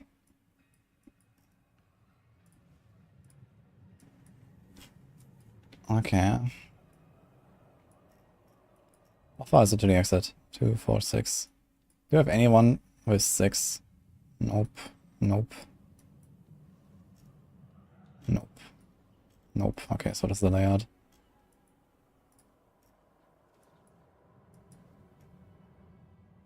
Dude, I'm missing 18 strength. I mean, realistically, yeah, we probably have to do something like this. Or we try to grab these nodes here at the start, because this needs a perfect roll of armor. And 1 master crit. And then we want to give it a second master crit. So can we do 1, 2, 3? First of all, we have some random nodes here that we don't need. 1, 2, 3. We have too much decks as well. I don't think there's much we can do about that. Unless you do this and then remove those 2. So it's just like, doesn't work. So I need to remove 1 node. Ah, found it, I think. It was a random dex node. Okay, let's double check this stuff a little bit. So we got some damage while berserking. 182. It's not enough to max out Blood Rage, but it's close enough. Where's Blood Rage? Goes to 30, so I'm missing like 10% DPS there. And while berserking, there's not that much more we can grab. There's this here. Well, it's 4 travel points. It would be kind of nice to have this. So give it 21% extra, and we have some berserking duration, which is nice. And 30 additive. You have 2 more strength here, actually. You can move on. Actually, you can move this one. Because this might be a very fateful strength node. In case we actually go over here. We also do need this. And technically we don't need the willpower there. And now we still have too much strength. So can I remove one? I cannot.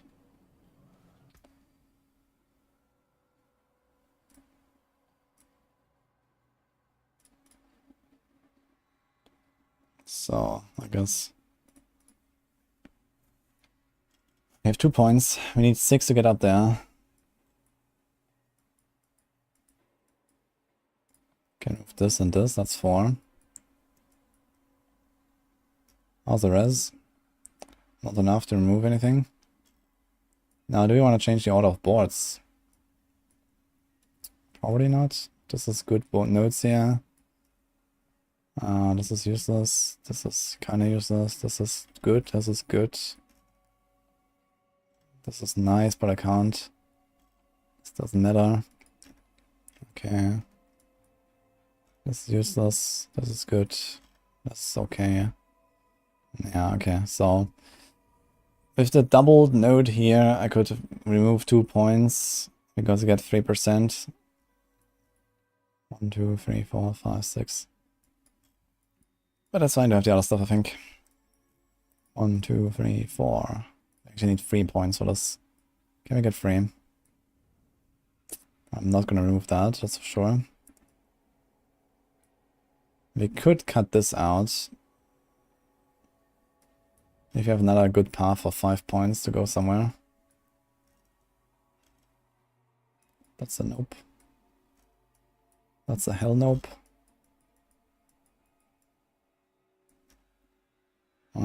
We're calling it a bit close. That's 1.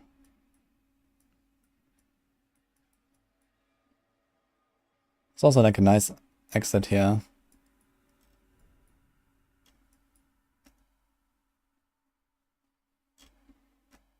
Dude, I love that flat 50,000 in a planner. It's so funny. This does include the life we get from passive, so how many ranks do I have for imposing presence? Not that many, but it's 6 ranks, it's 36% extra, so this would be like almost 70, which is okay, especially with challenging shout.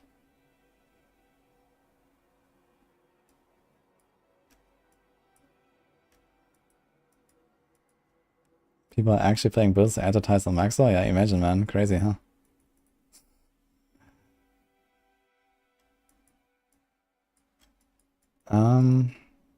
Someone actually played those builds that we put up as a guide.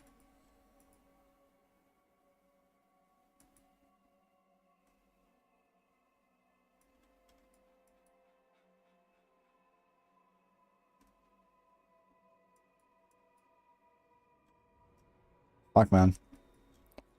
Need 2 points and I have nothing to remove. Nothing that I want to remove. And I could remove those 2, but then this is a 5-point path to the exit. And this is also a nice 5-point path, and this is a 4-point path. And here we have no option.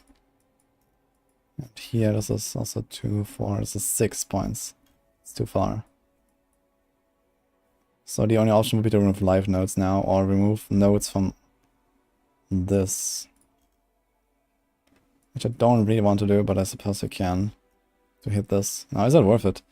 1, 2, 3, 4, 5, 6, 7 points. And we get 30 damage for berserking, which is worth 6 points. And a bunch of berserking duration. So we have 1, 2, 3 berserking nodes. Yeah. There's one other advantage. Actually, there's no advantage. Yeah, actually, this is 7 points, yeah. So maybe let's leave this out. We go for all the small stuff instead. But it's kind of the same. And we get berserking duration, and berserking duration kind of feels good. So why not do that? Let's do it. Save. I think it's our Paragons here, guys. So we hit the res with a double res temper, double res roll, and a 1 res roll. And worst case for shit gear, we can put it like on the ring. Now we have to do some calculations about our additive damage. I think I have too much worn. My crit looks okay. So this crit right now, 55% crit chance. 2,500. So this gives us a 33 times damage multiplier whenever we crit with our bleeds. It's kind of big. I want to see clone. Okay, first of all, let's make the normal setup. Let's delete this. Let's finish this. So we probably need more crit damage gems, for example. We probably start with that. Crit, crit, crit, crit.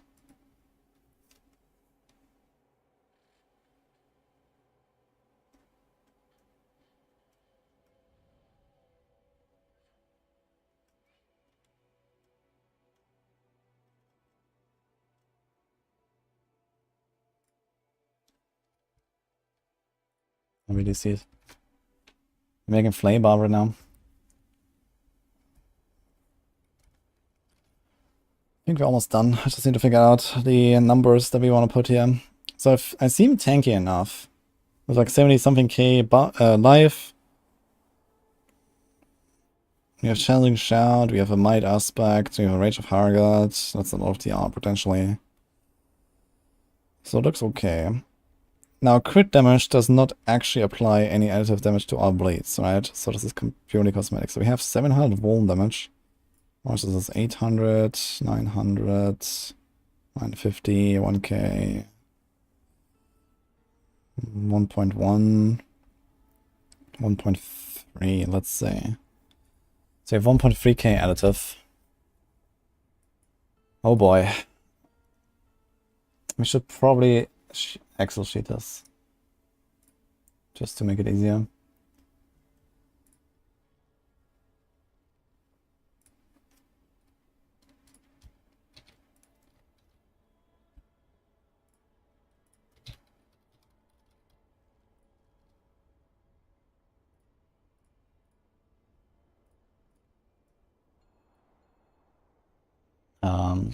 One second.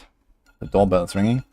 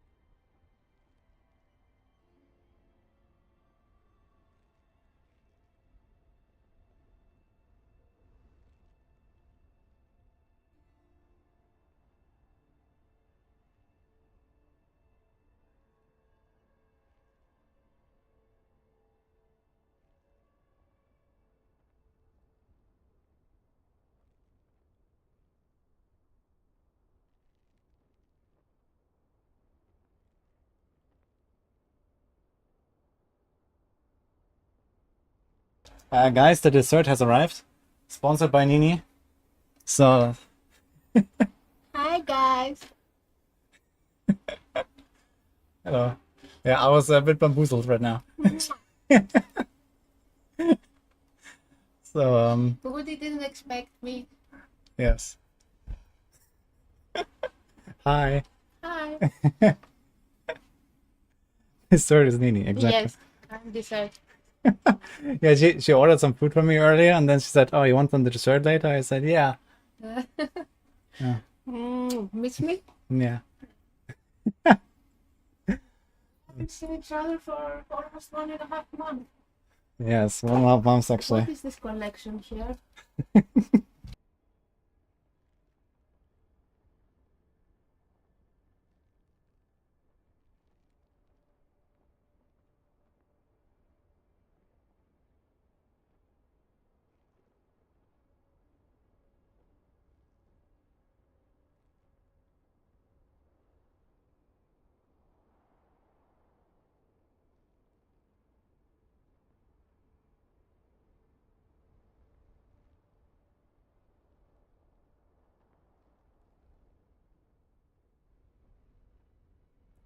Alright guys, I'll be AFK some more minutes. So... Yeah, 1 second.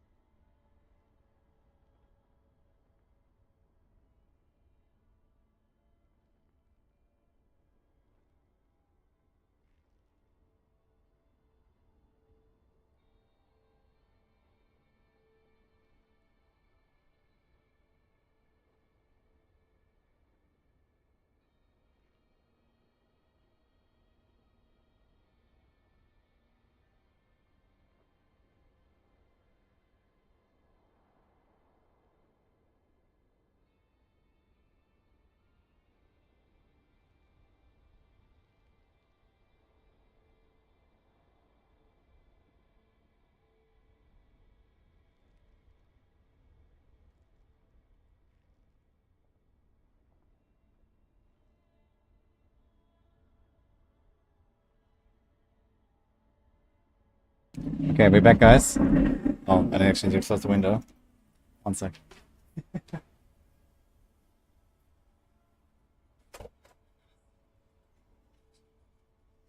Alright, let's continue this here. Our little Theorycrafting session.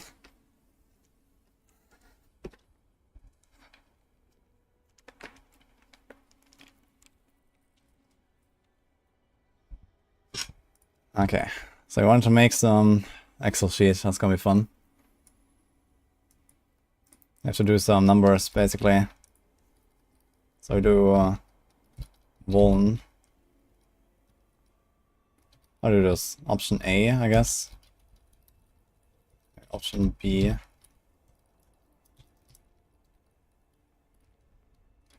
I do Vuln crit.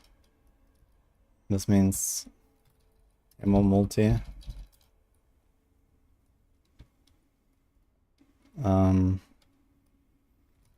Gushing wounds multi.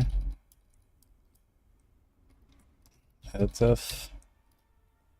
Total. So that's probably what you have to calculate here.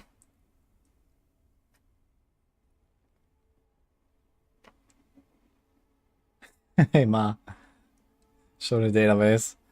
Yeah, we are trying to Fear Crush Flavor right now, so I'm just doing some math and see where we're gonna land here.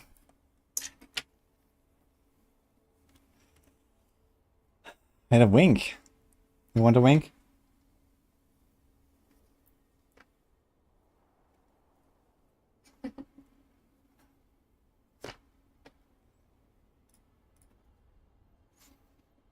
This is a speed bash, but also flavor I'm doing.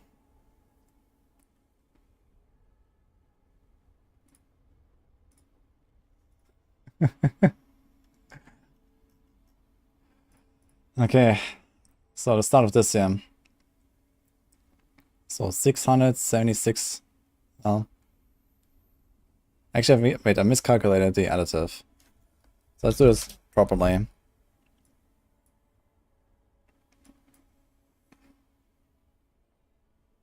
So this is 547 plus 5 plus 20 plus 42 plus 49 plus 20 plus, say 20 again for the injured, plus 45 plus 46 plus 187 plus 100. So we have 1185.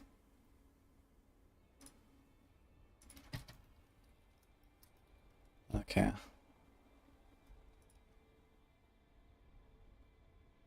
547 crit. I have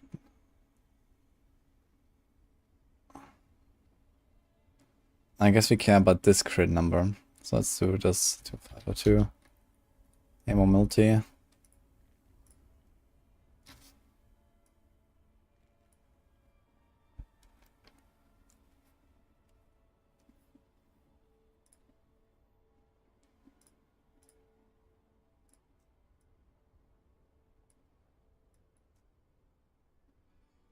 That's 85.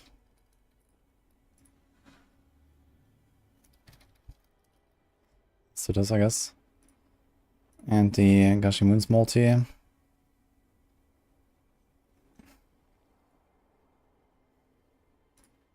Should also add the crit chance, I suppose.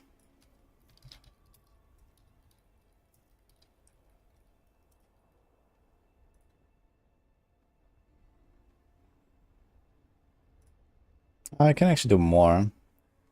Crit chance. We also don't have anything here. But I want to go ham on crit. Like that. And this will be like really good actually if that's that kind of gear.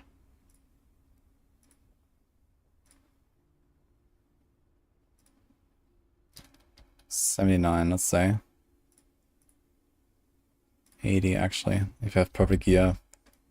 It's a bit optimistic, but okay. Anything else I forgot to do? Greater affixes and stuff? No. Okay. So the multi is 140. Well, it's basically equals 0.8, sorry, equals this divided by 100 times 1.4 times this divided by 100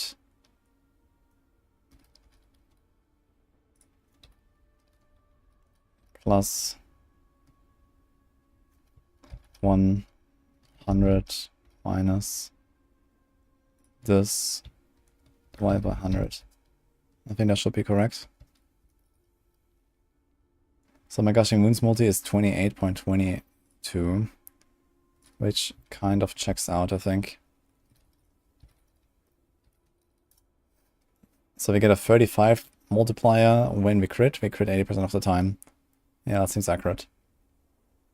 So our total damage is this divided by 100 times this times this. So 618 damage multi. Alright. Plan B. Teacher, you feeling okay? Someone is asking. I'm perfectly fine, yeah, why? What's up? Why would I not be okay? Maybe you seen a ghost. No. No.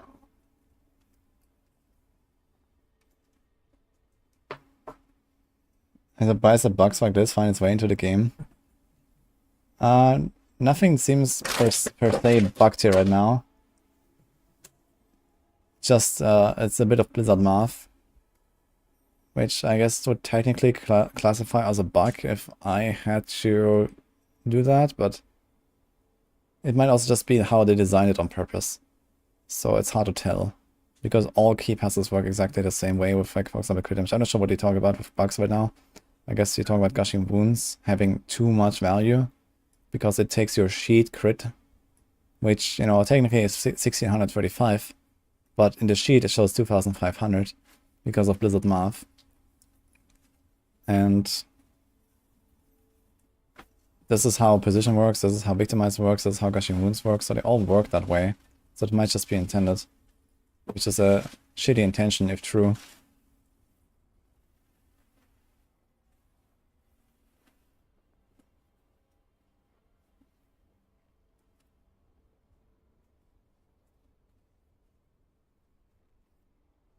Anyway, we want to do some alternatives. So here we had a lot of vuln damage.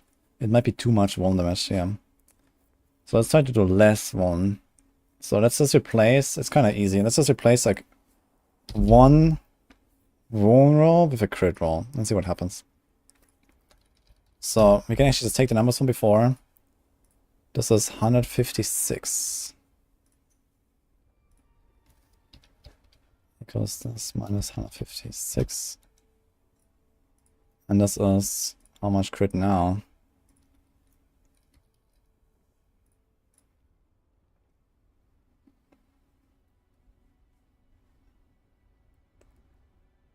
$2,795. So Hammer Multi is 62. That's a pretty big loss. This stays the same. This goes up, that makes sense. And my vuln goes, and my additive goes down.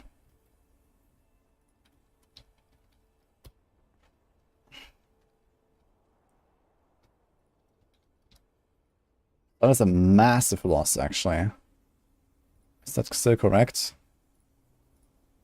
It is correct. So the Hammer multi goes down. Gushing Wounds multi goes a little bit up. Editor goes down. We actually need a lot of vuln for this. Look, this is 20% less damage. That's actually a massive loss. Going for this crit damage roll instead of vuln roll. In fact, I should actually consider increasing my vuln. Option A. Let's write this down. So this is like crit rolls everywhere. Sorry, vuln rolls on weapons. Crit tempers everywhere. Crit gems. Option B. 1 200 crit to 1 200 vuln to crit. So we should do option C and see what happens if we actually increase vuln. So for example on the rings or on the gems. Let's do gems. All gems from crit to vuln. Let's try that. So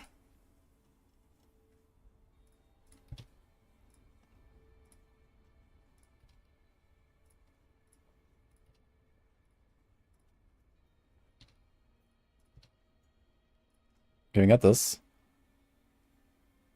Let's see how much this had an impact. So our crit is unchanged. We have 2277. Oops. Our vuln is 667. Our hammer multi. Can we like automate this hammer multi thing? This is 103. So this is 15% of our vuln. So this sounds like it just takes the vuln that we have, right? Our vuln in the sheet is 820 times 0.15. No, that's not correct. Interesting. Does it take our actual real vuln? Wait a minute. It takes our real vuln? Also not correct. What the fuck? Takes our real vuln plus 20. Oops. Dude. Misclicking.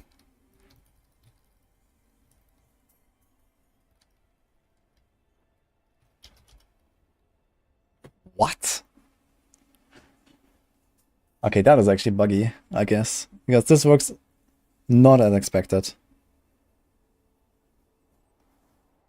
So it takes our true vuln and adds 20.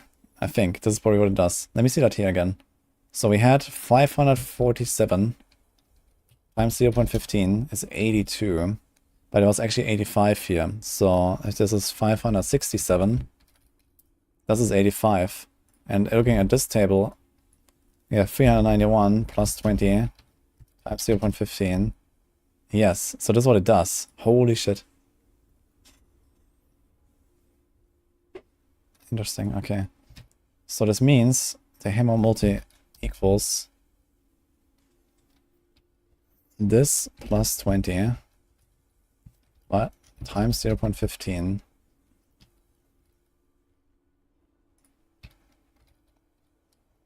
Divided by 100 times plus 1.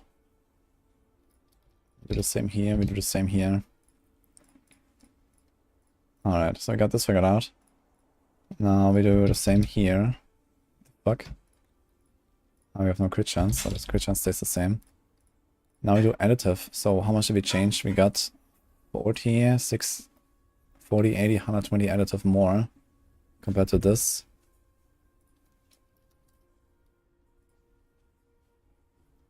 And we do this. And our damage went up, and quite significantly so. Look at this. 681.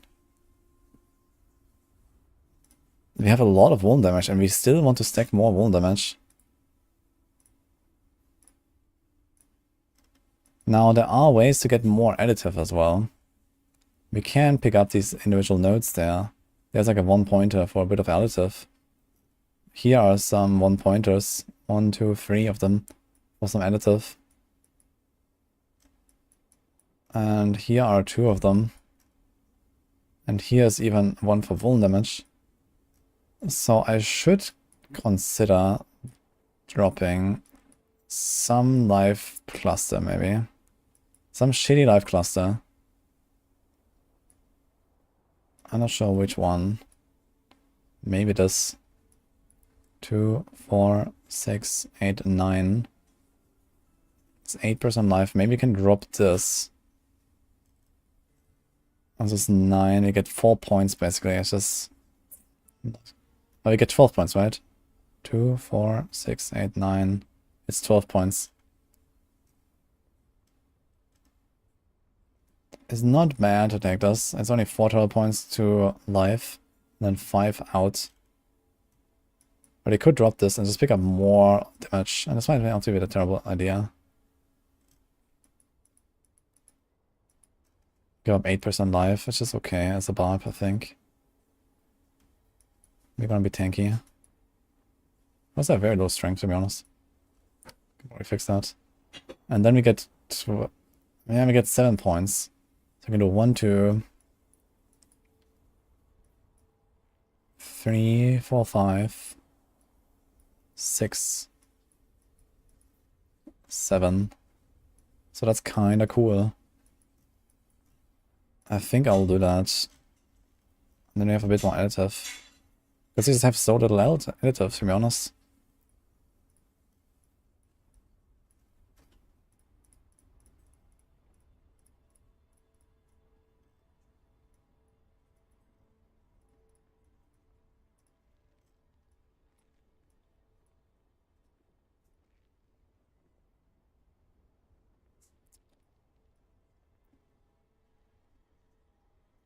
Problem. Wait a minute. No, no problem. Okay. So I can do this, I think.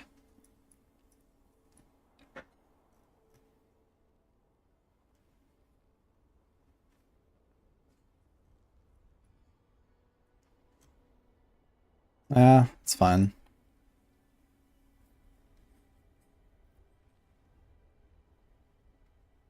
There's a patch dropping, I suspect on Tuesday.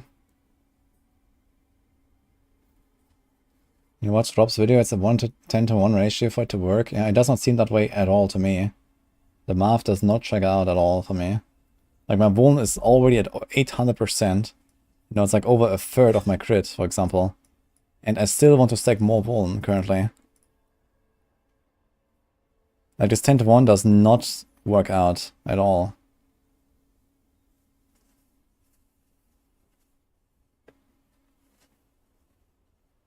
No iced coffee.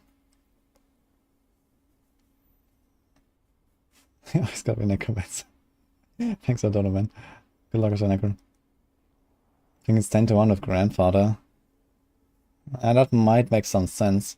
But I kind of doubt that Grandfather is actually a good option. But we're gonna explore that in a moment.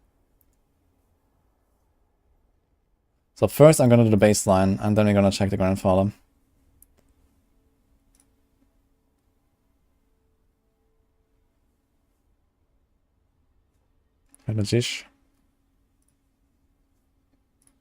Okay, we're gonna do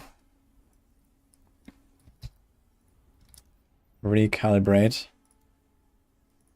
So let's see how's the additive looking and the other stuff. So we go again. We have 6, 7, 5 plus 5 plus 20 plus 58 plus 49 plus 24 plus 20 plus 45 plus 54 plus 197. Boom. Plus 100. So 1347.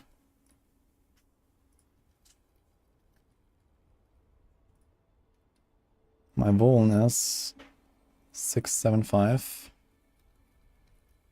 My crit is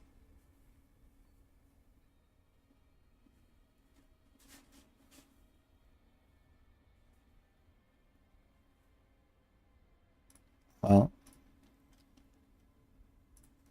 let's keep the Golden Gems for now. So 2277. Okay. There we go. So Golden Gems. Option B. 1 Vuln to crit. So let's try this. So we do 1 Vuln to crit.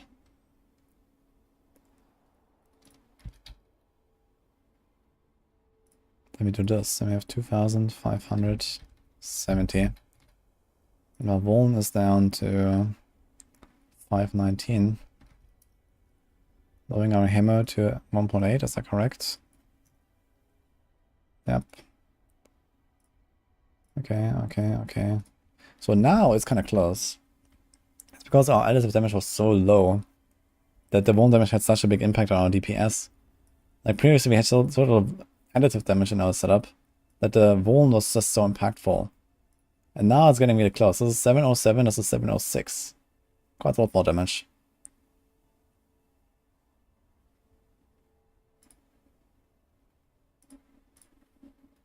So what if I add extra crit damage now?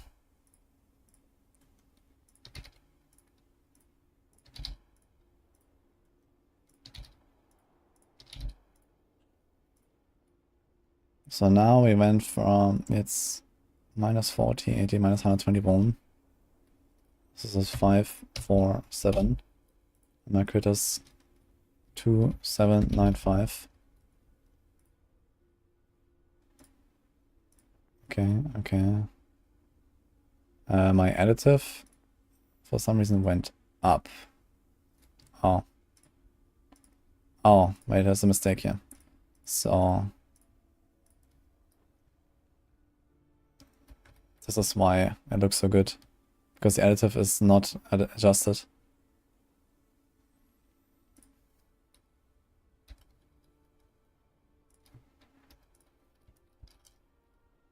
So the option A is still the best.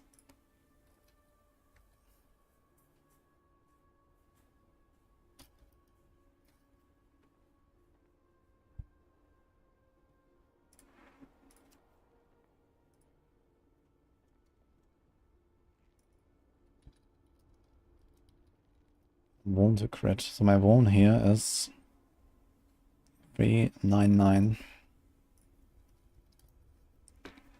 Yeah, so my damage goes down. We have 707, then we have 624, and then we have 550. So my damage just keeps going down the more I add crit instead of wound. So we go back to this. We do this. We do this. We do this. We do this. We do this. So I think I just wanna add some wound rolls instead of crit rolls here on our gear. We have crit damage everywhere. The tempers are probably fine. The rolls are not fine. So let's start adding more wound rolls. Let's just go ham and let's do all three.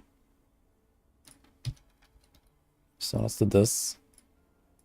Let's do this. And let's do this. Also missing some temper here, I guess. So we can do... We have stun already. Maybe it's gonna go for stun.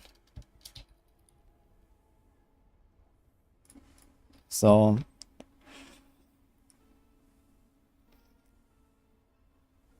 Now we have a lot of wound damage. 693.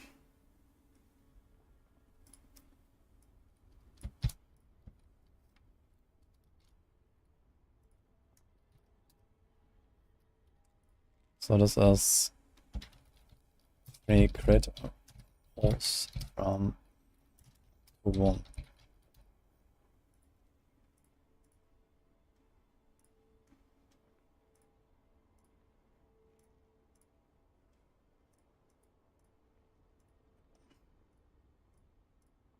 So our wound here is 693. Our crit is 2243. 2244. My hammer multi is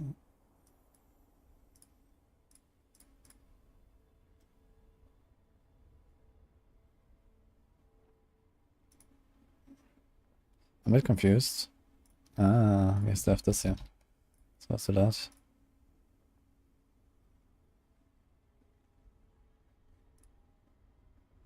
Okay, I have a lot of wound now. 659. 859. 849?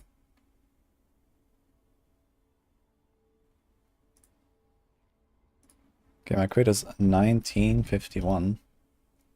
Okay, my multi very high. Crushing wounds kind of low, and this is still 10% more damage, man. Crazy. Is that additive correct? That was a question. So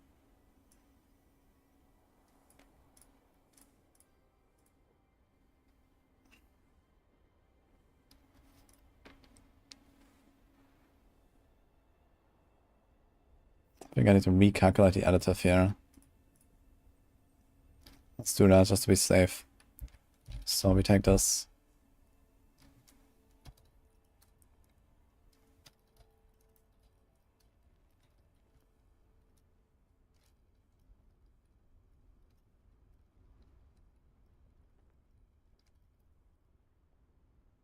$14.21. Okay. So my damage still went up compared to this option. So you changed 3 crit rolls to vuln rolls. That's insane. And we're still going up on damage compared to the standard version. So you actually want a lot of vuln.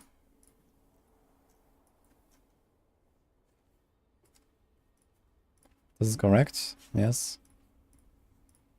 And this is with 80 crit. We have a lot of crit chance, which is very hard to reach. If you have less crit, and this is even more valuable.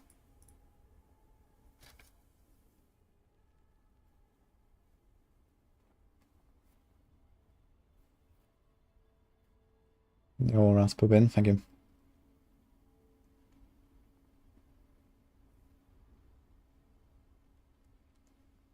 From what you heard, you want 10 times crit as vuln, is that right? It does not seem right at all to me.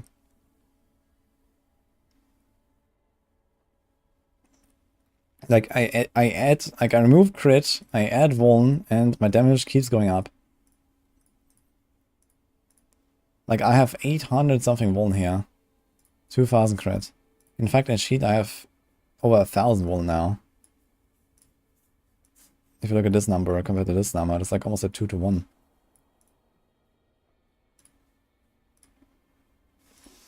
Unless I did a miscalculation here. But I can double check this. So we have the crit chance divided by 100, so 0.8.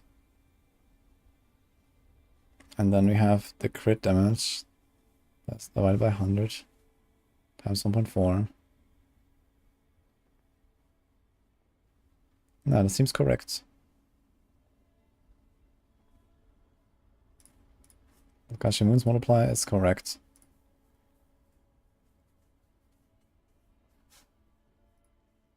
So it's roughly 2 to 1 for crit and vuln.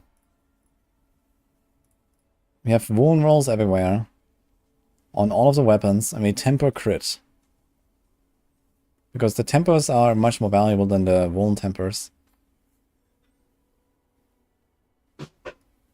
So that's probably what you do here. Now we can do a grandfather option.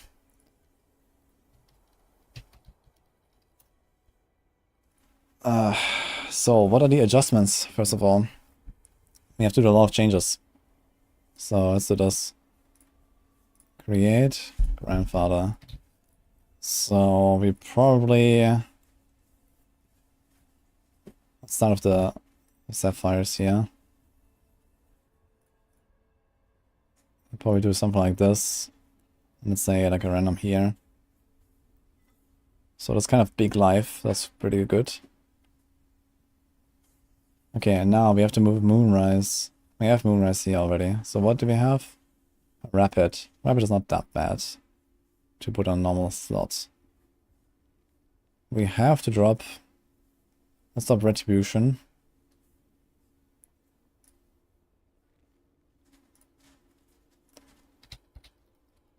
I guess we have to get rid of this. So we keep adaptability where it is. We keep Moonrise where it is. Okay, so grandfather. Remove Retribution. So let's say 0.85. And then rapid goes to a normal slot instead of a 200 slot. So how much attack speed does the setup have? 39. Do you have any temporary attack speed buffs? 16.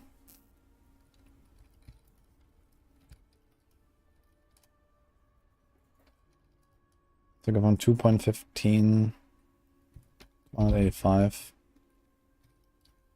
So this is 14% loss. Move rapid to one-handed.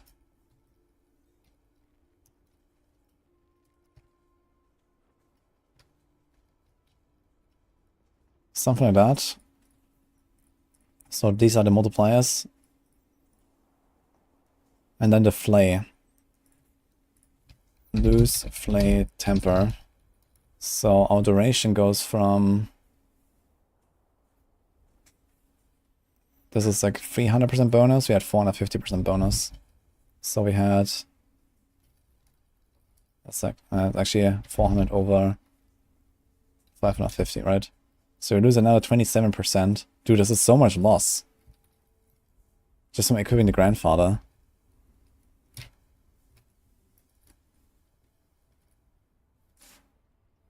Anything else?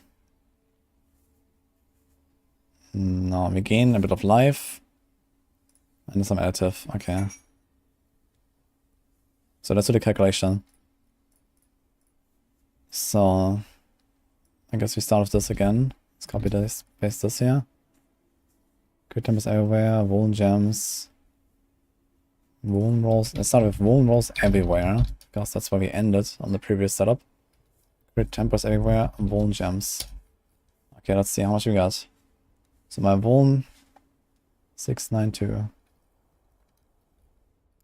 My crit. Ah shit, this is actually not calculated, right? So I have to do this manually times 2. Okay, it's fine. So 1632 times 2.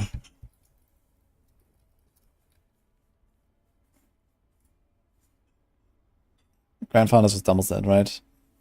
Which doesn't show here. Okay, then we have additive. Let's do the additive calc. 693 plus 95 twice, because it's a dot. Plus 105, plus 30, plus 58, plus 49, plus 24, plus 45, plus 54, plus 197.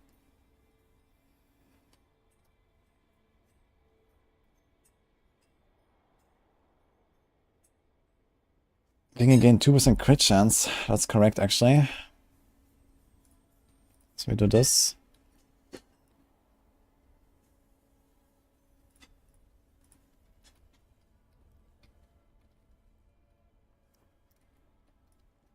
Let's move this 3 down. Let's move this here.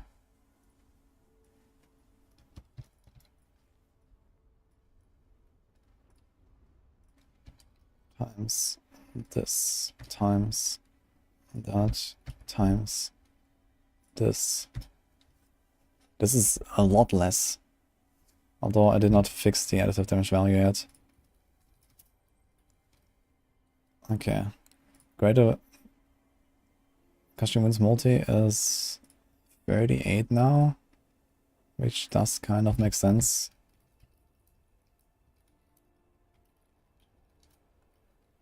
Yes. Okay. Hammer multi. Is that correct? That is correct. Crit is correct. Wound is correct. Yeah, so the total here is 598, and this was 921.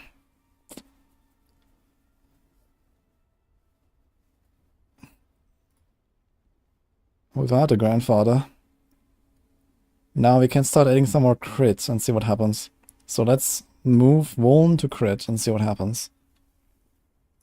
Okay, option B.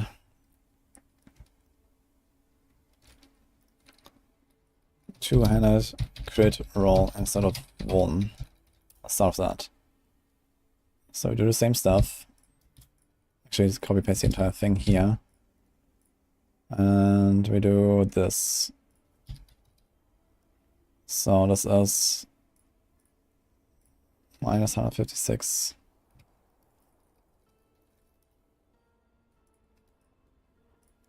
The crit is 1926.5 times 2. 3853. Capability is lower, this is higher, and the additive is also lower. Minus 156. I think I actually forgot to add plus 100 on both these. Okay, so again, my damage goes down if I change a wound to a crit.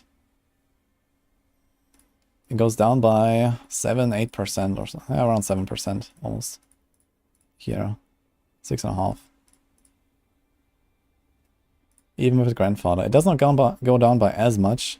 It used to go down more. If it did one wound to crit here, for example. It's actually two-handed. So here it went down by like 13% or so, and with the grandfather it went down by like 6.5%. So the wound still wins, even with the grandfather. The problem just is that grandfather does not win against a normal weapon.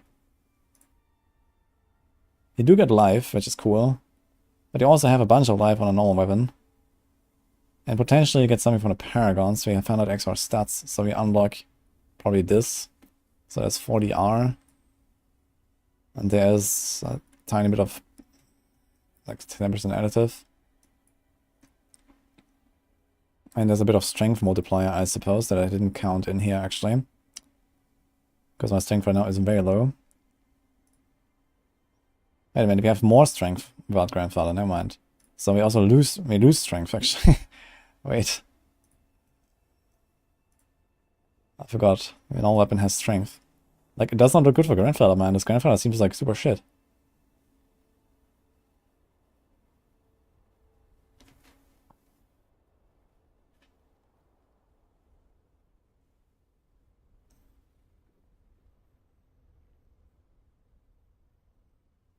Yeah, it doesn't seem worth at all.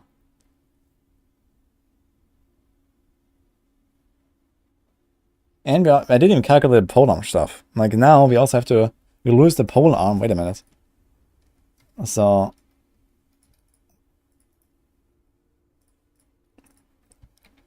lose polearm. So we lose 15% there.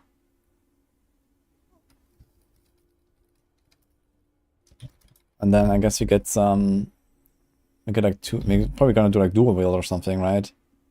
And then, yeah, there's like some other stuff, so, yeah, I guess we should say that this is just less than it was before. And it looks like less here, like this is just less. It's like 10% less.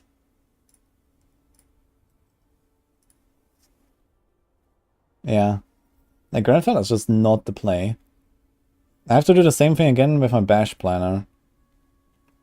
But I kind of believe you're gonna get into the same situation. I mean, okay, the bash temper. How much does the bash temper matter compared to the flay temper? The bash temper actually matters more than the flay temper, right?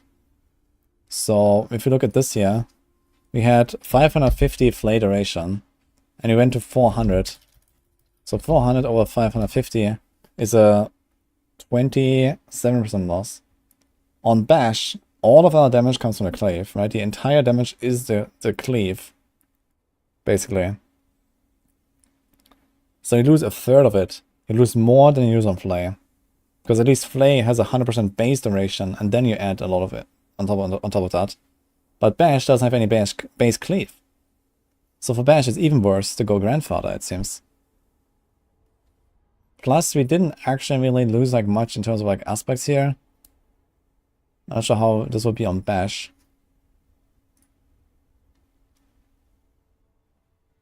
Yeah, for bash bleed, you have... the thing is that it scales like very similarly, right? You go bash cleave instead of flay tempers. Same story.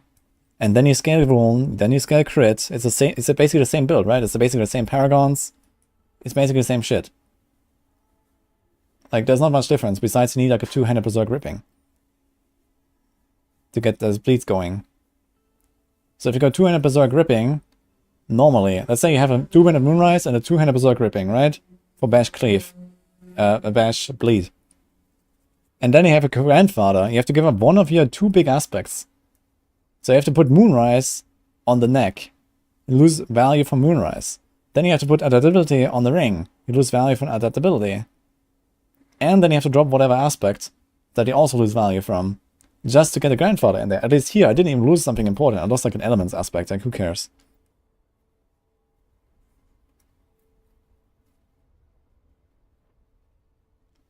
Like, I don't think that grandfather has any chance in a bash build. It's already not good in a flay. And I don't think it has any chance in the bash build. You lose even more than on a flay. What about bash Hoda? Yeah, I mean, I'm talking about the item auctions here, you know, like how do you want to make your items? Like the Hoda is just a damage buff, you know, it's just a skill that you use or you don't. It doesn't have any impact on your itemization.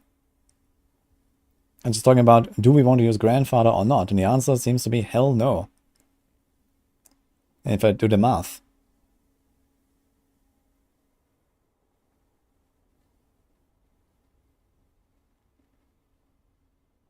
Like, I can literally just take this and make a bash version of it now. We can actually just do this.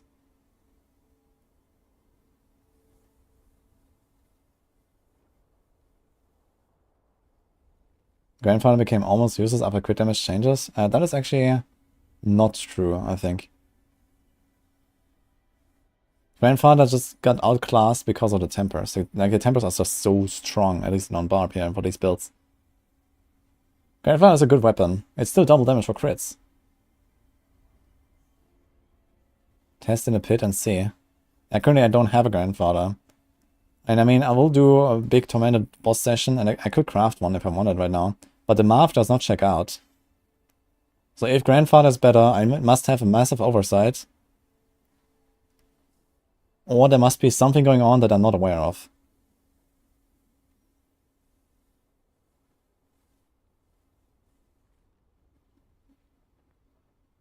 Grandfather is good on 2 builds, Bleed Bash and Bleed Dust Devil. Yeah, I do not understand why it's good on those builds. It makes no sense to me. I cannot comprehend.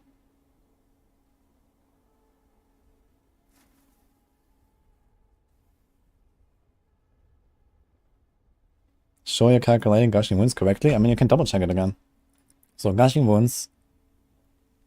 We have a chance equal to the crit to do 140% of our crit damage. Okay. So we have... Let's do the standard version, right? Without grandfather interactions. So we have 2,243 crit. You have 80% crit chance. And this is times 1.4. So this is a multiplier when it happens. It happens 80% of the time. Divided by 100. You get a 25% multiplier from gushing wounds on average. And then 20% of the time we just get nothing. Let's say, you know, if we don't hit the 80%, we get like no really noticeable improvement, nothing. So, yeah, that's what we had here. This was option A previously. Was a 25 multiplier here. This is this number.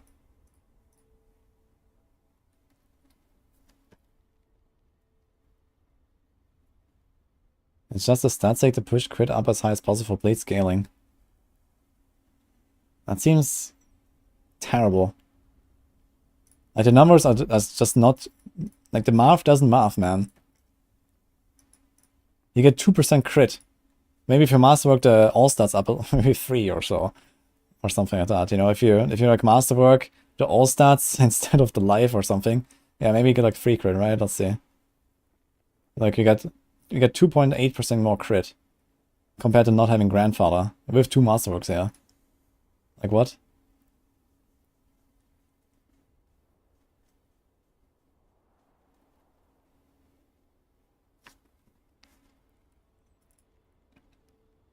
Why 1.4, not 2.4? It says 140% of your crit damage. Your crit times 1.4.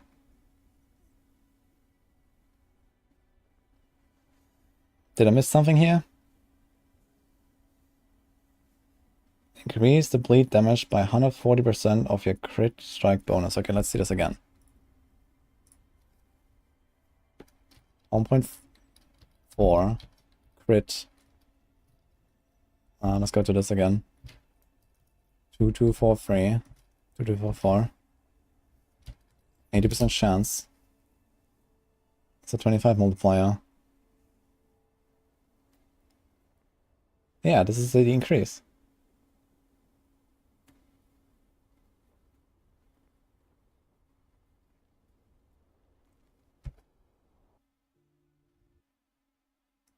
It should be 2.4.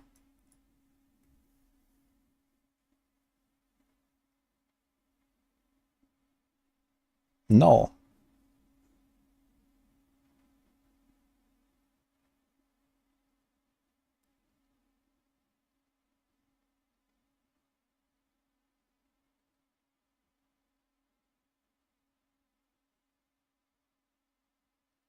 It's not 140% damage. Okay, this is the damage bonus that we get. Okay, divided by 100, you get a times 25 when Gushing Wound procs. Yeah, when we get a crit, basically. We get a times 25 bonus. So now we just have to add 1 to this. Plus 1 the base damage. Or like times our base damage, basically. No, this is like there's nothing. There's no times 2.4. 2.4 makes no sense. This is the bonus. Times 25 is the bonus.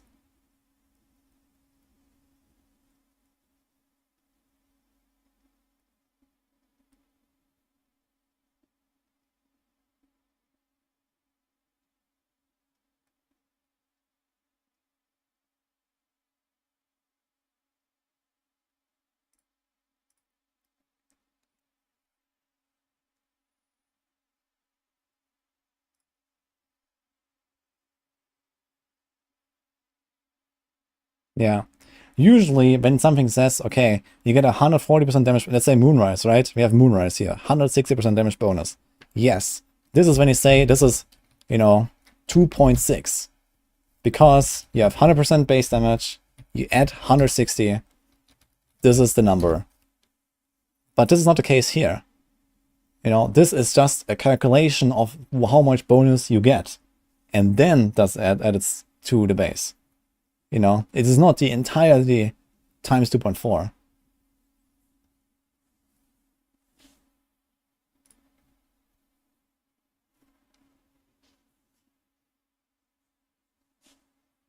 Don't bamboozle me.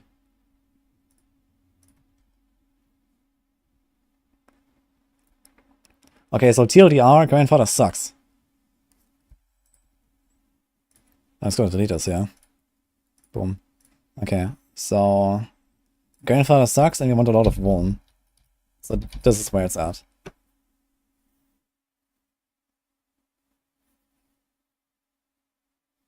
So we crit tempo everything. We roll Vuln everywhere. And we get a lot of crit chance. So that's what we're doing.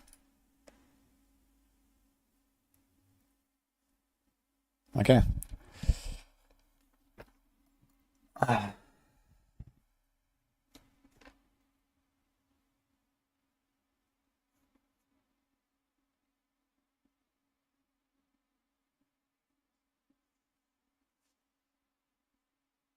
Yeah, this 1 to 10 Vuln does not check out at all. Like, I'm not sure what math he did. Maybe he just compared Hemorrhage multiplier to Gushing Wounds multiplier. And if you do that in a vacuum, then this might actually be somewhat correct. To say, okay, it needs to be 1 to 10 with the grandfather, because grandfather really inflates the crit damage in the sheet. Like if I just equip a grandfather here, I will go to like 4.5k or something. And then you can also do like, like a bit more like Vuln to crit or so. And you have like 5k crit, and then you have like 500 Vuln. But the thing is that every time you remove vulnerable damage from your build, you also lose additive damage. And additive damage is not completely negligible. Like, you do want additive damage to some degree. This build has 0 damage while berserking, 0 close damage, nothing. Just from the glyphs. And this is it. So the only additive that really comes in this build is your Vuln. There's no overpower. The crit damage doesn't work for dots. The crit damage is only there to scale Gushing Wounds. Like, it makes no sense to go for a 1 to 10 ratio. Like, if you go to like 400 Vuln or something to have this 1 to 10 ratio, or maybe 500 Vuln, then you just have such low additive damage. Like, you reduce your overall damage output by like a third or so, because most of my additive damage is actually in wound, or like half of it at least, is in my wound damage, more than half even. And if I lower it significantly, let's say from this 1000 to 500, I lose like a third of my damage. And I gain nothing back, because crit damage only works for gushing wounds. So the increase in gushing wounds damage needs to make up for like a loss of a third of my damage. Because crit damage does not apply to the dot itself, only to gushing wounds, and then indirectly to the dot. But the wound damage scales damage and gives me raw damage on top of it. And yeah, the scaling is worse for hemorrhage. It's only 15% of wound, and the wound numbers are a bit lower than the crit numbers. So the scaling seems worse if you ignore additive damage. But if you include additive damage in the calculation, which I've done here, it just always loses, going for more crit. Like, the best outcome was this one here. This was option D, where I removed every single crit roll on my gear, and I only had wound rolls, and I only had wound gems, and then I tempered crit. Because the crit tempers are really valuable compared to wound. They're much higher. The rolls on the gear are closer. So wound is closer to crit there. So I rolled wound, I tempered crit, and this gave me the best number here. And there might actually even be a case to try and see if I also want to temper 1 or 2 items to wound instead of crit.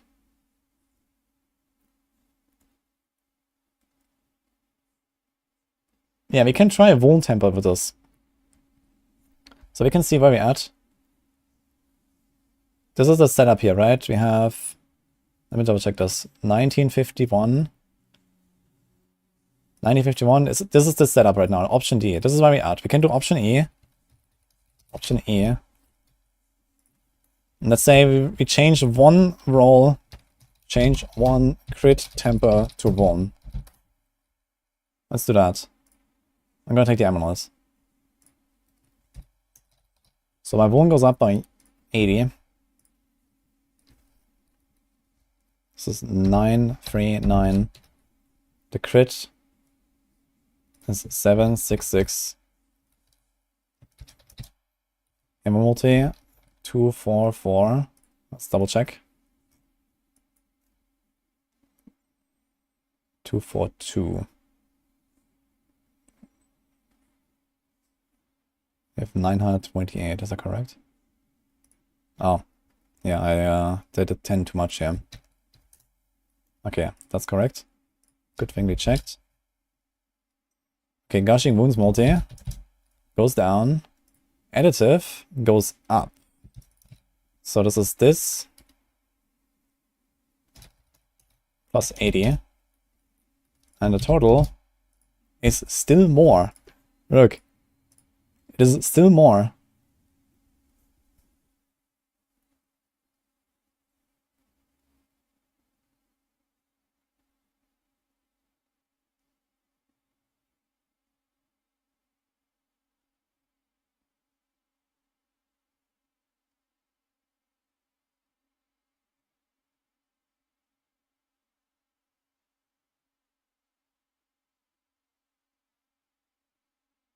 Time to read altar one.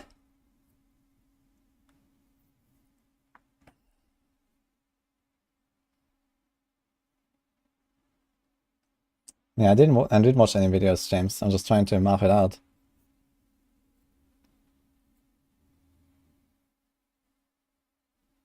And bleed is 100% is increased by 140% of my crit. The crit 100% will increase by 140. Total will be 240. If you crit 1000, it will be increased by 1400 and total 1500. Yes. That is correct. This is exactly the calculation I've done here, Vladimir. That's exactly what I've done here.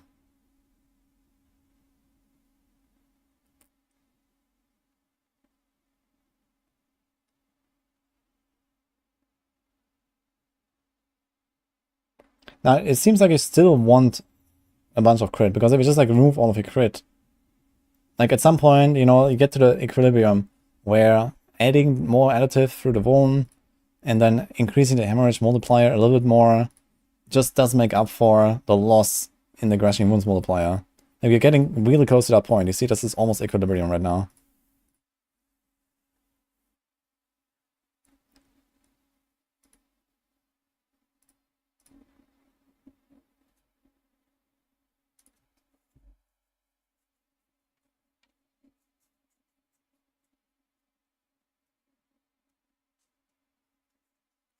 Need to include heavy-handed.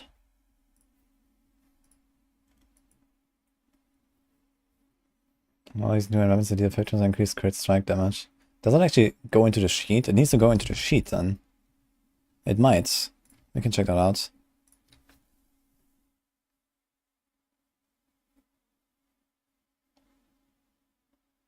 Something's wrong in the calculation. If something is wrong, then there's something I don't know. Then something it works in a way that is unexpected.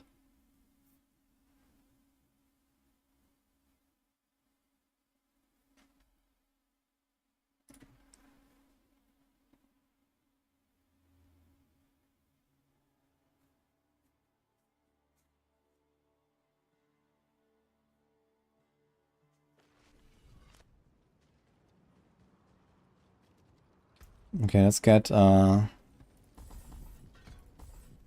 heavy-handed in there. Now this might make a bit of a difference, yeah, heavy-handed, which I did not have.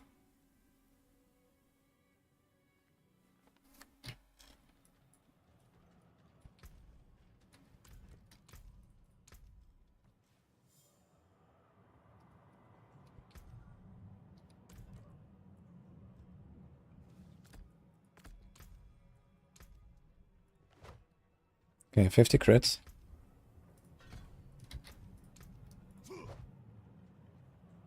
$57. So it does go up by 5%. So heavy-handed is actually useful here. Okay, so this is good. So we need to include heavy-handed.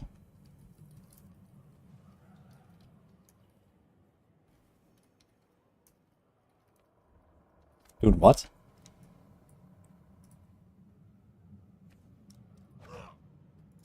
How does it go to 72.5?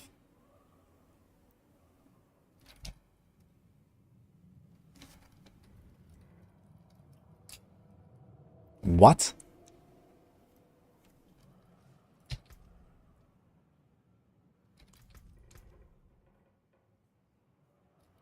What is the calculation behind this? We added 15%.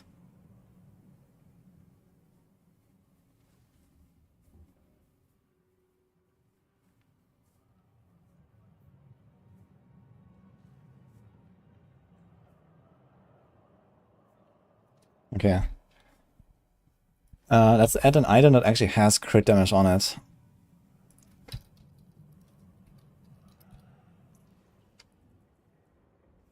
This has 47%. So we have 120 and 153. So the increase here was 33.1. Where previously it was 22.5. So how do we arrive at this number?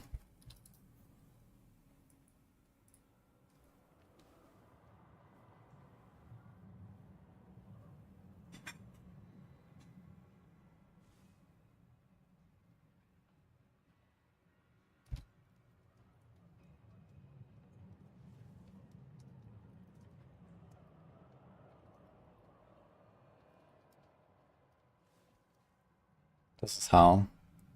So we take the 47, multiply it with Blizzard Math, aka 1.5, and then add another 50. This is how we get here. Now how do we get to this?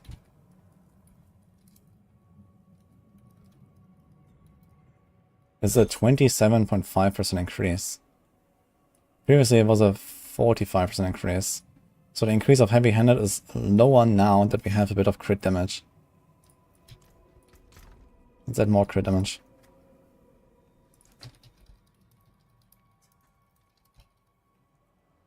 So I guess with high enough values you get closer and closer to the 15% is my guess right now.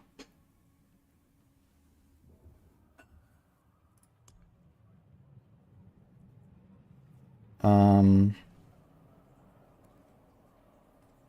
160 crit, for example. So what if we do this? Crit damage is 360 and 430.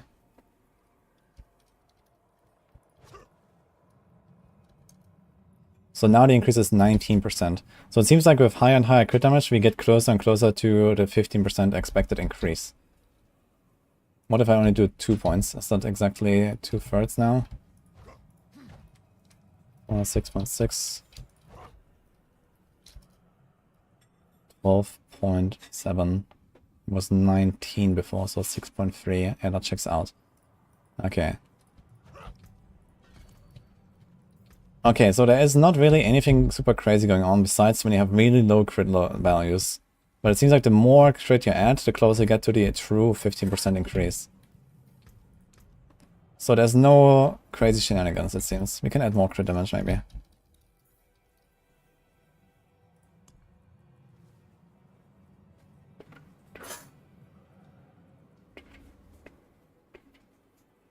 We have gloves. We can add some rings.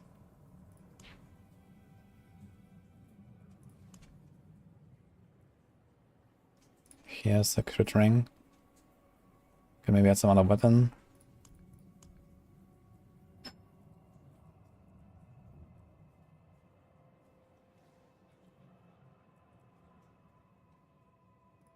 Here's crit. Here's crit.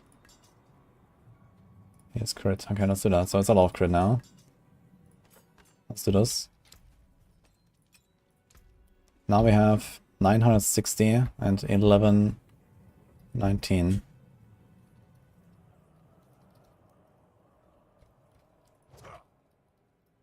Shit.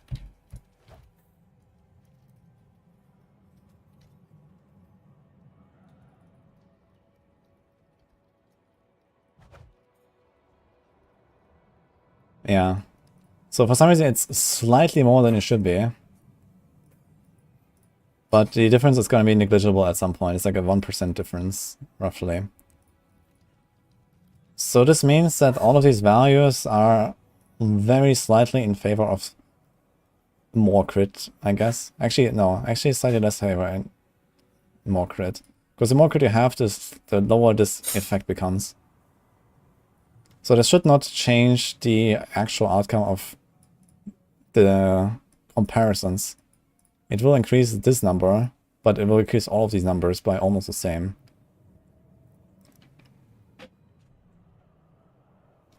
Slot the gems. I mean, yeah, we can add crit gems now and stuff like that, but I just wanted to see like what happens here. For some reason, heavy-handed gives you a lot more sheet crit when you have no crit damage anywhere. Like if I do this,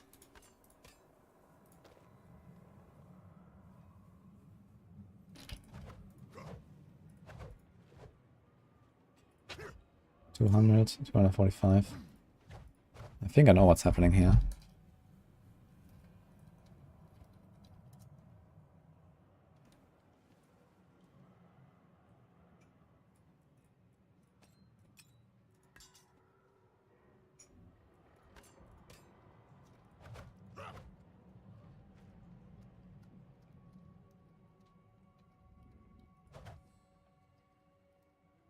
Okay, this is what's happening.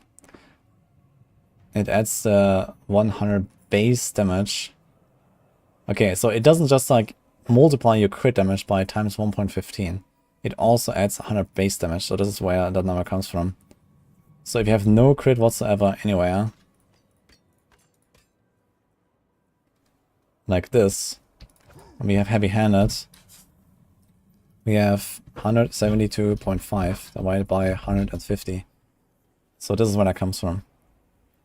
Which is kind of interesting, because this Blizzard math has implications for gushing wounds, but at very high crit values it is somewhat negligible. There's like an error of like 1% or so, or less. So it's not too bad.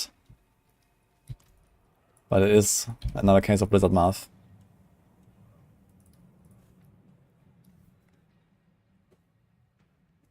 You can't reach 5 crit damage without heavy-handed. Yeah, but I'm not intending to, so it's fine.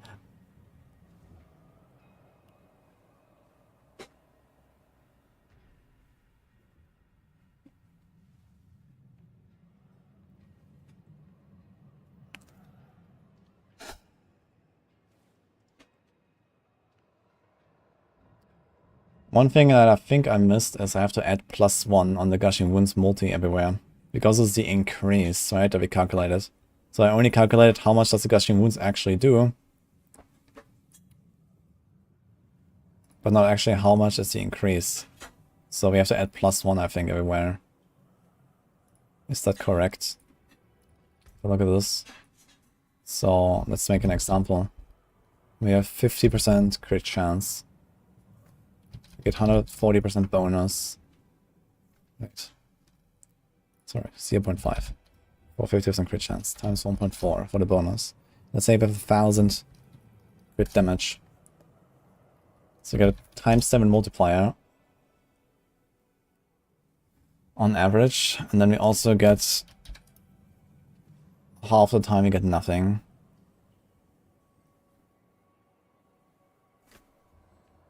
I should calculate differently to actually double check this. 0.4, 1000.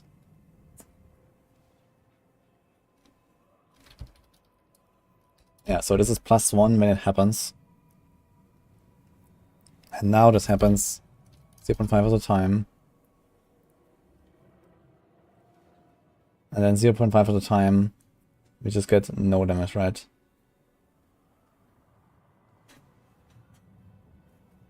So here we have to add +1. So I need to readjust my Gushing Wounds calc a bit. This is actually slightly off. So this will probably make it slightly more in favor of extra crit damage, if I do this correctly. So I just calculated how much is the bonus on average that we get from our Gushing Wounds, but did not actually calculate the total damage output here. So this is slightly off. So let's see. Crit chance divided by 100 times 1.4 times crit damage divided by 100. So this means you have the 0.8, like the whole like Gushing Wounds calc, and then we have the rest, the non-crits, is our normal damage output. So if I do this exact same calculation here,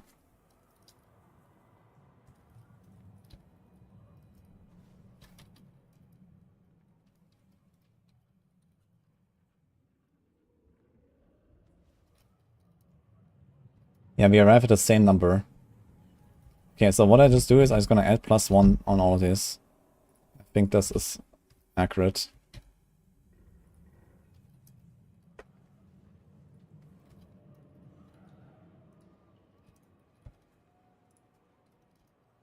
So the numbers will slightly change now. But the outcomes remain the same in terms of what is the best. And in fact, this will dilute the value of Grandfather even further. Because the Gushing Wounds multipliers are larger with Grandfather, so the +1 does less.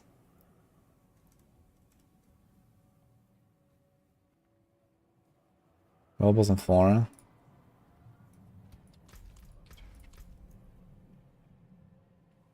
I'll play Piri too, yeah.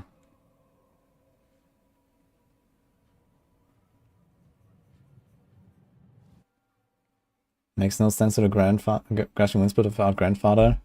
Yeah, basically what I just found out is that it makes no sense to use Grandfather. So what gives?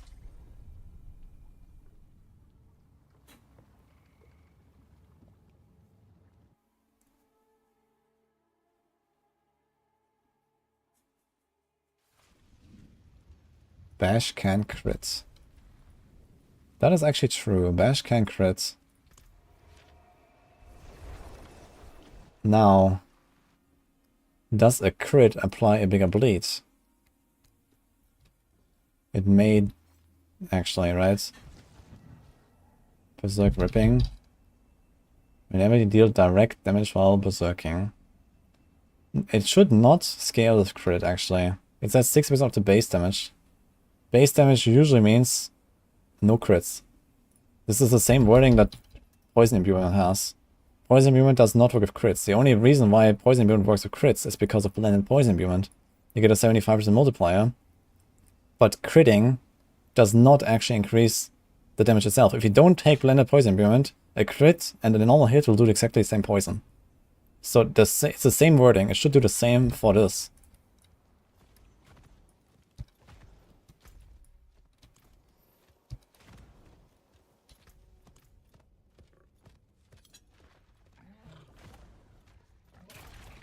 I do not believe that, like, even under the scenario where a bash crit applies a bigger bleed, which is probably a bug, I don't think that it wins with Grandfather. Although you do have some pretty nasty double scaling if that's true. Because if you have, let's say, 80% crit chance, and then you get a twice as large bash, and then you get like almost a twice as large bleed, it might win. But that is a bug.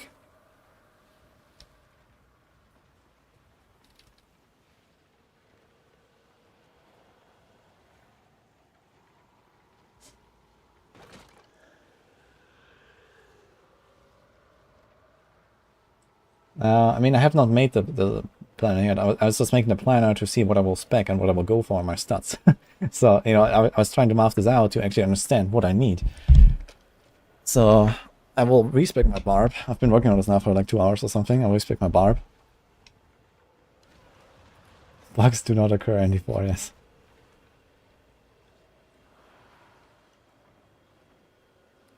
The bleed damage is crazy high, so I'm pretty sure. I mean, once I get a Grandfather, I can try it. And if that is true, then that's a bug.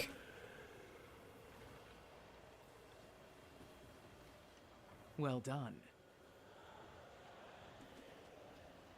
Yeah, I'm not talking about Flay right now, I'm talking about Bash. Like, the opportunity cost for Bash is larger than it is for Flay. So the only reason why you could potentially use a Grandfather on Bash is because of double dipping. Because the Bash crits applies a big bleed, and that big bleed from the crit is then amplified by Gushing Wounds again. So you get double dip.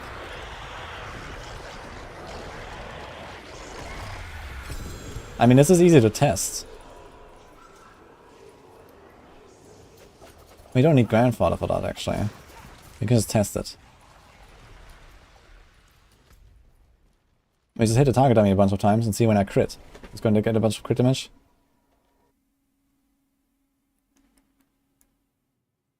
You can get a Grandfather fast by stroking the pet. True. I should try that.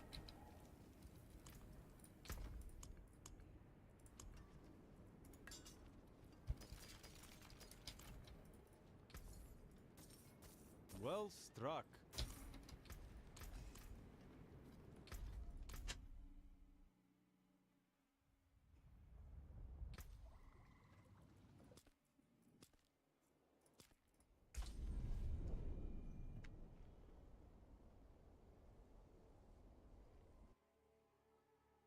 Okay, I'm not gonna take Gushing Wounds. I'm literally just gonna, like, imprint Berserk Ripping, and then we hit stuff, and wait for a crit.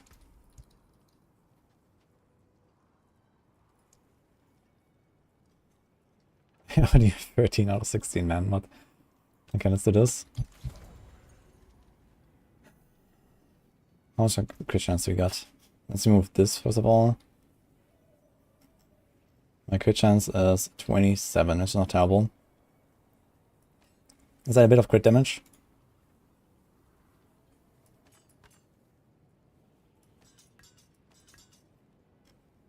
So we have a decent chunk here. Let's not make a target vulnerable.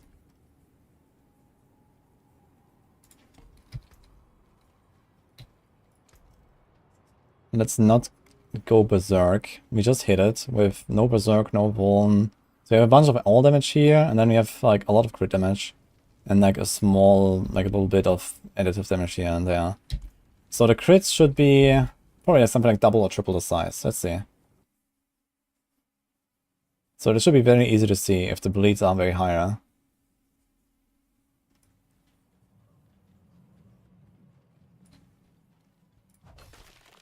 Oh shit, this hits twice. Shit, we need to be berserking actually. I have to be berserking for this, so... How do we get berserking the easiest?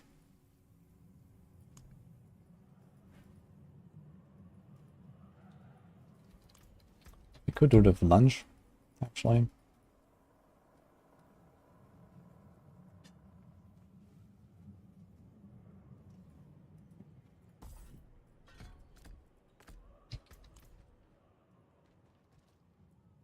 Let's do Warcry.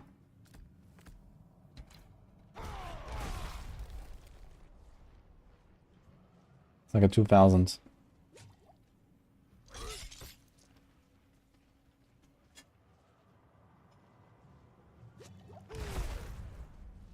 $2,400.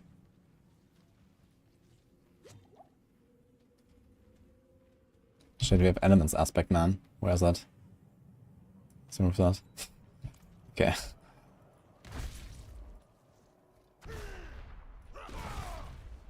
Okay, 1600. So if you get a crit and it's like 3k, 4k, then this means that a crit actually scales it in possibly an unintended way. This was a crit, we got the shout, and it's the same bleed. Again, 1800. And the crit is way higher, it's like 90k.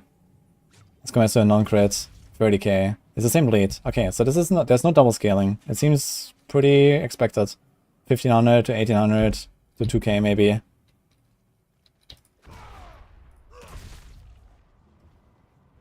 I mean, you have Warcry up sometimes for the extra bit of damage.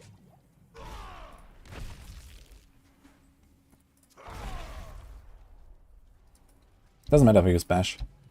Makes no difference. Look here, this was 111k. This was like 4 times larger almost than some of my other hits. This is 50k, that's 2k. You know, this is the highest bleed I've seen so far for a 50k hit. So there is a variance, but it's not like a ×2 or ×3 variance. A crit is like more than double the damage, and it does not do anywhere close to double the bleed. So this is not the reason. Berserk Gripping is working as expected. It goes up to base damage, it does not double the with Grandfather, it seems.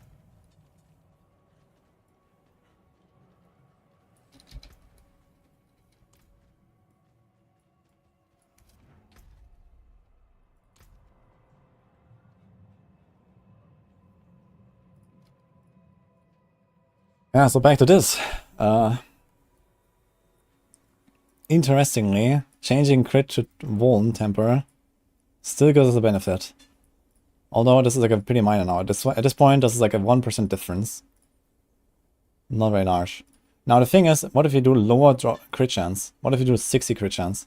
Let's just lower this to 60. And this to 60. It actually remains very close. Interestingly. What if you do 40? So now the gap is 2%. So our total damage drops in half, basically. If you do this, you see 420, 760, so this makes sense. It's like a bit more than double.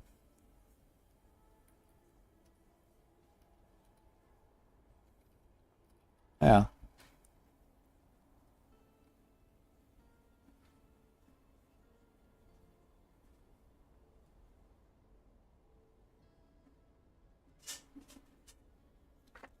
Okay, on your Barb, you have 512 crit without Grandfather. With Grandfather, you have 1200. Aside from the 35 added from Grandfather and Blizzard, it adds an extra 100 crit than it should have. Oh, interesting. So it adds more than double. Not just on the base implicit. Okay, so I was like undervaluing Grandfather a little bit. So what you're saying is, when I have...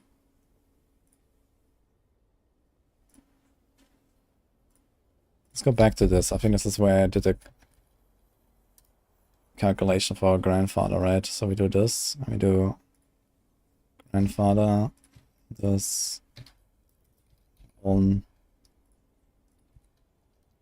let's say we do this. So if I have like the 1634, so what I did earlier is I just took this ×2. So this is exactly this number there that we had here in the calculation. But what you're saying is it does 632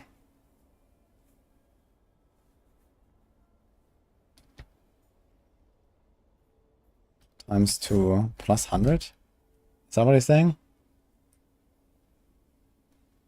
So it's like another 100 on top, basically. Rain Loco, thank you, man. Change the 50 from green to 100.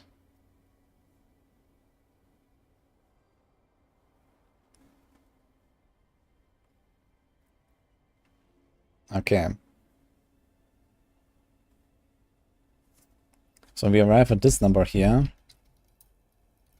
by doing this. We take our true crit times 1.5 and add plus 50. And what you're saying is, what happens is,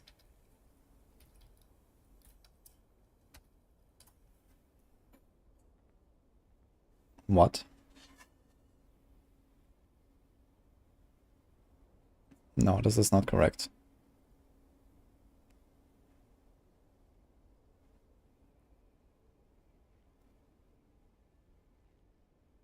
Well, grandfather, you have 2,500, Vivid goes to 5,500. Okay, let me try to understand why that happens.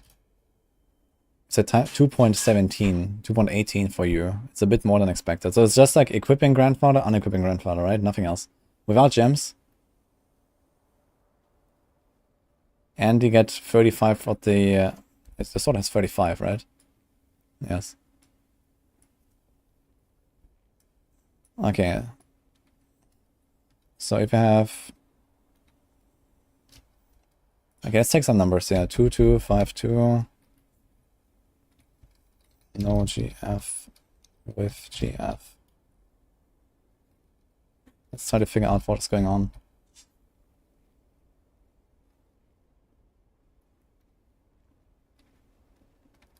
Seven, 8, 1, 3, 7, 6.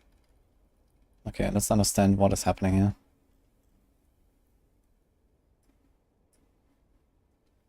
Okay, so if you have 252, we minus 50, divide by 1.5, so your true crit is 1,400 here.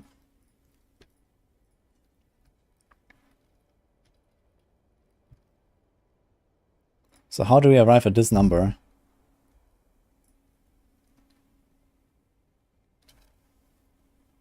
So first of all, we add 35 crit from the sword.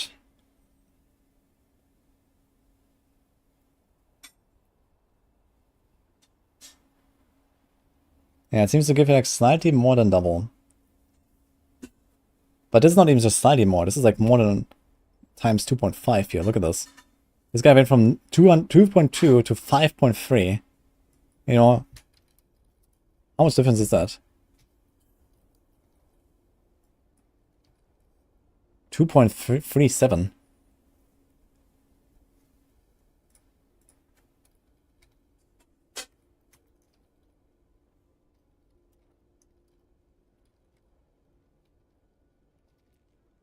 There's also 2.4. But it's a rather low value.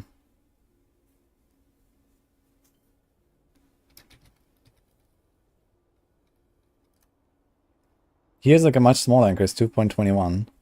But yeah, it gives more. Because something is being multiplied. 1.15 times 2. No. People are saying this is without heavy-handed. So this can't be it.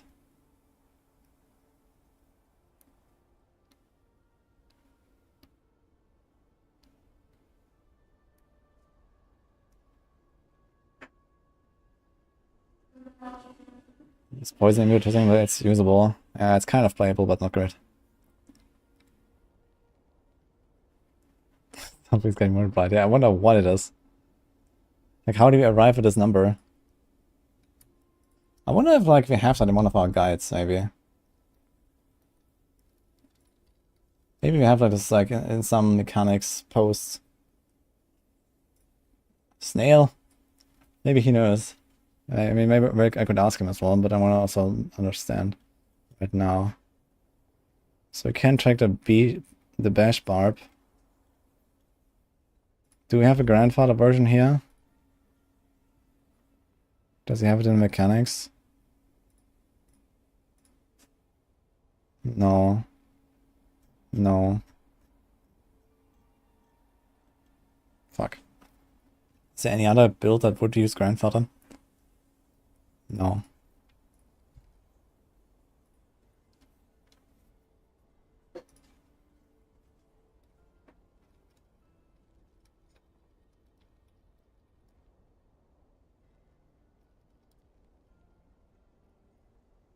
Dude, this makes no sense. Like, where's that damage coming from? This is such a large gap. Even if it's just like add plus 200 or something. This is ridiculous, this gap. I'm not sure where this is coming from. Same here, 1376.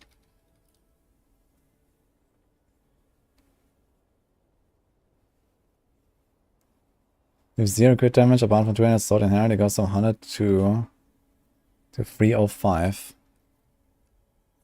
How do you have 102 with 0 crit damage? Ah, the inherent. Okay, so you have 35 times 1.5 plus 50.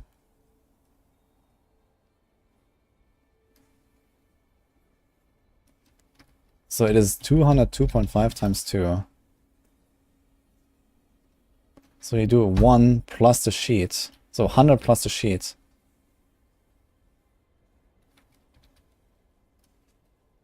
Times 2. Okay, that almost checks out on this one. You can try the same here. 512 plus 100 times 2. This almost checks out here as well. But it does not at all check out here. So there's something going on.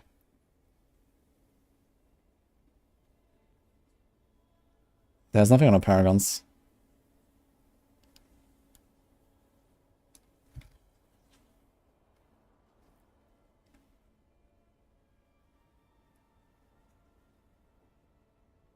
It's actually 4 times the amount of every point crit damage you get for heavy-handed. So there must be something going on with heavy-handed then.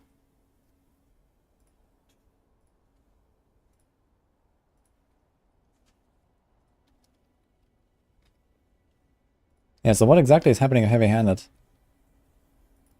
So heavy-handed is double dipping with Grandfather. Or what? So heavy-handed previously almost gave us the true value of like 3 points, giving us roughly 16% damage instead of 15. So what do we do? Okay, wait a minute. We do food. Wait, plus 100. Whoops. And now times 2. And now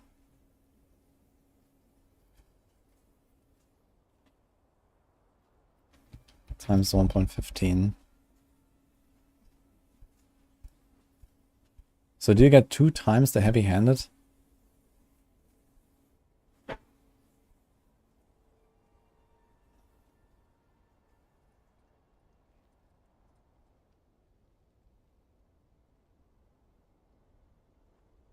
And I don't think there's really crit damage anywhere on the Barb. I mean, there is like a crit glyph. I didn't even take it though.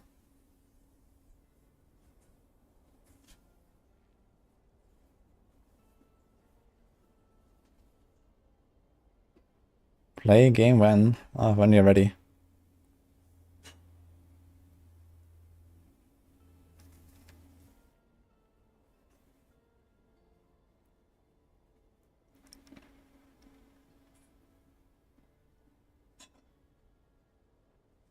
Yeah, I need someone who has heavy-handed. I need someone with like many heavy-handed ranks to unequip and equip the Grandfather.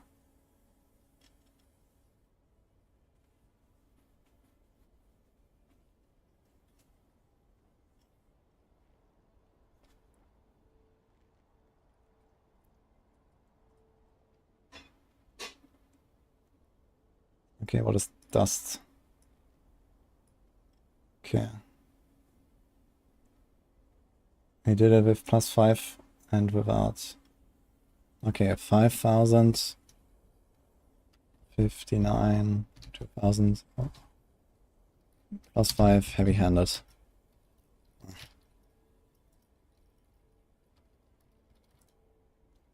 Okay, let's see what happens here. So here you have almost exactly the double that we would expect, actually. So if you think that +5 heavy-handed would somehow double dip, this does not seem to be the case here. I think you didn't wear your two-handed weapon in the hand. You need to have it in hand. You can't just stand in town. You need to have your two-handed weapon in hand with heavy-handed.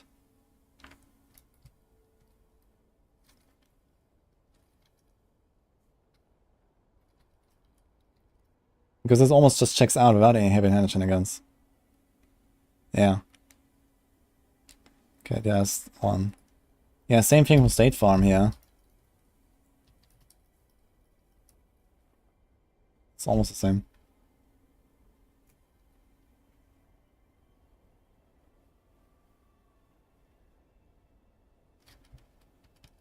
Yeah, you guys need to have the two-hand weapon in your hand. You need to be outside of town, you need to have it in your hand. Else the heavy-handed does not apply. It's only applied when you have it in your hand. Just craft a grandfather for testing. I could, but I don't really want to right now. Because I don't think I'm actually going to use it.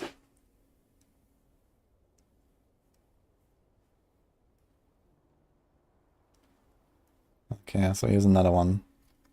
604. Let's type some name.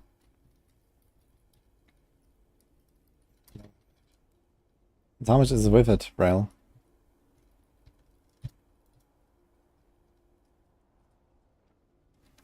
The numbers are the same in town and out of town.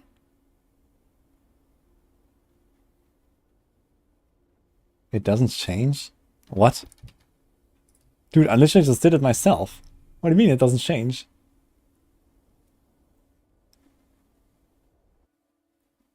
Can you take Frenzy? Just like put Frenzy on your bar and then just swing the air and see if it goes down.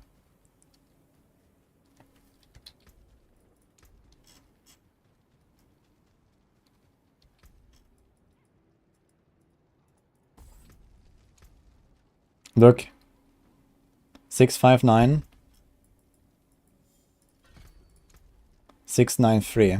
So I have the two-handed in hand, basically.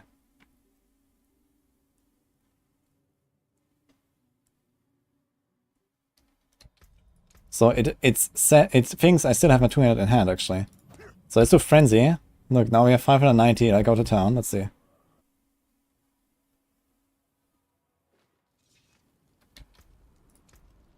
$590, yes. So in town, it remembers your last weapon. Like, this is why. You have to go outside of town. Yeah, we still at 590. Now if you do two-handed attack, 690. If you do dual wield, 590.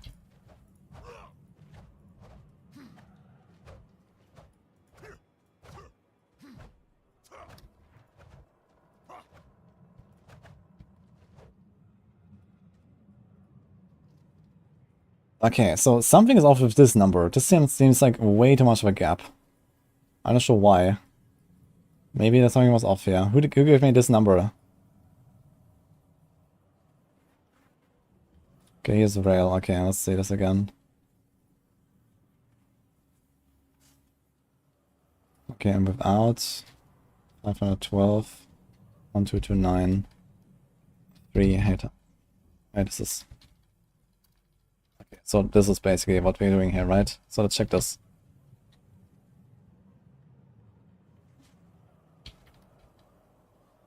Wait.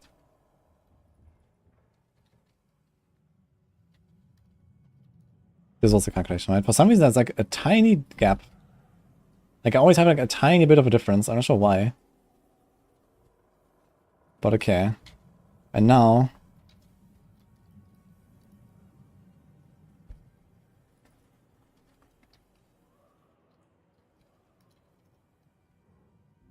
Yeah, it seems like it doesn't really make a difference. The heavy-handed seems to like not benefit it twice. So it seems like it's working as intended. Just one thing that is odd is this number. Everything else kind of checks out here with what people gave me. So there's no reason to, you know, double dip with the heavy-handed or something like that. Yeah, these numbers all kind of check out with what we know about this. You add 100 and do times 2.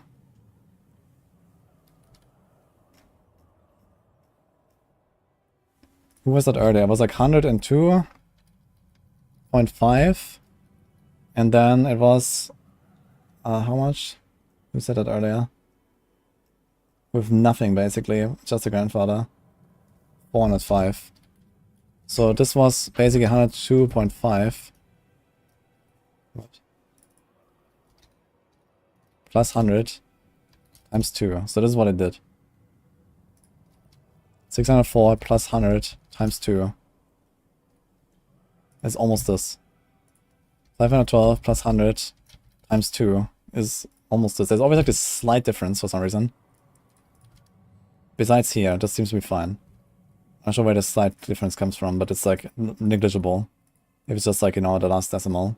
Or not the last decimal, the last digit. And it seems to be similar here. 512 plus 100 times 2. Yeah, that's actually what we had there. 578 plus 100 times 2. So here's like 20 difference. But again, this is like in a 1% margin of error. So I'm not sure where it's coming from. But it's not large enough to matter. And it seems like the heavy-handed has no impact here on anything. Like, it just increases both numbers by around whatever heavy-handed gives you.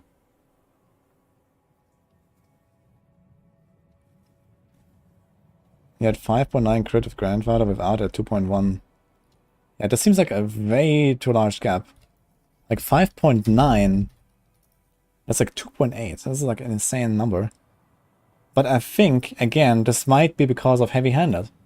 Because you probably use your two-handed weapon and then you unequip it, and heavy-handed comes into play and reduces it. This is probably why. If you have a lot of heavy-handed ranks, this checks out. If you have like 7 or 8 ranks to heavy-handed, Cade, do you have that? Then this might happen here because you unequip it and heavy-handed drops.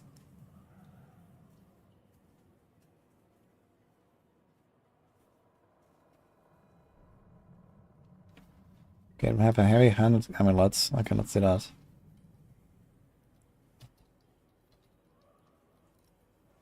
So 5 ranks heavy-handed. This increases your damage by 33%, which is very odd. It should be 25, and we already have 3 in the... I guess you expected 3 in the passive, right? So... you go from 1.15 to 1.40. Should be a 21 increase. But for some reason get a bit more than that. Which might be due to heavy-handed coming into play first.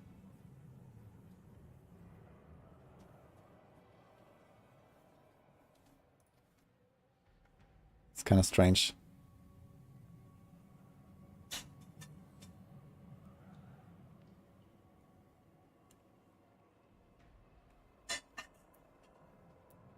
But it seems for most people, it is kind of doing this math.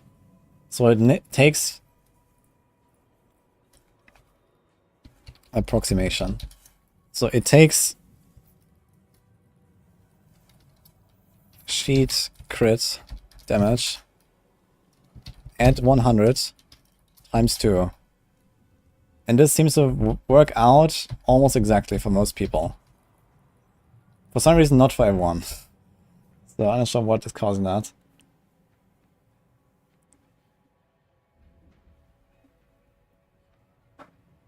But it's strange as fuck. But it doesn't change the conclusion that Grandfather seems terrible to me. That's the thing. Like, this is so far off that even these rounding errors and like this sometimes, you know, maybe 10% extra. I mean, okay, 10% extra would put it kind of close in the same territory sometimes. If you just have a random 10% bonus damage. But it's not even enough to beat this. Like, even if I take this number and multiply it by under 10%, you know, just like a random 10% to that math increase, it is still like a few percent behind this.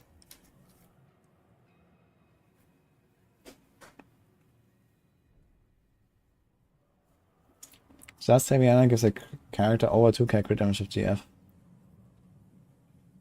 Is that 3 ranks of heavy-handed or what? Or how many ranks? Noodles.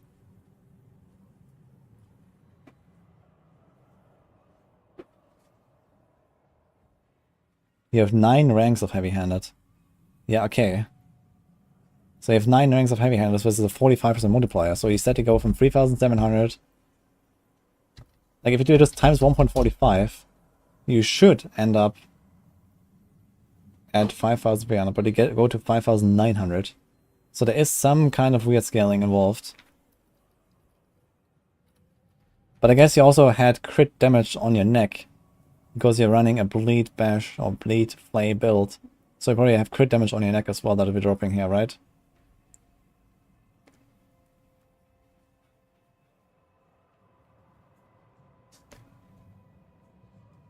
I think it's just your neck having crit damage. Because you probably have crit damage on it, right?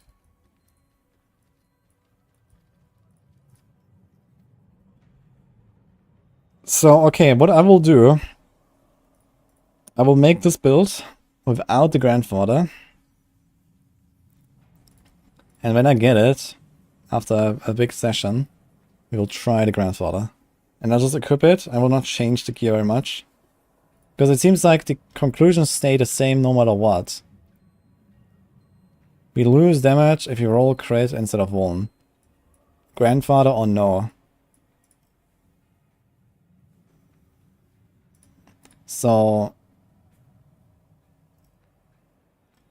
I will just run exactly the same setup and we're gonna equip a Grandfather once we get it. I don't have it currently. I could craft it. But we're gonna make the build. No Grandfather. And I'm gonna do the same with Bash as well when I get there. This might be in a few days. Yeah, so the conclusion is you roll Vuln everywhere, you temper crit damage everywhere, and you don't run Grandfather. So this is what I'm gonna do.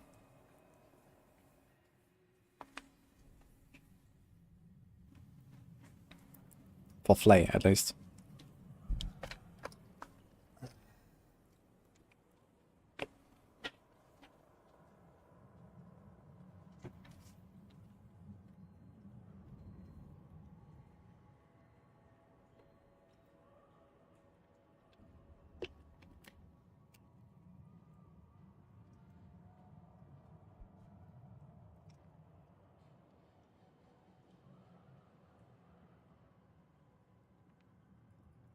Alright.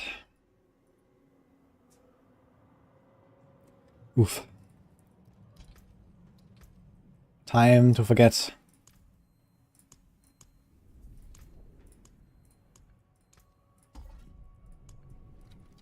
Okay.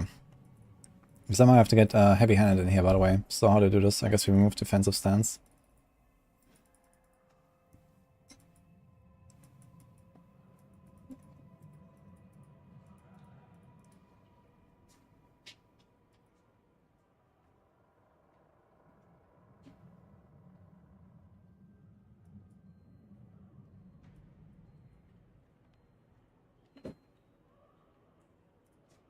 So I guess that's also heavy-handed we could put here if you really want. I could say, sure, like something like this or so.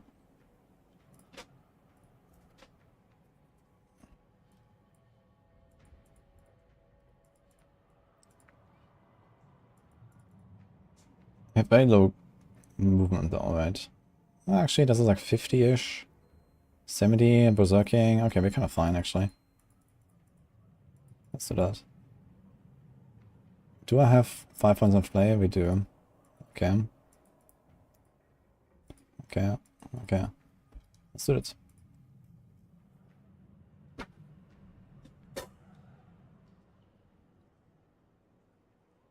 And we will find this amulet. Yeah, of course we will not. But, you know.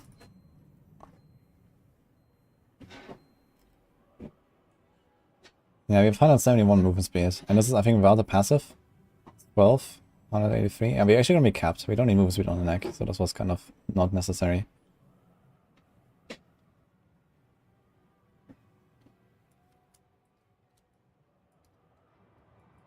Okay, let's put it together.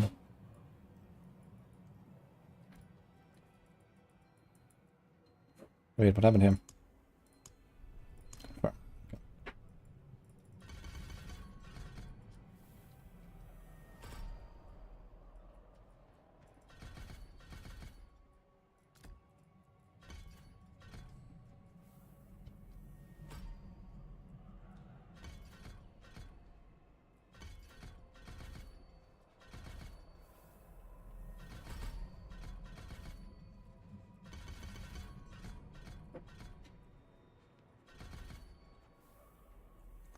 We might have to go more for pick scan for some fortify.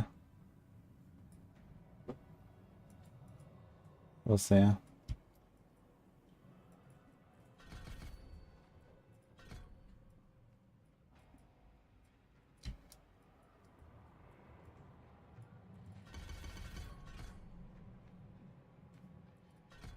not sure I really want that many ruptures. Maybe I'm gonna take out some points on rupture. I might not rupture that often. If you have that kind of damage. And then we can like take defensive stance. Or some other stuff. Okay. I do not live in America.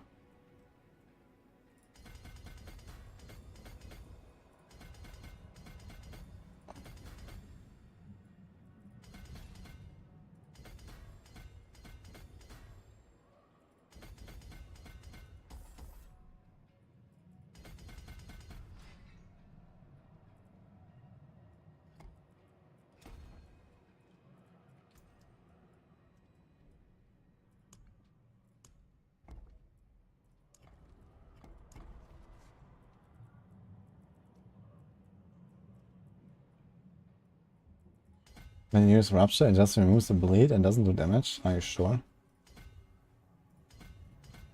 I saw like some funny thing with the Rupture sometimes that it looks like it actually doesn't do damage. But it does.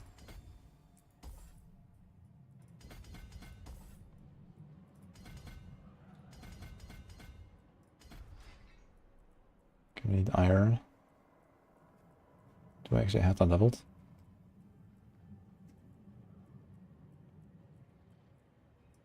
Nine. Great.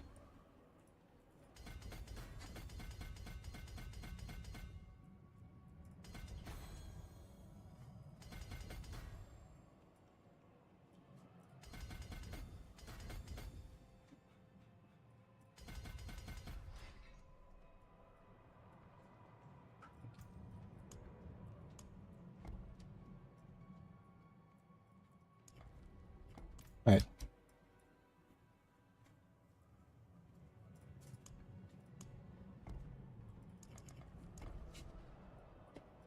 Why is season 5 coming so early? Oh, it's like 1 week earlier than expected. Not really so early. They're like making it a bit shorter in season 4 and then even much shorter in season 5. Or they can release the expansion.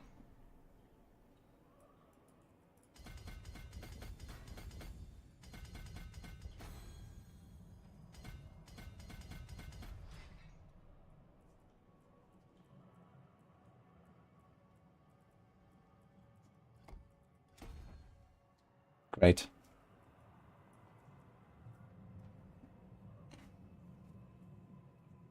It seems like those two strengtheners activators.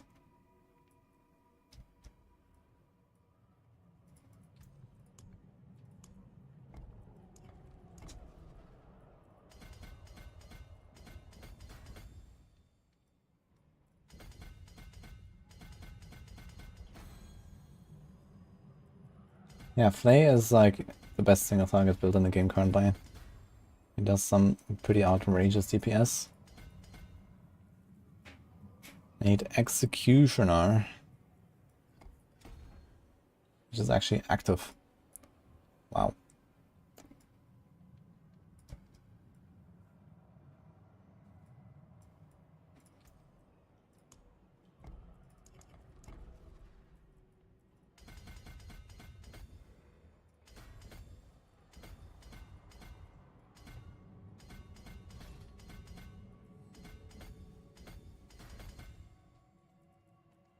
Undaunted.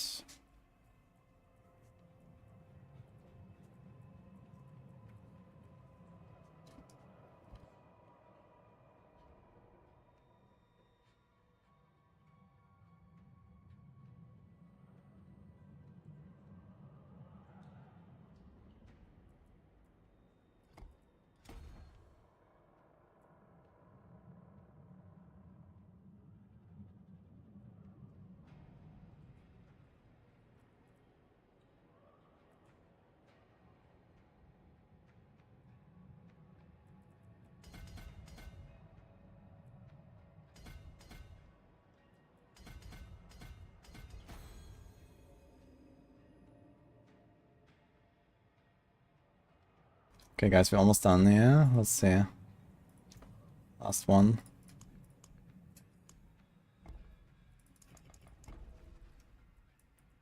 Okay.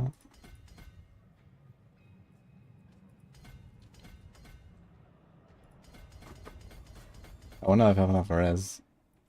But if I have some pretty decent res gear. Oh no. 1 point left. Tutorial. It's also not active. We're actually missing a bunch of glyphs to activate here, unfortunately.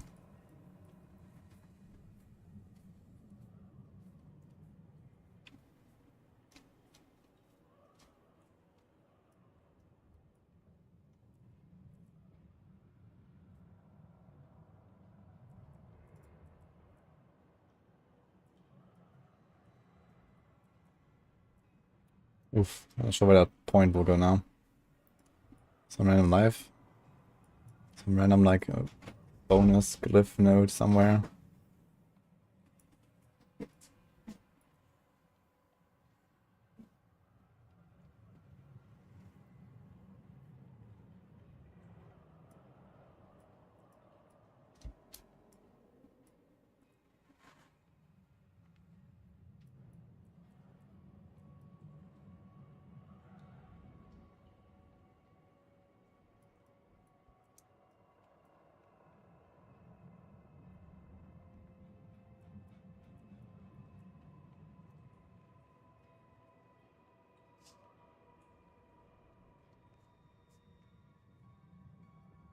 I have no idea. With 1 point. 1 free point. Let's do PTR. Okay. Okay.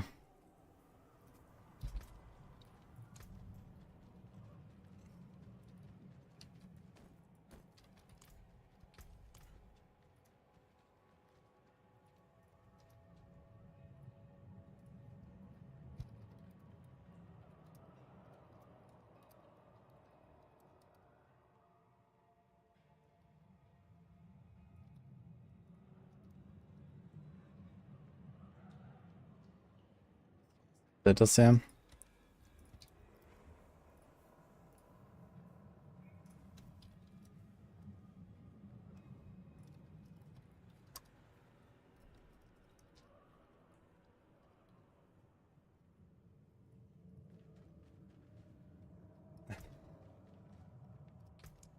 I think I'm gonna whisper, help me, I already summoned Echo of Varshan.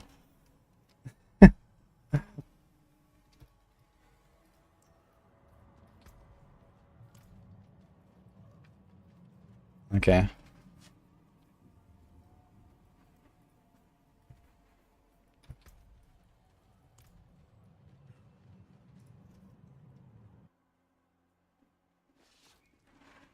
Yeah, thanks for all the numbers, guys. So I didn't really fully figure out what is going on. For some reason the numbers are slightly off, but at least we understood what it does. But it's just like TLDR, grandfather does slightly more than double. But not much more. So what I could do in my calculation is I can just like add like an extra small bonus for the crit here. Actually, I can just do this, right? Greetings. Like this. Night, traveler. And like this. Greetings.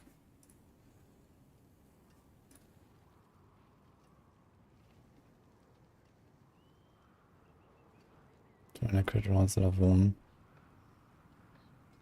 Let me double check this again.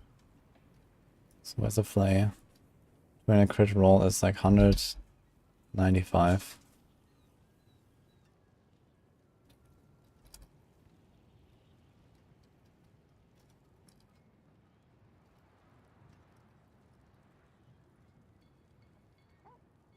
What?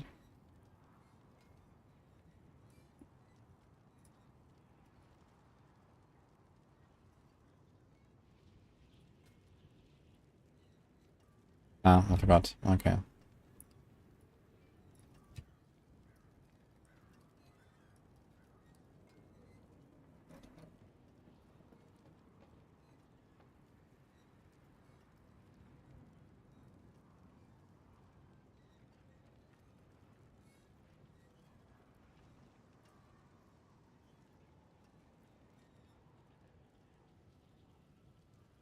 Okay, so I kind of adjusted for this grandfather weirdness on this here at least.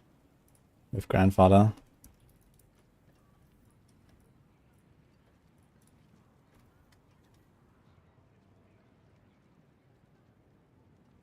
Why do I have dash max out on dire build?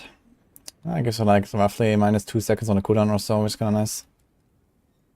There's not many other points to take really.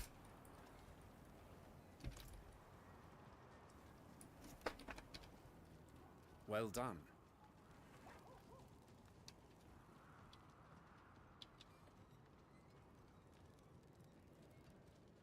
Greetings. Yeah, I need to kill a tormented Varshan real quick.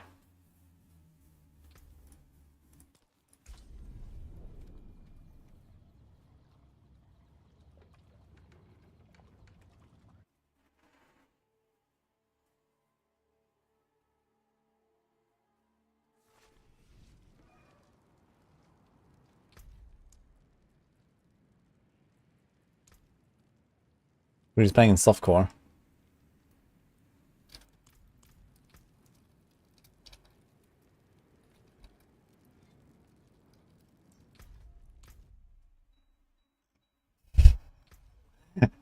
It's beta, man.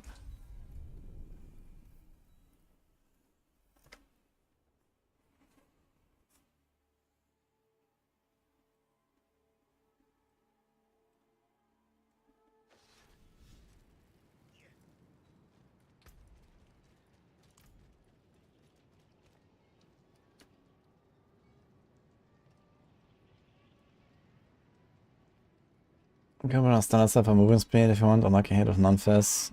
Yeah, I can do a lucky hit non-fizz. I guess you like slightly more from like bursting venoms and every third hit with pestilent points. But I didn't really find that enough to really make it worth it. I feel like the extra dashes are just nice. I mean, technically you don't need them. But it's nice, you know, if you don't go fast. Maybe for pushing I would like adjust it and take out the dash ranks. But it's still cool to have them. Because it allows you like so much more dodging and everything.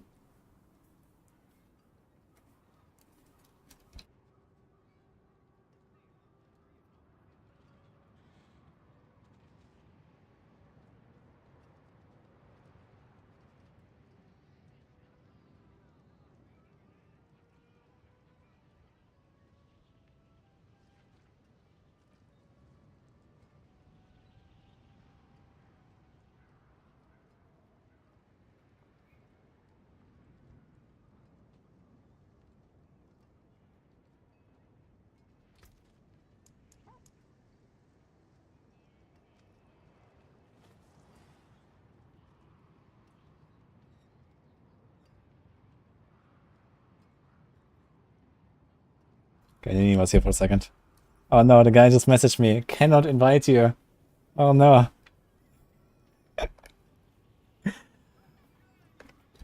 Yeah.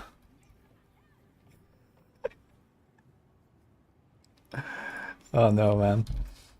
Alright. The Varshan guy. Cannot invite you. That's unlucky, man. Alright. I didn't make this planner with... Wait, where's my flay? Here's my flay. Let's close this. I did just make it with Shaco already, so that's fine. Wait, my Shaco is master to 8, by the way. I never put it to 12.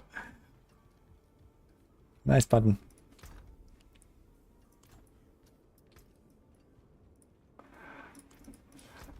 Oh man. Okay, so we want probably another neck.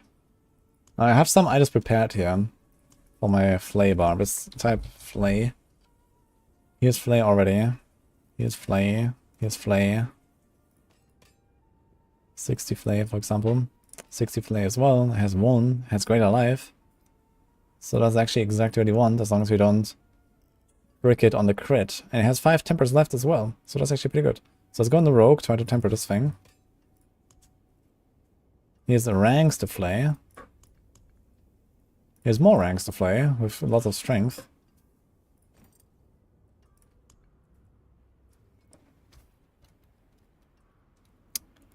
Now, do we do Rage of Hargath, guys? We can get away with just a normal armor roll. We have enough armor, right? This has, yeah, plenty actually. 9,500 almost. With just one master or crit. The problem is, if I don't put the rest here, then we'll have to put the rest somewhere here. Rage of Hargath.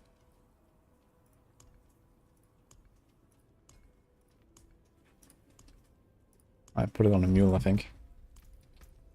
Any other weapons that I still have to temper? This has crit, this has crit. Let's say anything with flay. Just those two. Yo, Conqueror, hello.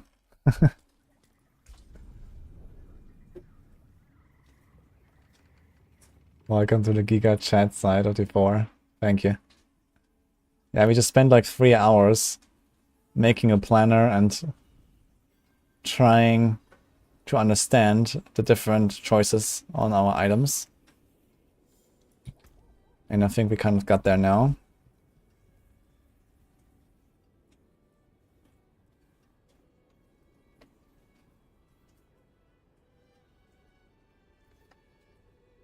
Okay, here's the Rage of Hargath. It has 10 DR, which is not optimal, but it has pretty high lucky hit effect.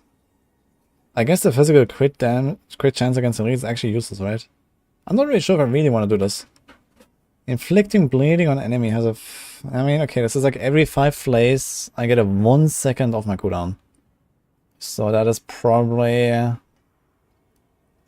around every 2.5 seconds. So it's basically half a hectic. I just realized. This is half a hectic aspect. Because I do single target flays. I'm not actually inflicting bleed on very much. I think I'm not gonna run Edge of Hargath. Yeah, we're gonna raid. That's good, man. Icronics. It has damage reduction. But I mean, if I want damage reduction, I could just run Tyraels. Tyraels is just way better at doing DR, for example. Like, this is actually not that good. Unless... I mean, we also have lucky hit here. As far as I know, Rage of Hargath does not work with Berserk Gripping, right? It does not work with the two-handed sword, and we don't even have either of those. So it only works with Flay. And every 5th Flay gives me 1 second off all of my cooldowns. Okay, to be fair, it's all of my cooldowns. And Hectic is only one of them. So, okay, let's try the Rage of Hargath. But it might put me into trouble a little bit. And we can temper these weapons. Nice emotes, guys. XDX. How many Ubers today, Chronix? Okay, let's take the big weapon. Crit temper. No pity.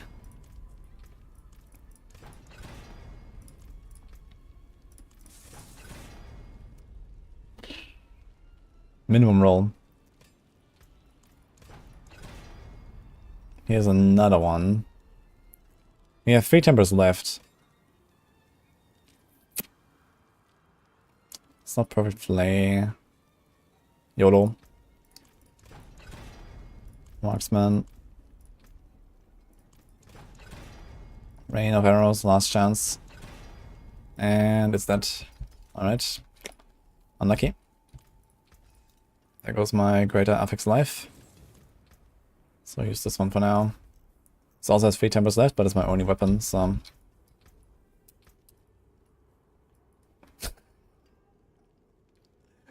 Oh no, guys. Oh no.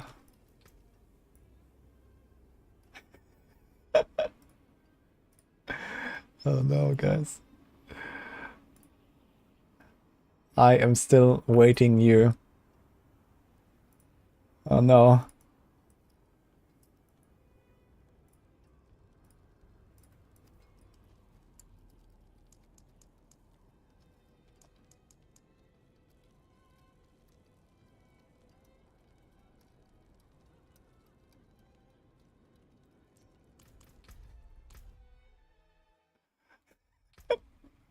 Yeah, this was before the raid. So this guy whispered me like 15 minutes ago. He was like, hey, can you help me? I have summoned Varshan. I was like, yeah, okay. So I relooked to my rogue and I tried to invite or request. And then it says a funny little message that Chronix knows all too well. See ya, Conquer.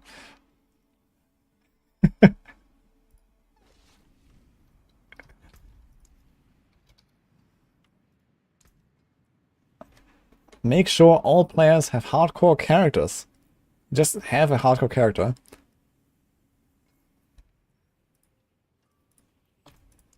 I'm still waiting for you.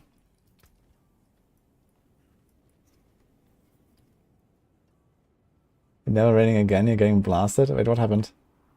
I didn't blast you.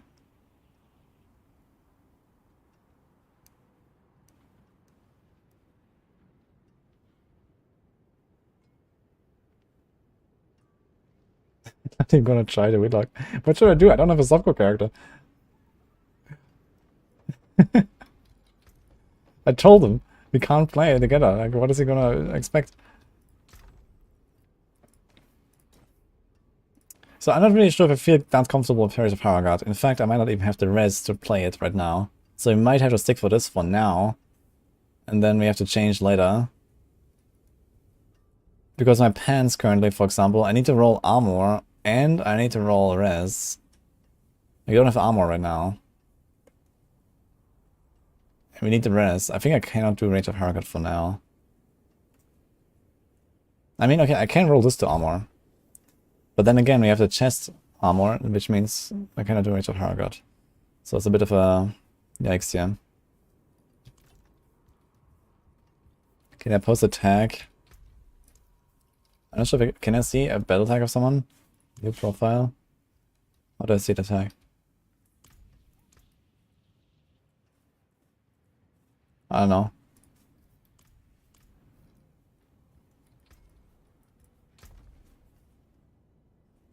Actually, I had this here.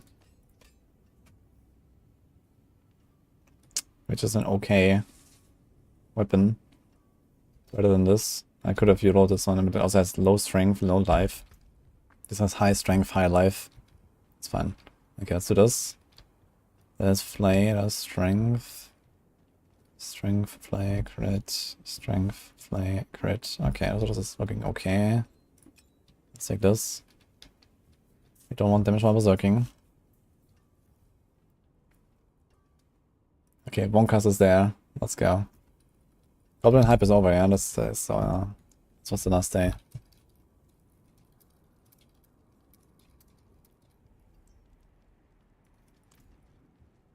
Okay, I wrote that to him, Bonkers.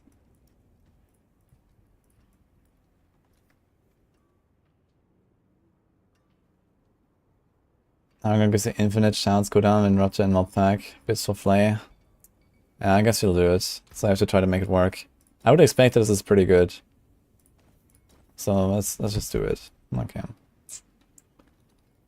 But yeah, we need a lot of res and we need armor on this thing. Okay, we need boots. What do the boots want? Also res. Life, movement speed.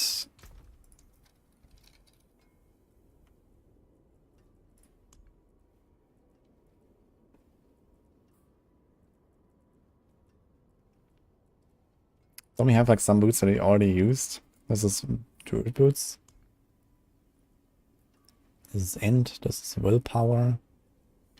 With a shitty roll on top of it.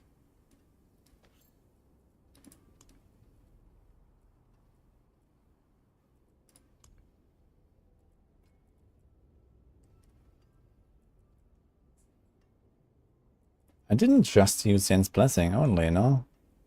Did I only use Zen's Blessing? Maybe I did, actually. But I'm not planning to do that now. Since I want to go hectic, I think. And the res. If we don't do that, then we have to give up, like, one roll here or for a res roll. I mean, that's okay. It's kind of acceptable. Funny enough, these things also have wound damage. They can also cast my Steel Grasp, for example, or my Rupture randomly, which I don't approve of, really. So I don't think that'd be that great here.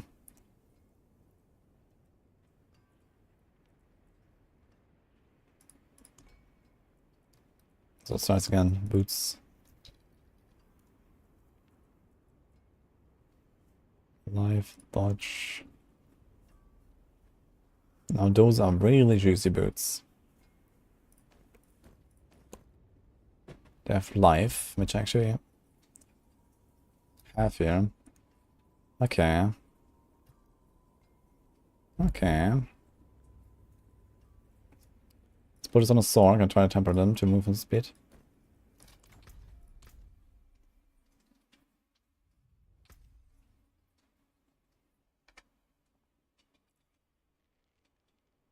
Oh, magical one.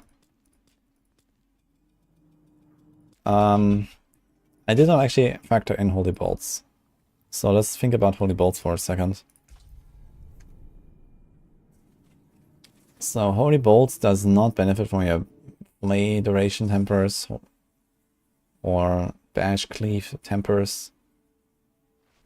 And it also does not benefit from stuff like Moonrise, adaptability, and so on. So it only benefits from your generic damage increases. And I guess you are right that if you run Holy Bolts, it will definitely increase the Holy Bolts damage quite a bit. So maybe this could actually make the difference here between if you want to run Grandfather or not. It might be the Holy Bolts damage. Because you don't have many ways to scale it, and Grandfather is one of them. Especially if you have like 80% crit chance, and then just double the crit damage. That will be a pretty noticeable increase in your Holy Bolts output. So I do actually agree that thanks to Holy Bolts, Grandfather might become better if you care about the actual Holy Bolts damage. I'm not sure how relevant it is. Holy Bolts is pretty powerful on Barbs in general, and they make it even more powerful. You have to see. I have not actually really played with Holy Bolts the entire season so far. But in the case of Barbs, it might actually make the difference for Grandfather being better. It seems like under all circumstances, really, like Grandfather does not really count as an improvement. Like even if we include like weird shenanigans, like I don't know, Grandfather double dipping or whatever, like sometimes the numbers were a bit off and the Grandfather numbers were just a bit better. The TPS, or at least on like your own damage output, like on a boss or something, was definitely in favor of not running Grandfather. Grandfather is relatively close though. It's not like far behind. But yeah, it's somewhat behind to be honest. I didn't even like fully math it out. We're still missing other stuff here, like for example, we can't do the pole arm glyph. That's 15, or like the pole arm effect, the pole arm glyph. You have to do like a sword glyph that, no, you can't even do the sword glyph, you have to, a sword glyph, sorry. So we have to change some glyph, you lose some damage there.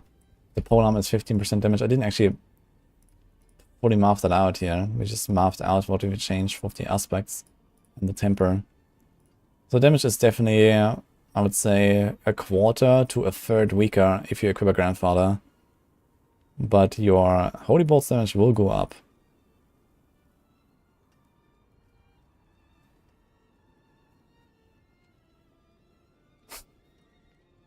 Yo, Chronix.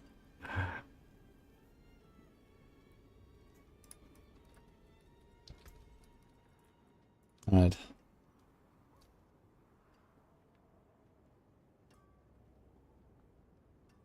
You wouldn't build around Holy Bolts since we'll go away end of season. I mean, let's be real here. Flay and Bash will go away after the end of the season. At the very least, bleed Bash and bleed like the Flay build, like those will go away after the season, right? So this is the build. It will last for the season and then it's gone. So this is where we're at. So you can use Holy Bolts, I guess, to include that in calculation. Nice, Monkas. You learned that I really dislike Grandfather, it's a rogue thing. Well, it just seems like a lot of effort to get a weapon that is just a downgrade. That's the problem. But yeah, for Holy Bolt shenanigans and for, like, for example, Tyrius Might shenanigans, it does open up an extra scalar that you otherwise wouldn't have. So depending on how much you rely on those two effects, for example, Vermint, Tyrius build, you definitely want to have a Grandfather there, I think. Because Tyrius does the damage, you want to scale the Tyrius as much as possible, and this means you use the Grandfather. But if you want to scale your bleed damage, then it's not the option.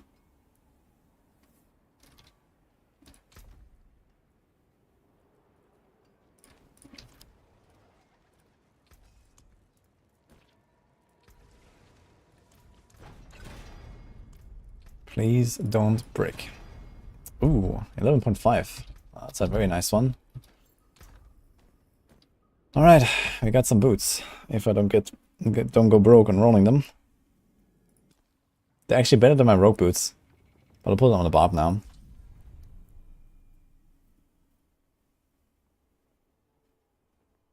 I have not seen a bug where Shadow spawns and hits the boss and insta-kills it. That sounds funny. Do you have a clip?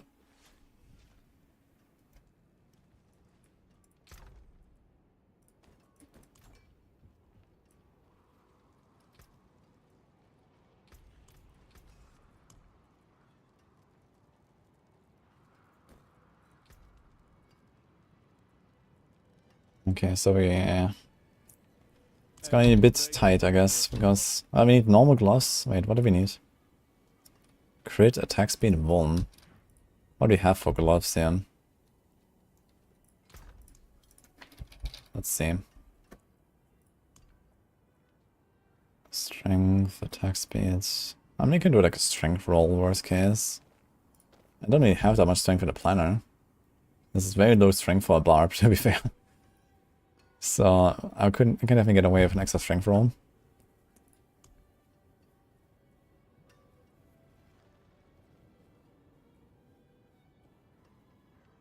Is strength, crit damage, cold rolls.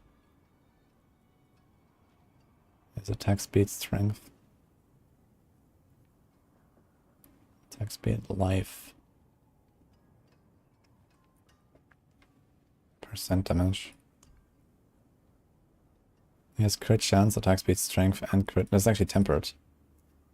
Okay, you can just take this for now as well. You can also try to temper this. It has 3 tempers left.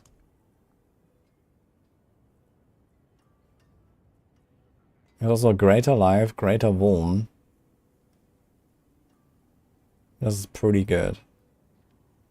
Actually, want to sell it, I think.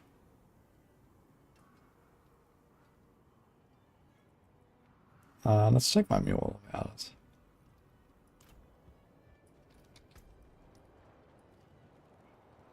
Half naked Barb with no tempers already has more main stat than most builds.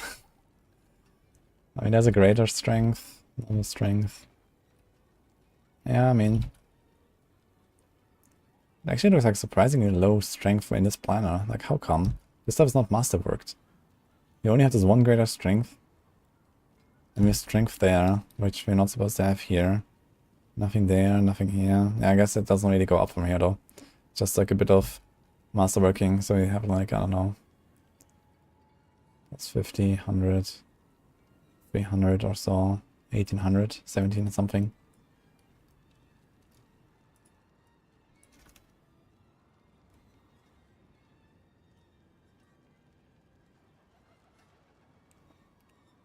Any particular like a hit and roll for the won't change one? I don't know. Personally, I just played with a Curse Touch all the way, honestly. You can still get away with the Vuln roll, but only on a really good character, I'd say.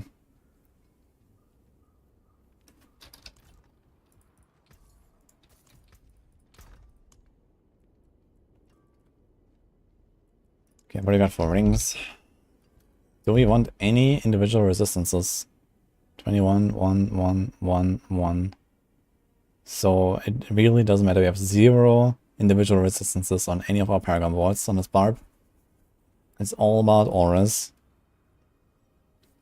So it means we go crit chance, Attack speed. Do we have breakpoint tables for this?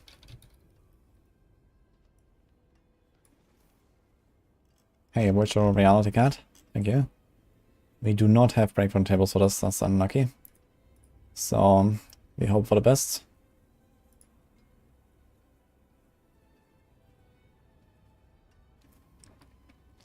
How's my resistances right now? Movement, attack, cooldown.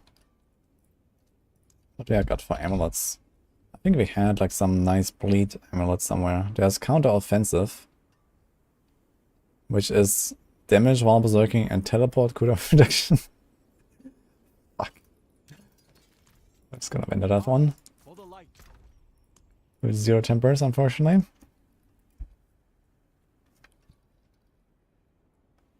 Tears Might can be used on some Barb builds, yes. Here's crit chance. Life. I could go for like a crit amulet.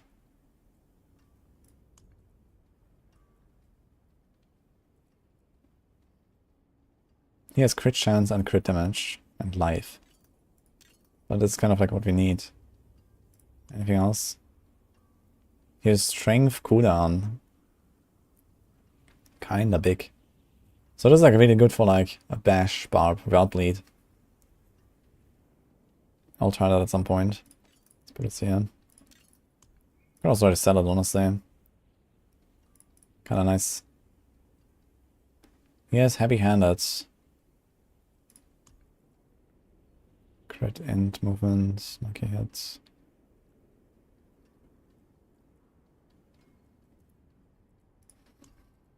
I mean, there are a few decent passes they can try to hit here overall, but I don't really like the life there. The life is kind of a sad story. We have to crit and then maybe get one passive. Exploit, crit, attack speed. We could do this as well. But it's not tempered.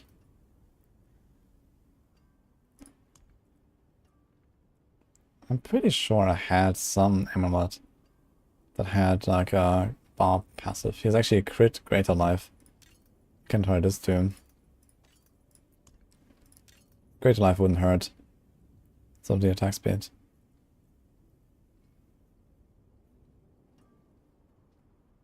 Good try. So if you lock to 2 separate characters, one on the rogue to get a crit, and then one on the sword to get the movement speed. Kinda hilarious.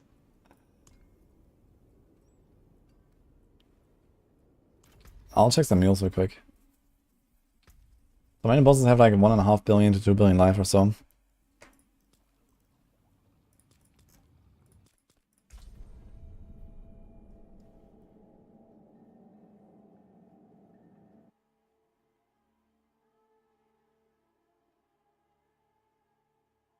Paragon, your shots are almost always up, keeping you safe with Spiraling Skin. Yeah, it's pretty powerful for sure. Okay.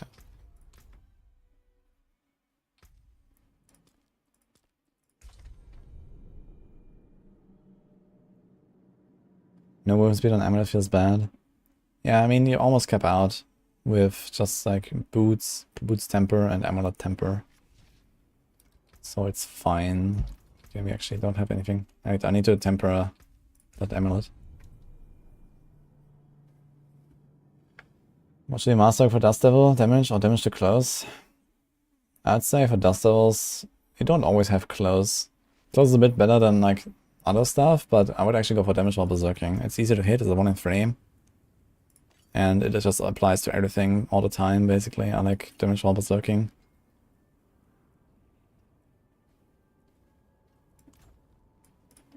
Need something forged?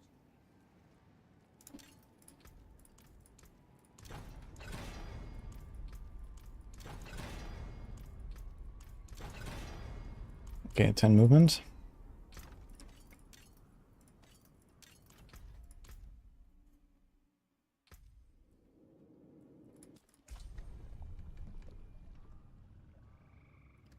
Can I give feedback for renown from hardcore and softcore applying to both?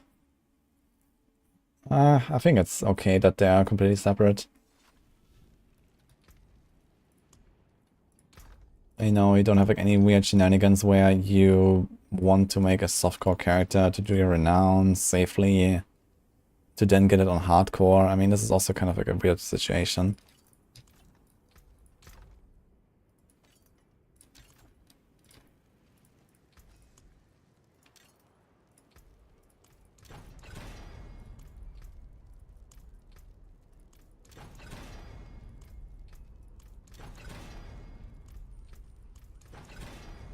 And it's dead.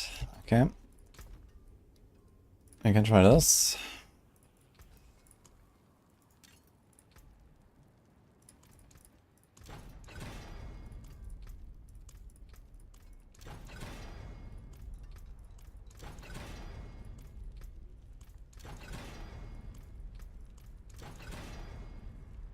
Same idea. Come back if you need work. Alright, we have 2 tries to get 1 and 3.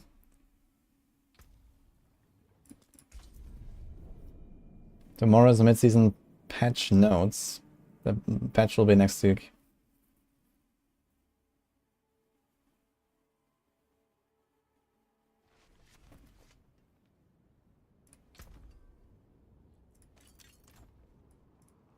Father bless. What do you need?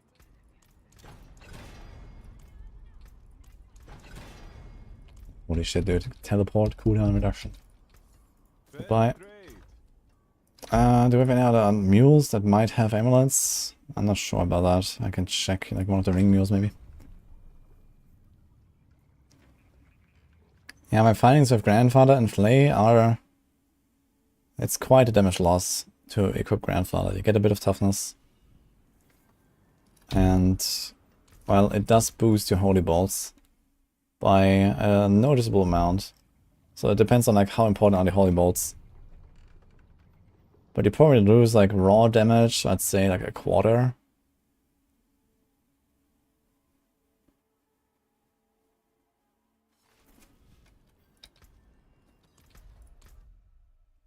It does not seem to change the stat priorities, so you still want quite a bit of one and only temper crit damage.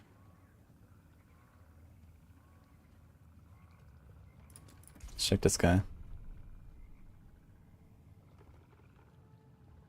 You follow tempering days on like a hit for bash bar for concussive strikes, I think it's good.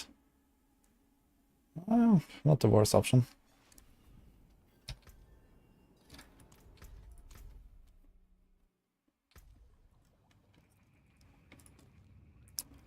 Thing is that at least if you're not like pushing very high, I don't think you're not really applying that much stuff. You know, like most of the time when I was like farming at least with bash, I was kind of just like 1 or 2 tapping most trash packs. And I didn't really get to like apply daze or stun or whatever, like stun from the seagrass, okay. And then you get retribution maybe. But yeah, concussive strikes, I felt like, okay, if you go push, high tiers, maybe. But the lucky hit is not crazy on a Barb with bash. You just don't hit enough, I feel. But you can do it. Especially if you have concussive strikes also having the chance. It seems like I don't actually have any amulets on my mules.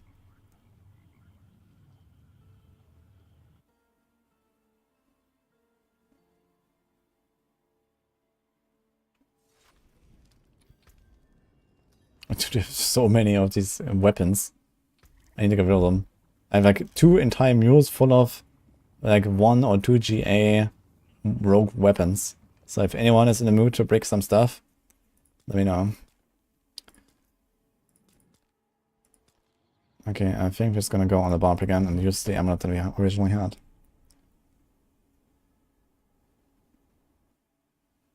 Same as Heartsinger, 50% natural for bash.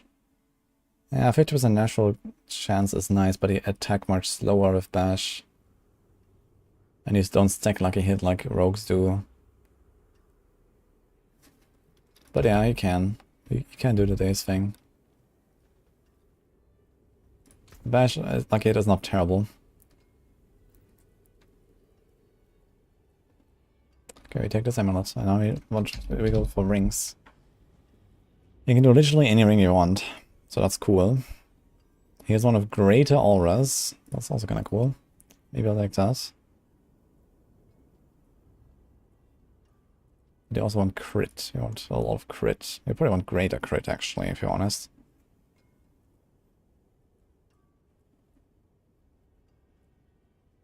Ooh. 890.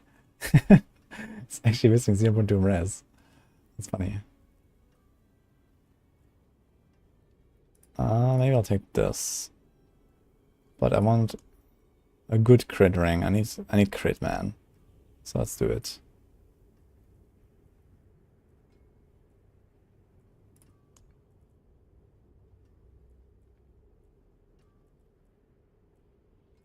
The good thing is the resistances do not matter whatsoever. Compared to, for example, rogues. This is tempered. Let's check some heals. When the odds that Victimize gets nerfed, pretty low, I'd say. You know, it'll be in Season 5.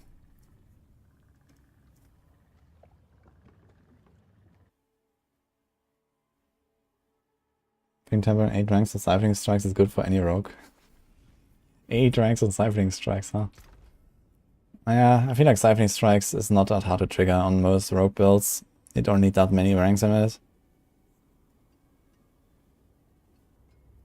I could run this one.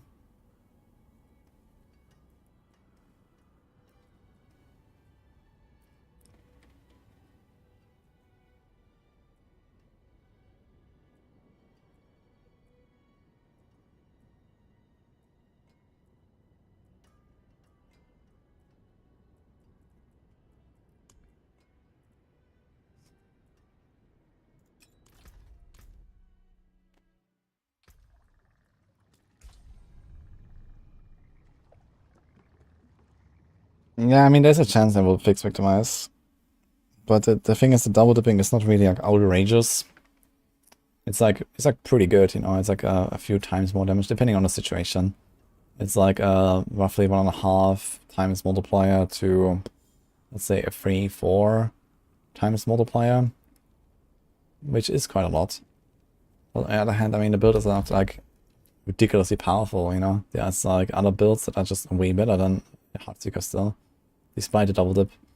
So I think it's like a somewhat low priority fix if they're not already nerfing, for example, a lot of stuff on Barb, gushing wounds and stuff.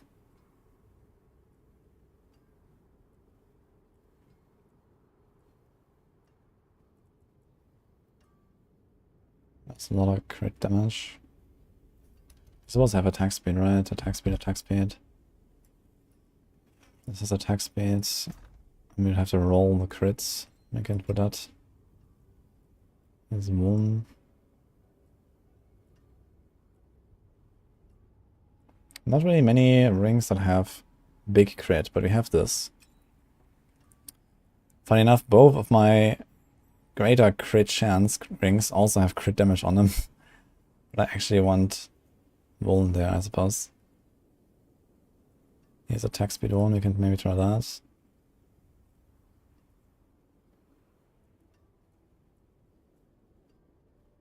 Here's attack speed of 1 as well.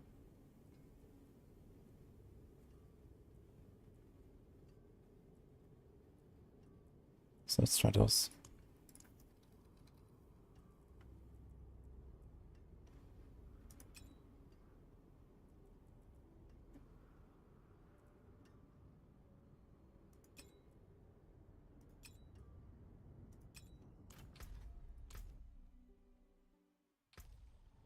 Yo, solo 420 forever. Hello, welcome to the game. Should work in every now on first things first. Make sure you max that out in all the 5 regions.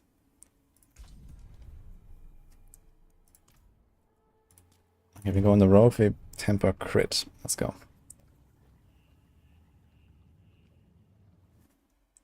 Track name is Endless Love from Ear Make.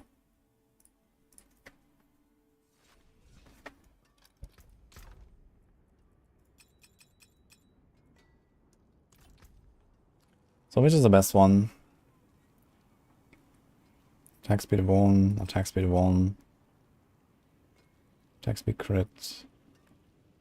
I mean, to be honest, I think I want the crit chance. Without great chance, we're not gonna get anywhere. Let's start with those.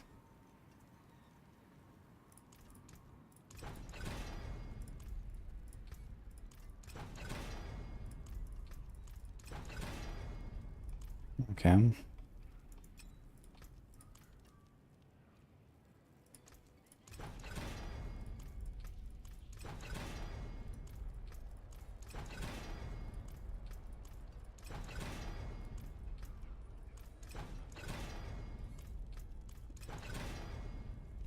The last one gave me a crit, but now we have to YOLO.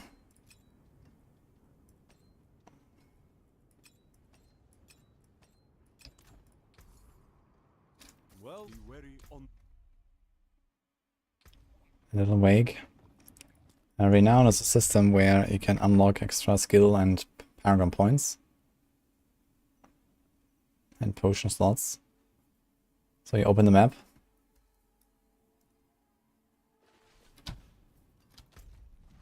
Press W. And this is the Renown. So you want to make sure you get all the altars. You explore the entire map. And then you finish it up with the strongholds. Each stronghold also has an altar. You can see them all here, by the way. And then the rest is to like a bunch of dungeons, bunch of quests, get your 5 unlock. And then you try to load the 100 in Nightmare Dungeons or Helltide.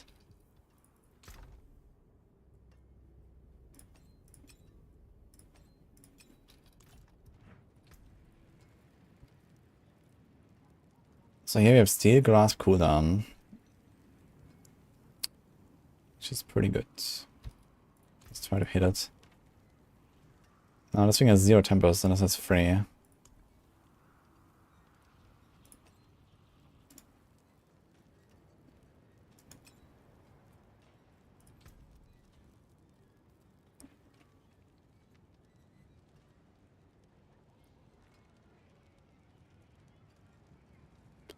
Do we need that much? We run Hectic, right? Yes. So every around 2.5 seconds I'll proc it probably. So my cooldowns kind of come back roughly twice as fast, right?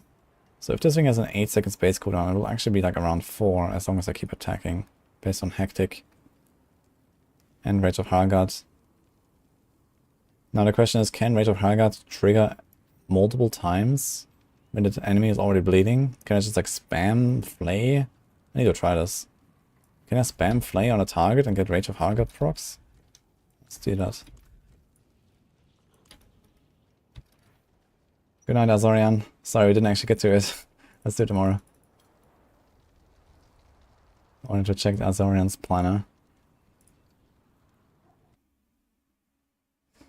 I'm not sure if there's a relationship between monster level and chance for greater affixes. I don't think so.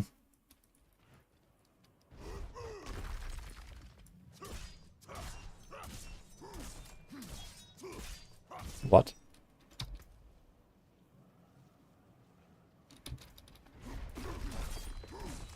Okay, there was a proc.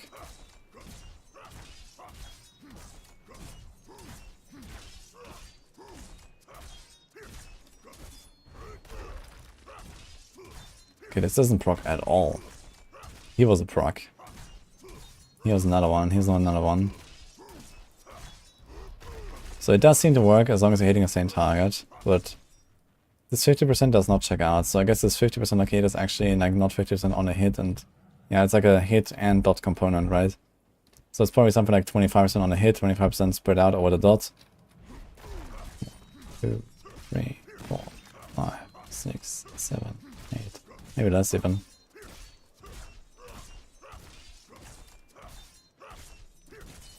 So Flay lasts usually 3 seconds.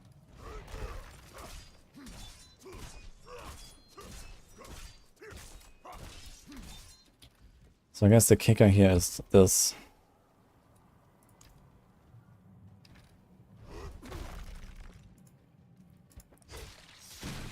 Boom. We get like 3 seconds off.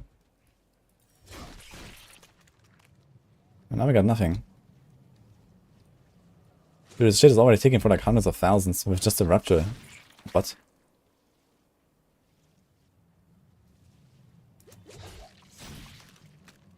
This does not seem very impressive, to be honest. This is 5 targets. It's not that bad. I mean, yeah, it does proc.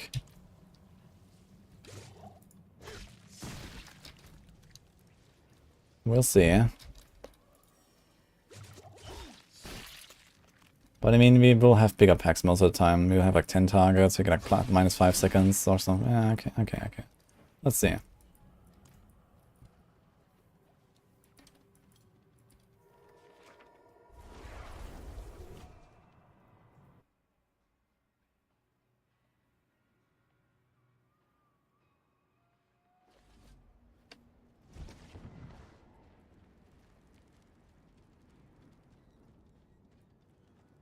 Yeah, I mean, I can definitely see the power of this. It doesn't seem to work very well with Flay, unfortunately. I was hoping we could get more procs from Flay. It seems to like not trigger very much. But okay.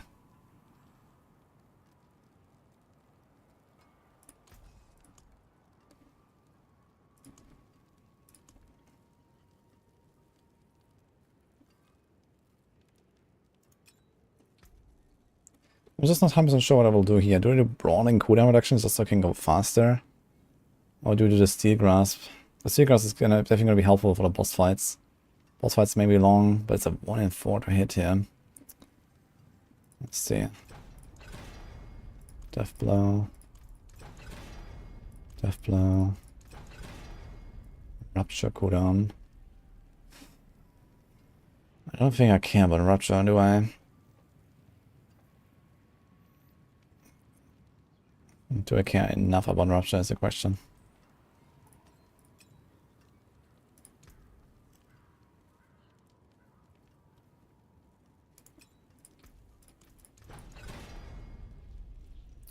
Weapon Mastery cooldown. So this is both skills. Okay, I will take that. This is Rupture and Steel Grasp. This has... Wait. This has Rupture.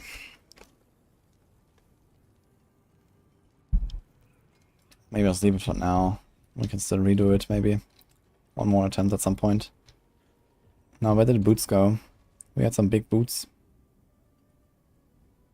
Here we go. Ooh, speed, man. They're not even masterworked. We already at how much? 161, man. That's kind of crazy. This is with the passive, actually? Yeah, the passive works in town, okay. So we are 39 away, or 24 with berserking up. Alright. Now there were some gloves. I wanted to double check, maybe got it better gloves. They have strength currently, which I guess is okay, but it should be one. But maybe I'm gonna have some nice greater affixes somewhere. Here's strength crit. We could do that one. We need crit chance, man. I would like to have some big crit chance gloves. That'll be useful. Here's attack speed and strength. Life. Attack speed.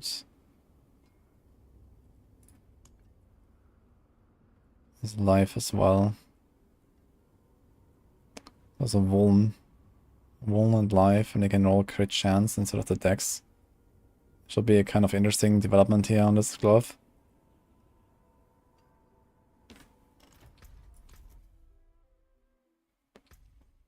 It can't cast much than once every 13 seconds. Yeah, true. You can kind of like delay it a long time if you want.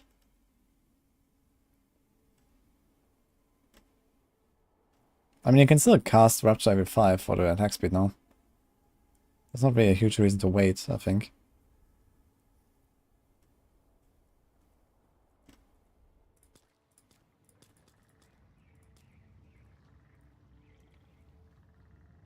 What did I want to do? Gloves. Do you have a glove mule? I don't have a glove mule, actually. So these are all the gloves I got. Never mind then. Go back on the Barb.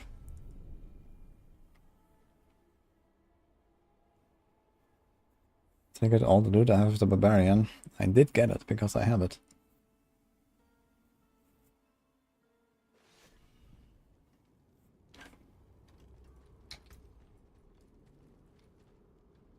Alright, so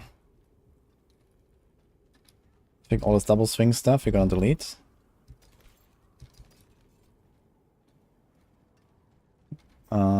We can save this one. We can save this one. I'm not sure if we're gonna do anything with these, but we'll see. Jens can go here. This can go here. Yeah, not gonna do any fury per second shenanigans. Shaco with this. This is also damage while berserking, strength. Chance to stun temper. Let's just get rid of this.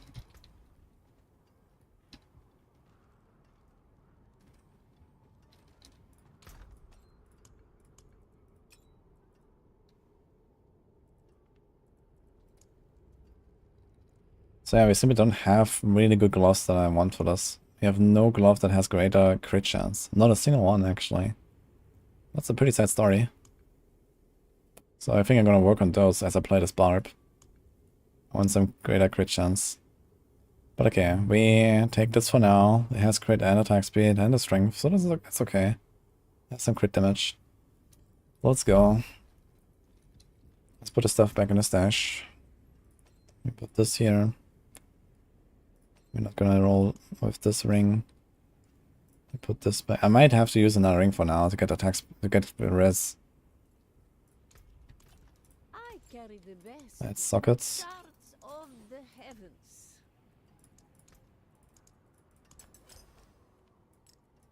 So how much res is this?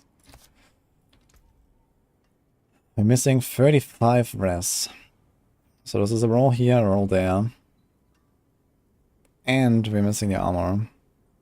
So actually I should probably have to roll the strength here to armor or something like that. I have to roll this life.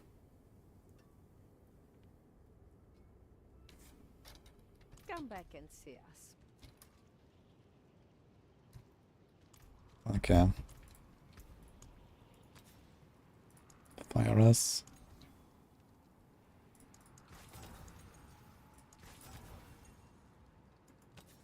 I think it's next.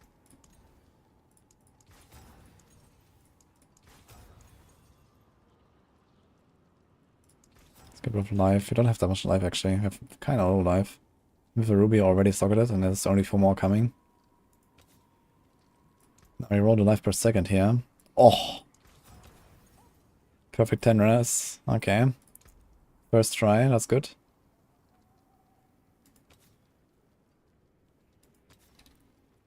Let me double check for the flay pants. I'm not sure if I got a +4 already. Maybe I have a +4. There's nothing here. Okay. I can check the move.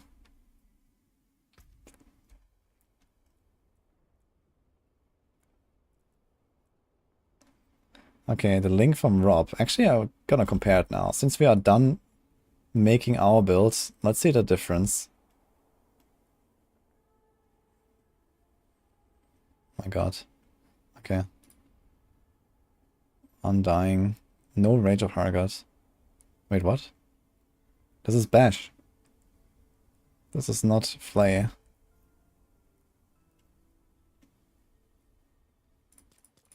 We're doing Flay.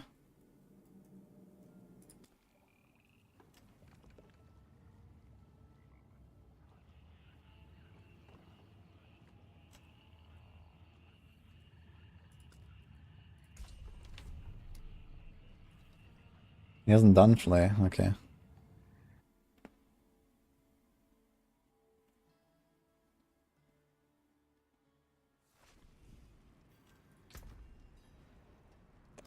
Alright, let's see what he got. He's a beautiful, account bound, greater dex, greater heartseeker pants. F.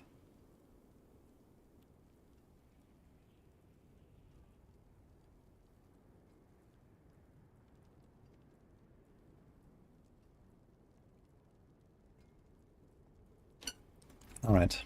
We use the pants we got and hope to roll the res. Would be some money, yep.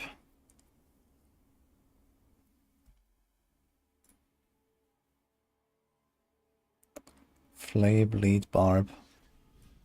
So he hasn't actually played it, but he has to set up here. 11 days ago. Inner Calm two-handed. Interesting. And he's going Iron Warrior over Might. That's a very strange choice, I think. Moonrise. Ah, never mind. This is dual wield. Inner Calm. Never mind. This is dual wield. This is two-handed. Okay. So this makes sense. Want on Rupture on the two-handed. That's interesting. I guess you can do it more often than... So why not? Bold Chieftain. Yeah, I have like the charge leap stuff. In fact, he has neither charge nor leap. So there's like more for pushing, I think. It's like a push build. Challenging and Warcry. Okay. Yeah, this is like not for farming, this is more for pushing. Yeah, it makes sense generally. Any surprises here?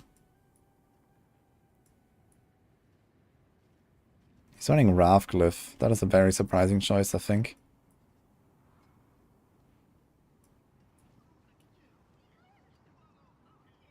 And he's not going through this board. Missing out on a Bleed DR and on an additive. Instead he's going for Bone Breaker and picking up the life. But doesn't buff it.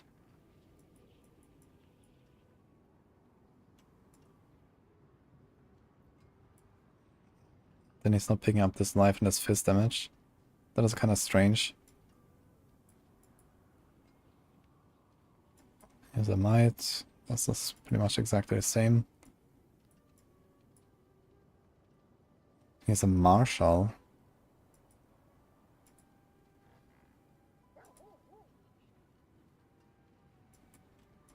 So is he not running Undaunted or Territorial? I mean, Marshal is an option. But not even running the Undaunted? Yeah, he doesn't have Undaunted. I mean, it's Barb, but still. Okay, anything surprising here? So he's running with the toughest nails.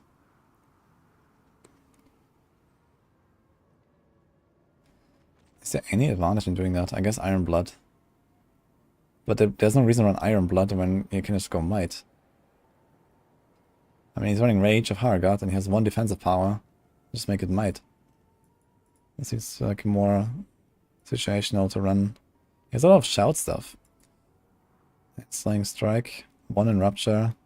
Yeah, I might take out points of Rupture. I think this is not necessary to have 5 points. So I can do Slaying Strike too. And we probably want to go more Thick Skin as well. Else this is pretty similar outside of the different skill choices. Okay. Yeah, Marshal I will try. It doesn't really seem necessary. Like, he has a lot of shout stuff here. Bold Chieftain and Marshal. But for what? I mean...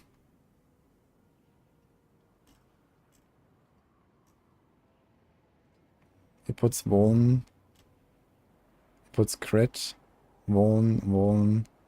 Crit. Vuln, Vuln. So he kind of like mixes it. But he tempers Crit everywhere.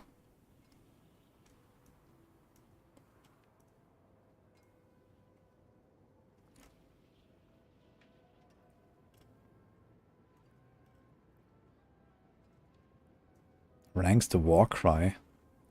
What? Dude, not even movement speed?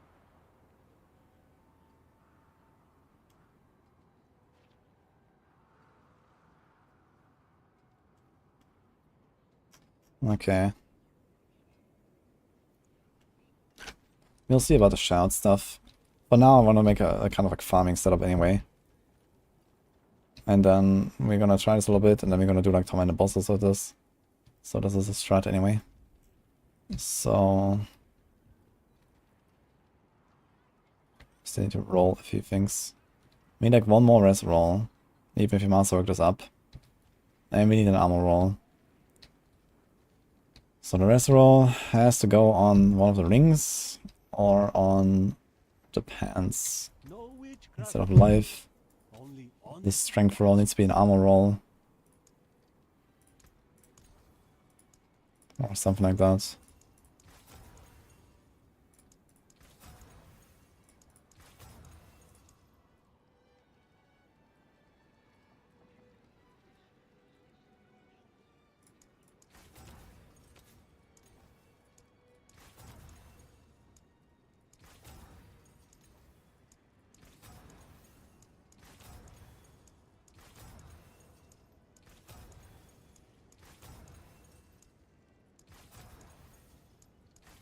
Fucking hell.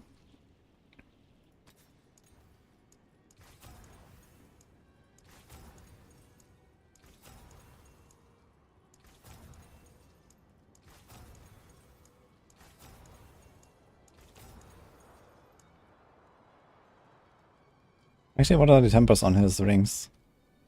Did I close this already?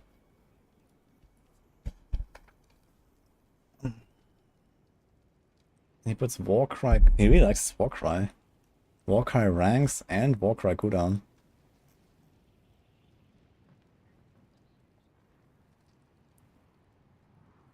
I mean, more Warcries means a bit better berserking uptime. But we already see grass quite often anyway for the bone and stuff. And we have a lot of berserking duration, I guess, from Paragons.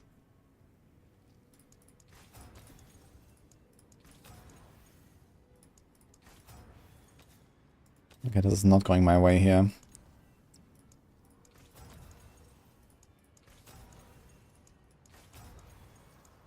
Here's armor. It's just kind of far off from enough.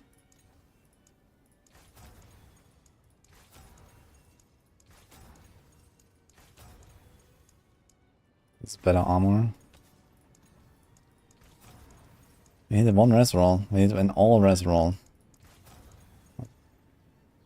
1640. This is even more armor. Let's do this.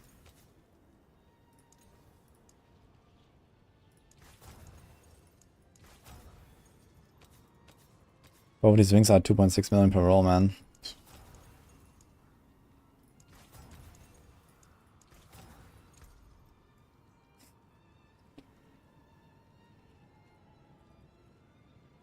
I think I might have to go for this ring, honestly.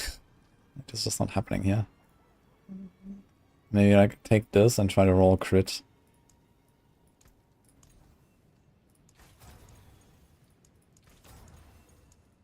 For starters. Maybe before I roll it too much though, I should try not to break it.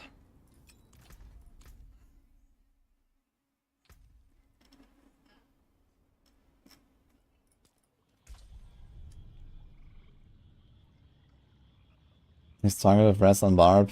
Yeah, he either got 2 or 3 orders rolls basically on Barb and then I try to masterwork it a bit. Then it's kinda okay.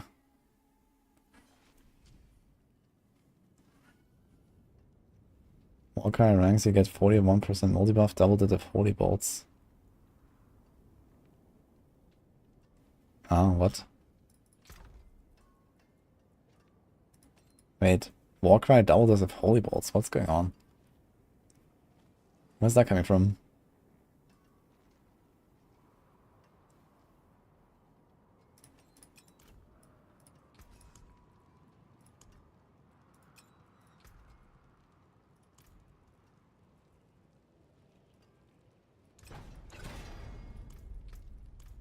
Yo, Chronix, thanks man.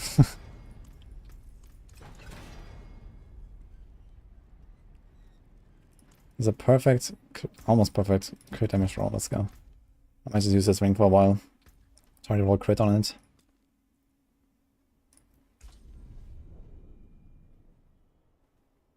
Warcry double dips for Shatter on Sorc.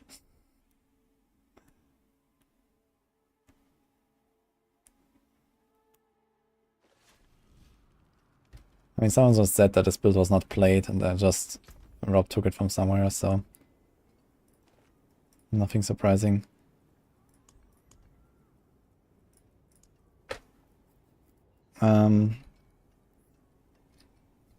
We have the ring here, right?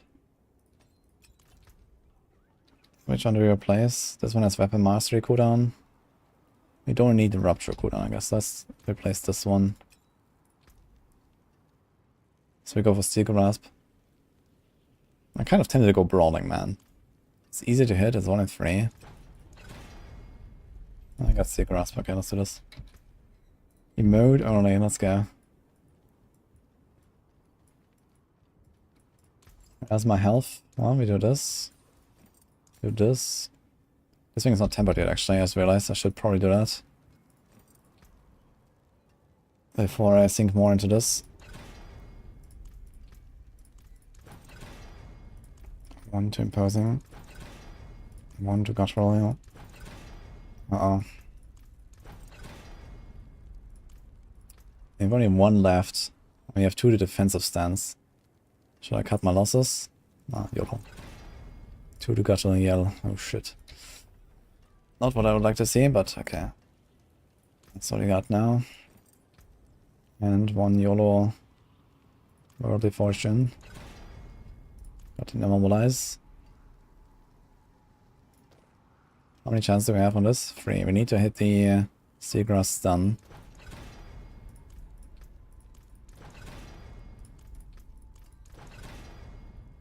Okay, we hit that at least. And now we need to hit a stun chance. It has 4 tempers. So what can go wrong? There's a freeze. There's a stun. Let's take it. And gut roll yet is kind of shit. So I have no ranks to martial or to imposing. And we have this. I really like imposing, but okay. So guess I have to get another pair of pants at some point. It's not the craziest.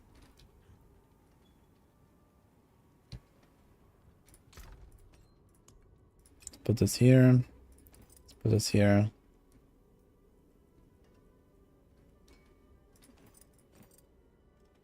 This thing has 2 tempers left. Oh, wait a minute. He has another pair of pants. A flay. I actually have 2 of them. Not great at all. We go again. 1 to control yell 3 times. 2 to defensive stance. 1 to control yell. And 1 to martial. Bye.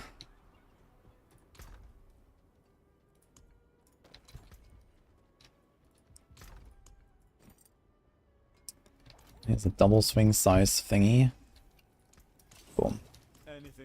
Okay, many volume damage gems. I'm blue. Die. Shards of the another time. Bam. Bam. Got a diamond. No diamond here. Bam. Okay, I'm missing 10 rest actually. So we have to master this thing all the way to 12, which we will, because it's a really good boots. And we have to hit it twice. And then I'm still a little bit off. And that scares me. How the hell did that happen? Ah, wait, we're gonna master this up as well, so we're gonna be fine actually. Maybe hit this once and this twice or something.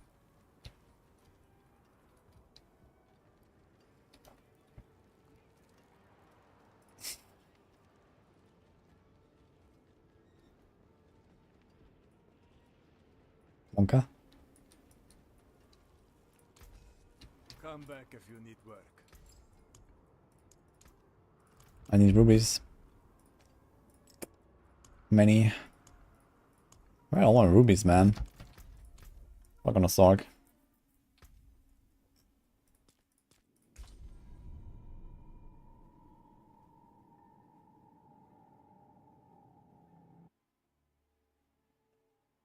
The stun on steel grass temper can also stun you. Wait, what? Wait, how? Oh, let's stun you.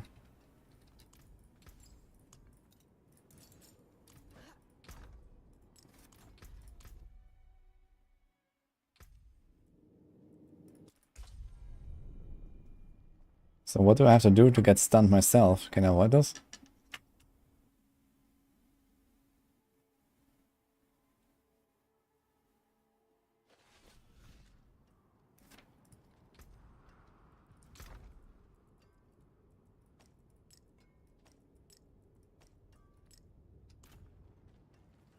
Self-stunning back. If you grass a big pack, you get stunned. What? I've not heard about this. Is that true? That sounds ridiculous. So you have it on the glove. I mean, you can reroll this once to like any random stun thing. But man, this is such a good thing. 1.2 seconds. If you pull a big pack, you can't move instantly. Okay, moving is not the same as like, yeah, if you pull a big pack on you, you can't move because you have a lot of enemies on you. But are you actually stunned? Like, can you actually do anything? Can you evade out of it? Can you like, attack? This has something to do with the temper. It's just the monsters getting you stuck.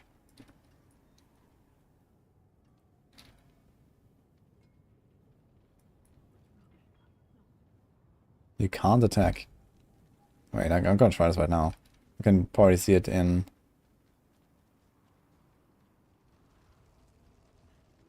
Can you see it on target on me?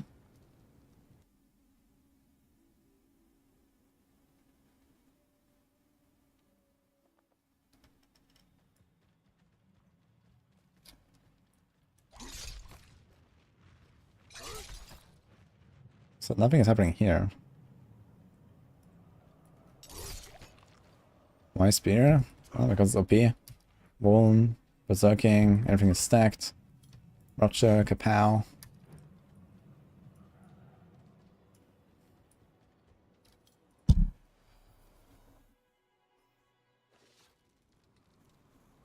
Is the dummy reliable test subject? Not really. Sometimes.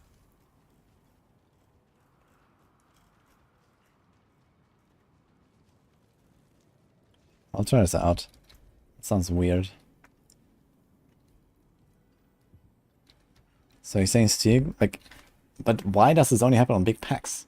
Like, it doesn't actually apply a stun to you. Is that what he's saying? Like, if I'm unstoppable, is everything fine? If I have rallying cry, everything is fine? Or what?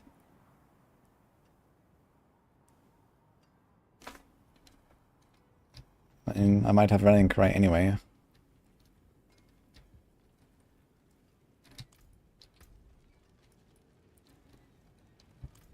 Need something for it? I mean, it's generally not going to be unstoppable, I guess. So that's one thing to remember here. Let's do this. Okay, so what do we want to do? I have rapid here.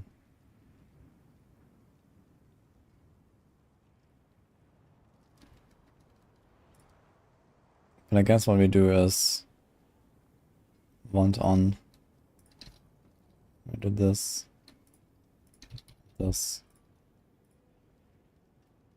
13 seconds, kind of big.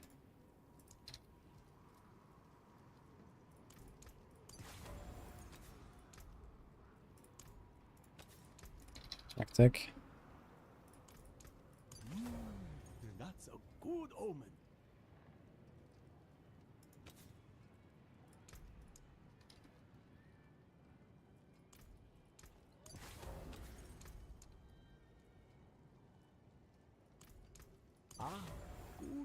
One was actually 12 and a half.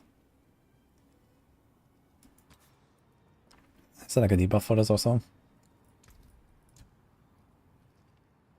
So this is a Skull Breaker. Attribution, Edge Master. I'm not so sure about the Skull Breaker, but we'll see.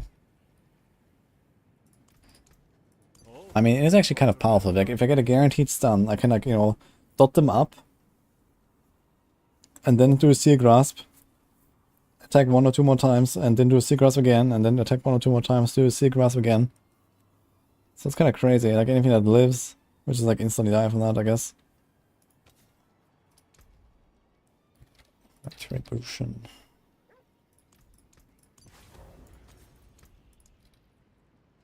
Instead of Retribution, I can do elements. Bear Clan. And adaptability.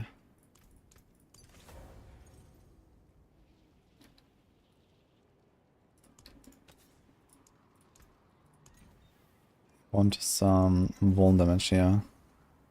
Got a minimum crit roll. There's a maximum percent damage. No, actually not. Yeah, I need more vuln, man. Whoa. That was a sad story. It's just a normal weapon, so... He's life per hit. Can I get away with like a life per hit roll? Not really, right? We're not really hitting much. I mean, on a big pack, okay, everything bleeding. Let's say we tick like 10 bleeds per second. Like 2 times on 10 targets. That's like 20 life per hit procs. That's like 600. No way. So. It's 38 vuln. That's 35 vuln.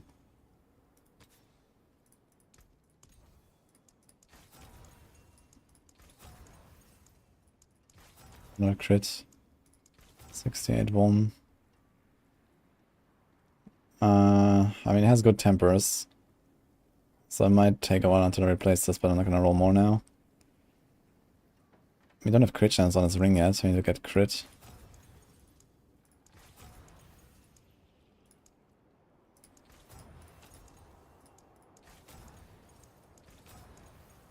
Dude, this Barb has so little life.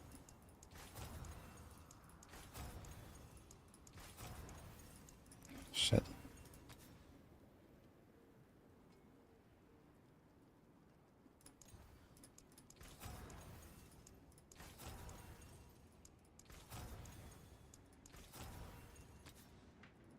I mean, actually have life roll on our neck, man. To the brute force. Wrong passive. Now we roll res.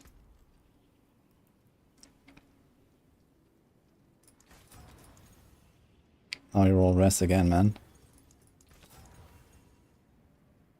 To the duelist. This is the one-handed thing, right?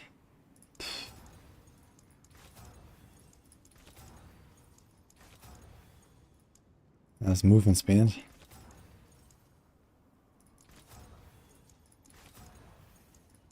.7 strength.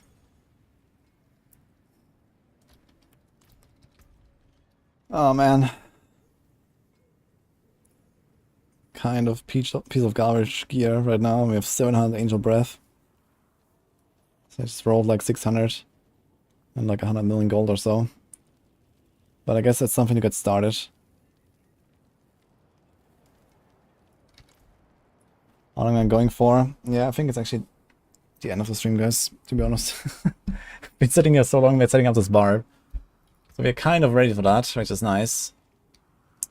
But I think I'll go. I'm gonna wink for Sidronic.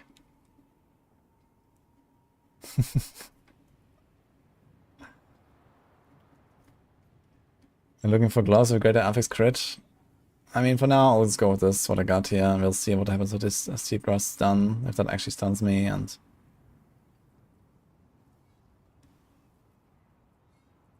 yeah, I need to try this out tomorrow, so I still have some work to do. We're almost done. I need to like masterwork a few pieces and stuff, and then I guess we'll see.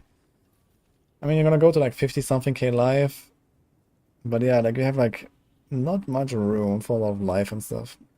I guess realistically, we're probably gonna have so much damage that we don't really care that much about getting so much on the rings. We can easily go for like a life roll on the ring and all that. Just go to like crit attack speed, maybe 1 or 2 crit rolls, or like we have the crit tempers basically, just like a bunch of vuln rolls. You have the weapons for that, so it might be okay. Just like a roll, vuln, but not necessarily even put it on rings. You have to fix that tomorrow though. Yeah, we're lacking some defense, some good gear, but it's something to get started at least.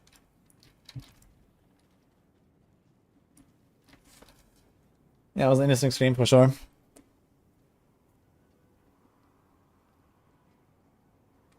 Nah, I have not actually done any runs yet. We are basically done setting it up and we'll try it and we'll see how it goes. But that will be tomorrow, guys.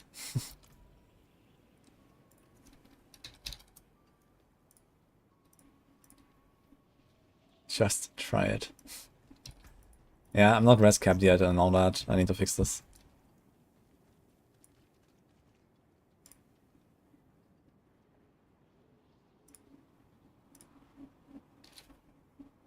Okay, that was fun. Can we raid someone?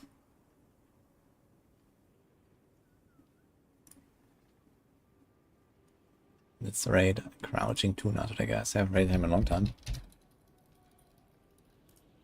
One of our PoE boys on max roll. It's doing Elden Ring right now. Actually, Elden Ring is soon, right? Like a week or so. So that's gonna be fun.